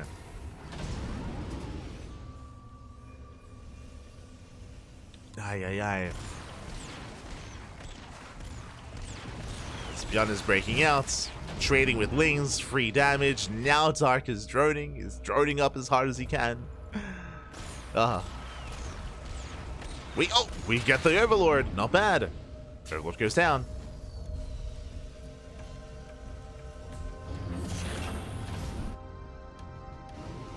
And from here again, Beyond is going to be able to reestablish his base. Even though he lost 19 SCVs, that was a lot of worker kills. That is true, but Beyond with triple CC, he can replace all of that. He can recover. Behind this, Dark droned up a little bit. He droned up to just under 2 base saturation. And Dark is getting ready for wave 3. He has a third hatchery on the way. That's just for larva. He's amassing more Lings and Ravagers. More Lings and Ravagers are on the way for Dark. Cyclone jump across the map.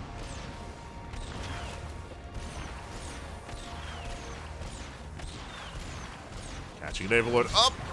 We get 1. We got 2. We supply block Dark. Yeah, brutal supply block. Things are trying to keep up. Cyclone is going for the Queen. Won't quite get it. Meanwhile, Dark at the same time moving out across the map. Remember, Dark has not been joining. He's still at sub 2 base saturation. Has not been joining, making more Ravagers, more Lings. Now, Beyond is exposing himself. He's moving here towards the low ground to take and establish the 3rd base. So Dark has an opportunity. While they connect, they bring down the bunker. Tank is exposed. But the Ravagers as well. 2 Ravagers go down. We barely get a 3rd Ravager as well. The tank will fall, but we clean up the Lings. And yeah, Beyond is going to shut this down. He shuts down the Ravagers, shuts down the main army. While they connect. But GG gets called. Beyond holds, and Beyond takes game number 1. Whew. GG. A very intense back and forth there. Very intense game number 1. And Beyond survives. It was risky. Beyond went for a very greedy response, is what I will say. And Dark, despite being all in, I was a little bit shocked to see only 1 Ravager. We had a 2nd Ravager being morphed in as well, but with only 2 Ravagers, that is not enough to break a defensive line like that. That is not enough to break a bunker. And Dark, he just rammed his face against a brick wall, and alas, did not do enough damage. With that, Beyond takes a lead. GG. GG, well played. Beyond will take a lead, and now we're settling into game 2. And I expect more of the same. I don't expect like the same build. I expect more aggression and more all-ins out of Dark. I don't think it's gonna stop. It's not gonna stop that. Let's go. Catching up in the chats. Wondering which part of the bracket you followed for the weekly of Asia. Let's double check here. We followed the upper half of the brackets. I remember the lower half is where a lot of the foreigners were. The NA team house was there. But when it comes to the Asia Weekly, let me just double check. We followed Rex. We followed the upper half of the bracket. The upper half of the bracket, if you're interested. Followed players like Dark. Followed players like Rex, Greater, Firefly. The upper half into the finals. You are interested. But here we go. We're jumping into things and spawning in the top right-hand corner. We have our South Korean Zerg player, the Blue Zerg, representing Talon Esports down in this series, but that was merely game 1, and it's a best of 5. Plenty more games ahead of us, plenty more games to come. Representing Talon Esports, it is Dark. Let's go. And spawning in the bottom left-hand corner, we have his opponent. We have the South Korean Terran player, the Red Terran, representing Shopify Rebellion, up in the series 1-0. Does take a lead. Can he extend it? It is Bjorn. Here we go. Are going to be settling in. Dark this time going hatch first. He's crazy. Hatch first out of Dark. Should be a hatch gas pool opener. Gas now on the way. Likewise, back across the map, Bjorn opening up with a Rax Expand, no 2-Rax Reaper, but we are loading into Dynasty. Dynasty is a map that is often vetoed. We often do avoid Dynasty when it comes to this matchup, so I'm curious what the plan is for Dark. I'm curious how he's going to take this, curious how he does approach this map. The reason why we avoid it, why it's often vetoed, is because of this, because of the gold base. The pocket gold is a base that the Terran player can take freely, that the Zerg player cannot, because we can abuse this quite easily with Reapers, with Marines, with Hellions. Range-based units can shut this gold base down. Bjorn is scouting, he's checking for the gold. Dark has avoided it. On the flip side, because range units can punish this, Lingbane cannot, right? And you have to take in a specific direction to get into roaches. That is also why roach play is very common. If we ever see a TVZ on this map, the Zerg player, more often than not, almost all the time, goes into roach play, because then they can actually try to punish this, and then they typically go into a roach ravager all in. Typically. So we'll see how Dark will approach this. Meanwhile, Bjorn opening up with a second Rax. Okay, it's going to be a 2-1-1. Interesting. We rarely see 2-1-1s nowadays. Rarely do you see them. We even see 3CC 2-1-1s a little bit more commonly than what we're seeing out of Bjorn. So what Bjorn is working towards is a stim timing. We have the reactor on the way for Marines. We have the Rax here on towards the center of the map, or center of the main. Tech Labs on the way for stim, working towards a factory, into reactor, into starport, into add-on swap, into medevacs, into drop play. So 16 Marine, double medevac drop is on the way for Bjorn. And we'll see if he can be active on the map. We'll see if he can wreak havoc. We'll see if Dark can prepare in time, as he is taking his third. He is going to be taking his third base. And so far has only been droning. There it is, there's the Roach Warren. As we mentioned before, like, Roach play is the go-to on this map, just so we can try to punish the gold in some way, shape, or form. So it shouldn't be a surprise here if Roach Warren is on the way. We do catch a tumor, but ooh, the Reaper does go down. Reaper does fall. The question becomes, how aggressive is Dark going to be with this? Is he going to go for a 3-base all-in, or is it just safety roaches to get into a longer game, to take into Hive Tech, into Hydras, into Lurkers? Right, what's the plan?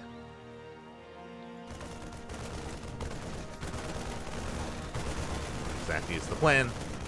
Overlord goes down. Job play about to commence for Bjorn. Stim is on the way. There's a reactor. There's the would-be add-on swap. Bjorn doing Bjorn things. Very often whenever he plays bio heavy, he moves out when it's not safe to do so. Like, we're moving out pre-stim and pre-medevacs. This is typically not seen, but hey, I mean, we catch a stray ling. We're hoping to find an overlord. That's the goal this move out. We don't find one. Queen's rotating over, getting in position. Third base getting saturated, and now Bjorn pulls back to reinforce.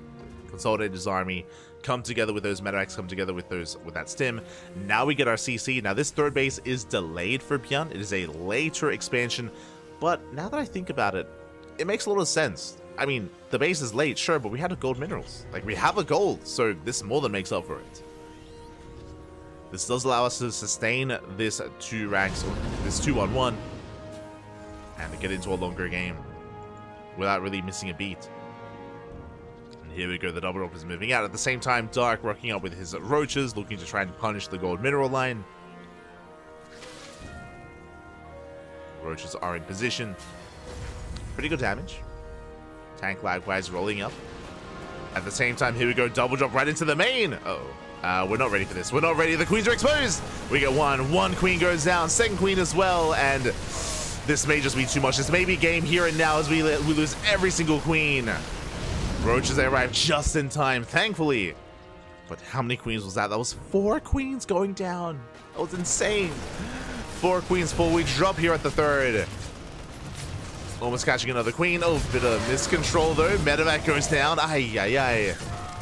Some messy control there, and we do punish Bjorn a little bit. He does lose a full medevac pool of marines. That's 8 marines going down. Dark does hold. Bjorn expanding, taking his 3rd base. Meanwhile, across the map, tanks are in position, which means that Roaches cannot punish this, but Ravagers can. The Wilds don't quite connect. But the Ravager is here to delay some mining and to disrupt the economy. Spiling whenever he can. Forcing inefficient mining.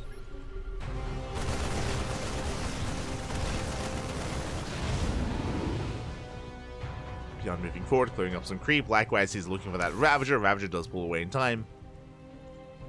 Dark does get the hell out of there. It does waddle back home. Dark waddles back, and Bjorn with a solid economy, getting up to 3 bases. Dark getting his 4th. Now this 4th base can be taken as the gold. So once Dark can settle into his 4-base economy, he can start to really get things going and look to max out.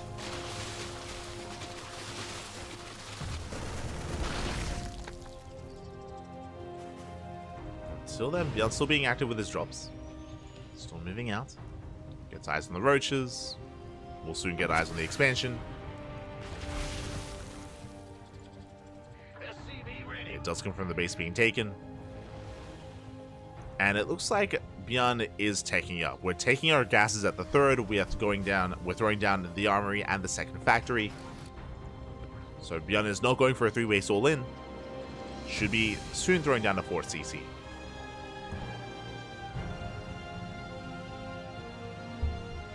As he is moving out across the map. Medevac's keeping tabs on the army. A lot of roaches are actually pinned in the main, which means they're not quite in position. And Bjorn is going straight for the base. He's going for the expansion, going for the 4th. Hatchery soon to be under fire. Barely any creep here is set up. And Bjorn sneaks up with a Roach Ravager. Dust him in.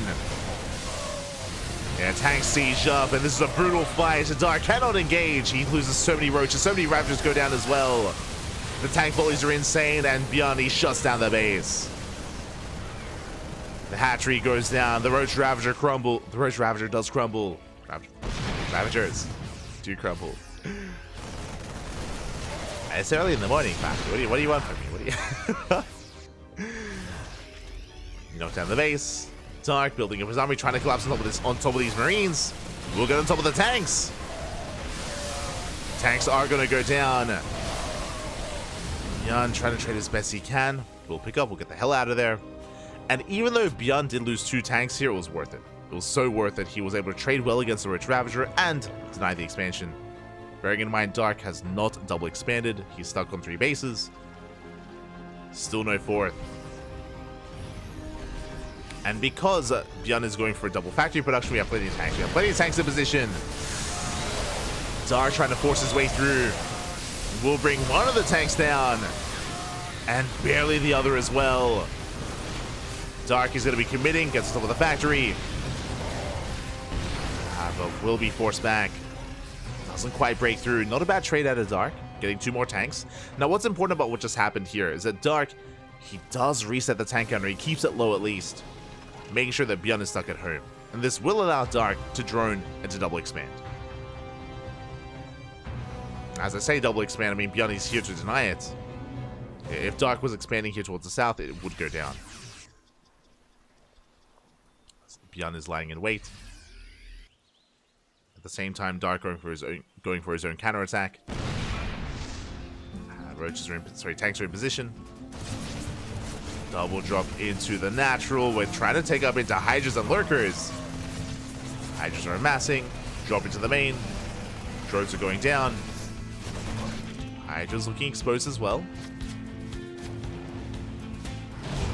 We'll have to get the hell out of there. Likewise, Hydra's in position. Up! Up! We get one! So you get one, and soon to be the other medevac as well. Yeah, very nicely done. Both medevacs go down. Dark defense. And Dark is maxing out. Now, bearing in mind that Dark's maxed out army is actually not too efficient. We're relying heavily on Roaches. It's Roach, Hydra, Viper. No Lurkers. And barely any Lings. Or no Lings either. God, that's a lot of tanks. That's how many tanks? 9. 9 tanks moving out across the map. Or at least 6 for now. 1 tank getting called unsieged. Vipers have arrived, but they're going to be zoned away. We need those blinding clouds. The tanks are bunched up. But the base is under fire. And we zone away the ground army. Vipers unable to gain ground, but they're going for the blinding clouds. Massive connections. Yeah, we shut down the tanks. We go for the yoinks as well. And Dark will hold.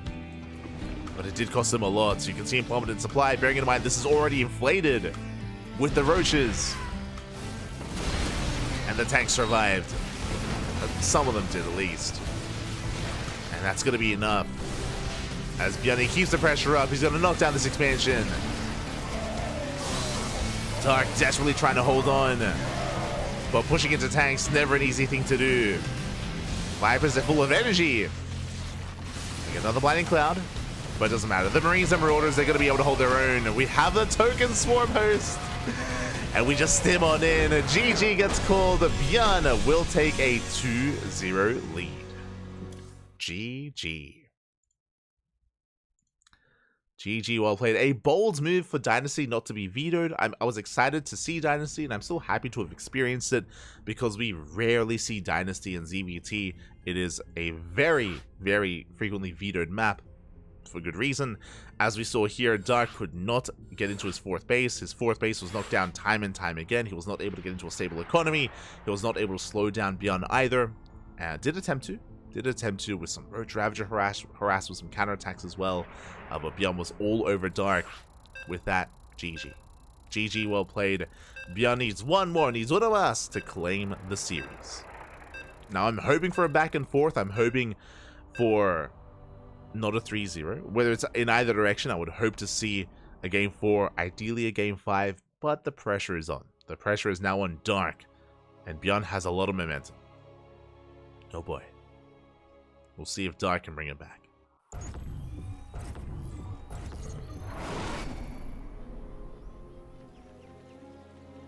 See if he can bring it back, as spawning into the top left-hand corner of side Delta, we have our South Korean Zerg player. The Blue Zerg representing Talon Esports down in this series. One more loss, one more misstep, and that'll be the end of the series and the end of the tournament. Yes, I bring it back here and now. It is Dark. And spawning in the bottom right-hand corner, we have his opponent. We have the South Korean Terran player, the Red Terran representing Shopify Rebellion. One game away from becoming this week's ESL Americas champion and getting his revenge. It is Bjorn.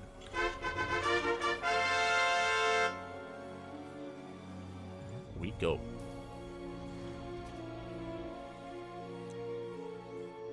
Here we go as Dark once again going hatch first.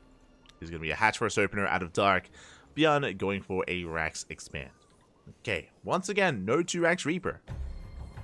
He's learned his lesson.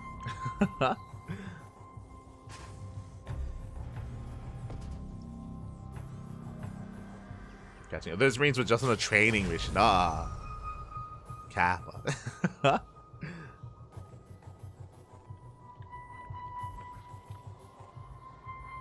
Dark #1 Zerg in the East. Yeah. Of course. He has been #1 in Korea for a while. 100%. And I mean, hey, Dark did defeat Bjorn last week, but this week, Bjorn is on fire. He's on point. Bearing in mind that a lot of these top players like Dark, Maru, Bjorn, Kior, Classic, Hero, they all go back and forth. But what I will say, though, is that, I mean, hey, if Bjorn can take a 3-0, that is a big statement. There's a strong statement for Bjorn.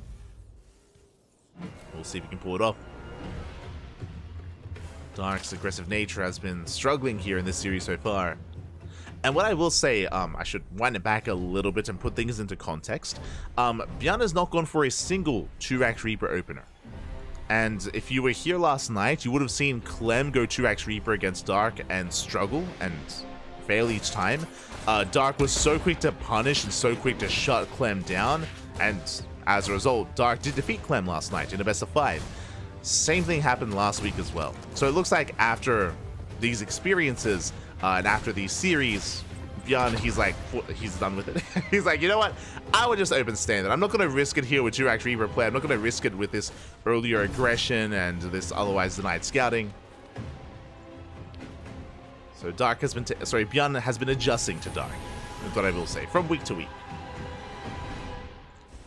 And once again, do you see what I see? I see a second rack. So it's going to be another 2-1-1. This time, though, it is 3cc 2-1-1. So this is a lot more common, a little bit more popular as of late. Last game, it was a straight-up regular 2-1-1 leading into some drop play. This time, because of the faster 3rd CC, that is going to be a delayed starport. That is going to be just delayed stim. It's going to take a little bit longer to get into this, but that is also why we do have some Hellions initially for some map control and for some scouting. So this is a different build overall. Will eventually lead into medevac drops and to a stim timing. This can lead into a Hellbat push as well if we throw down an armory. We'll see how much damage these Hellions can do and if we can keep them alive. We shall see. As Bjorn does move out.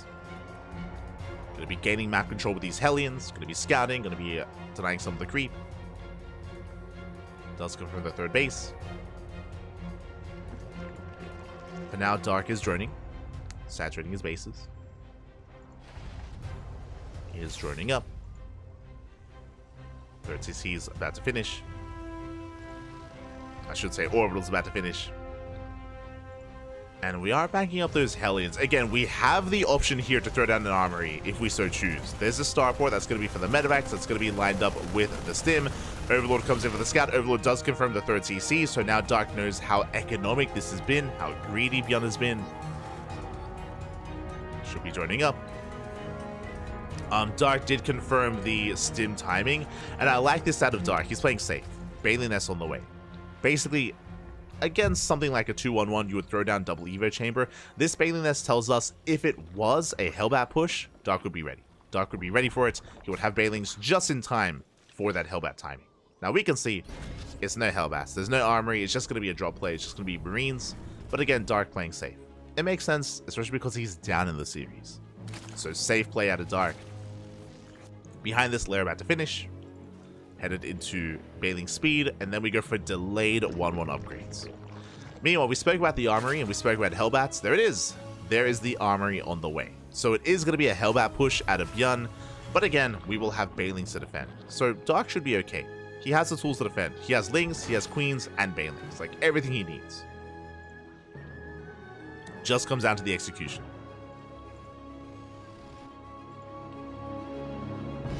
As Bjorn is now moving out, medevacs have arrived, and we have those Hellions to support. Armory about to finish in a couple of seconds. And here we go. It's still going to be a pretty, like, intimidating move out here out of Bjorn. It is intimidating. And there it is. Bailings already being morphed in. Bailings are getting ready. Hellbat's morphing in as well. But Dark is prepared. And the Queens, they hold the line. They can transfuse. So far, good target firing on the Bailings. Bailings are going to be focused down. And the Marines are breaking through. We're getting some of the Queens. The Bailings, they do not connect. Oh my god, despite the Bailings, they will not connect whatsoever. Queens are going down left and right. And Bjorn, he's breaking through. He's snowballing out of control. He's going to get every single Queen. Despite the defensive position, despite the setup that Dark had, he did not have enough lanes. He did not have enough support. And this push has already done more than enough damage. And now we're getting drones as well. Ay, ay, ay. Not like this as we break through the queens, break through the lings, and now we're about to 3-0. The boys are being pulled. There's still 2 Hellbats left. There's still 1 Hellbat left over. We focus on the Bailing. The army is heavily overstimmed, but Björn, he's done it. He's done it. GG gets called. Björn will take the 3-0 and will be this week's ESL Open Cup Americas champion. GG. GG, well played. Impressive stuff here out of Björn. Again, this was a 3cc 2-on-1 Hellbat push. Was not all in, was very economic. He had a third base on the way behind it. Dark had the tools to defend, but the Bailings had a hard time connecting. We saw that in a way the queens were hurting the Bailings because the Bailings were stuck behind the queens. They were trying to waddle in, they were focused down, the Bailings did not connect, and there were not enough lings either to engage. With that, Björn snowballed out of control and takes a 3-0. Very impressive stuff. Very impressive stuff here. Dark may have won last week, but this week, it's Björn. It's Björn not dropping a single map. Very impressive. Almost went undefeated this tournament, but did drop a map to Geralt. Geralt was the only one to put a blemish on Björn's record with that DT build, with that Dark Shrine build. Crazy. Wild. Oh. But here we go. We are going to be settling in. And congratulations to Björn. I'm just catching up on the chat. Catching up in the chat, Pappy. The Bailings, they never connected. Never did connect. And yeah, with that, we're going to be wrapping up. We're going to be wrapping up for the morning. That was ESL Americas in the books. As a reminder, this is a weekly tournament. Every single week we have ESL Americas for you here on the channel. Likewise, ESL Asia was last night as well. And we don't really get to cover ESL Europe. We like to sleep at some point. Sometimes we have replay casts. And we might bring back the replay cast for ESL Europe just because WTL is wrapping up. World Team League, this is the final week of the round robin stage of World Team League. The final week. It all ends here. It all ends this week for WTL, so make sure you're a part of that final week. Speaking of WTL, we missed out on Team Vitality versus Mystery All Gamers.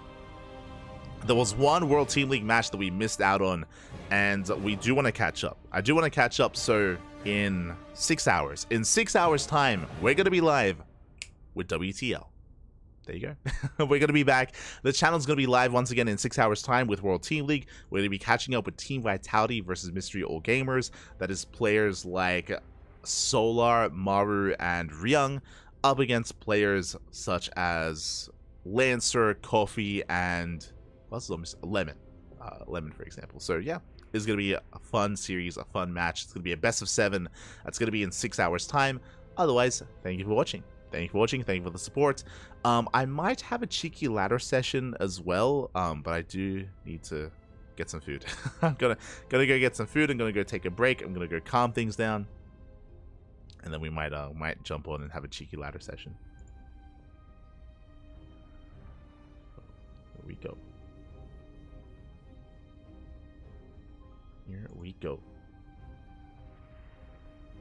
Clem needs to go to Beyond School. Let's go. But yeah, hope you all enjoyed yourselves. And again, we'll be back next week for more ESL Americas. When it comes to our next broadcast, again, it's going to be in 6 hours. Tomorrow is going to be World Team League. Tomorrow is going to be WTL Kung Fu Cup, is what I meant to say.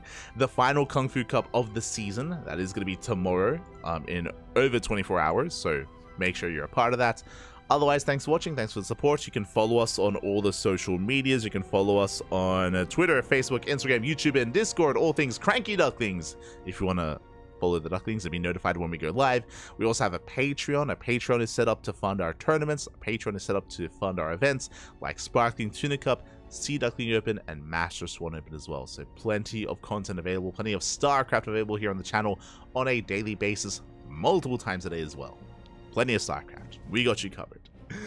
Yeah, other than that, I guess we're done. Guess we are done.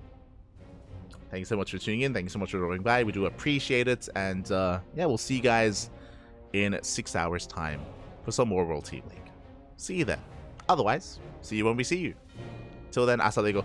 Stick around, we're going to be giving another StarCraft streamer a raid. I'm not too sure who we're going to be raiding, but we'll find someone to send everyone over to. So, get your quacks ready, get your quacks, and we'll raid someone out there. Who's live right now? I see there's Marmela, there's Practice X, Shelby is streaming StarCraft? Shelby, are you okay? Papi, do I want to send it to Shelby? I think I do. I have to. Okay. Oh, I mean, I'm tempted. I'm very tempted here. Very tempted. Who else is live right now? Who can we raid? Skylar is laddering the #1 high Terran in the world, not just in Americas. So if you're curious who is Shelby, actually, can I set up a duct tape? I think I can. Do I have the Shelby duct tape? Ooh, I don't know. Hold on. I need to... God. We haven't played a duct tape in a long time, but I feel like we need some context. We need some context here. Hold on. Where are the duct tapes? Is it duct tape number 6?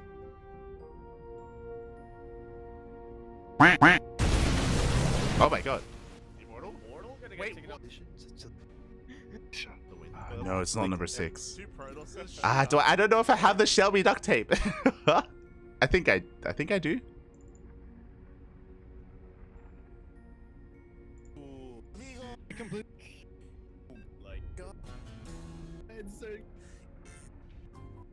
If I can do this. No, quite. Okay, we're gonna go on a break. We're gonna raid Shelby and enjoy the duct tape.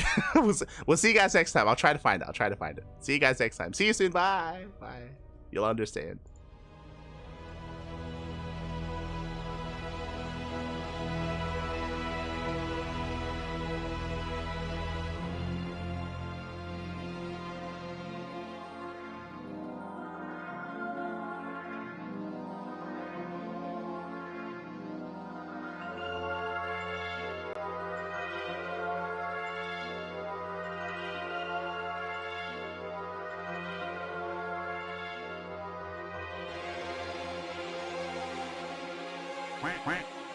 And again, for those wondering who may be tuning in for the first time and aren't too familiar with these players, Shelby, he is a pretty good Peruvian player. He's a streamer as well. He's streaming his POV. Dios mío, Dios mío, Dios mío.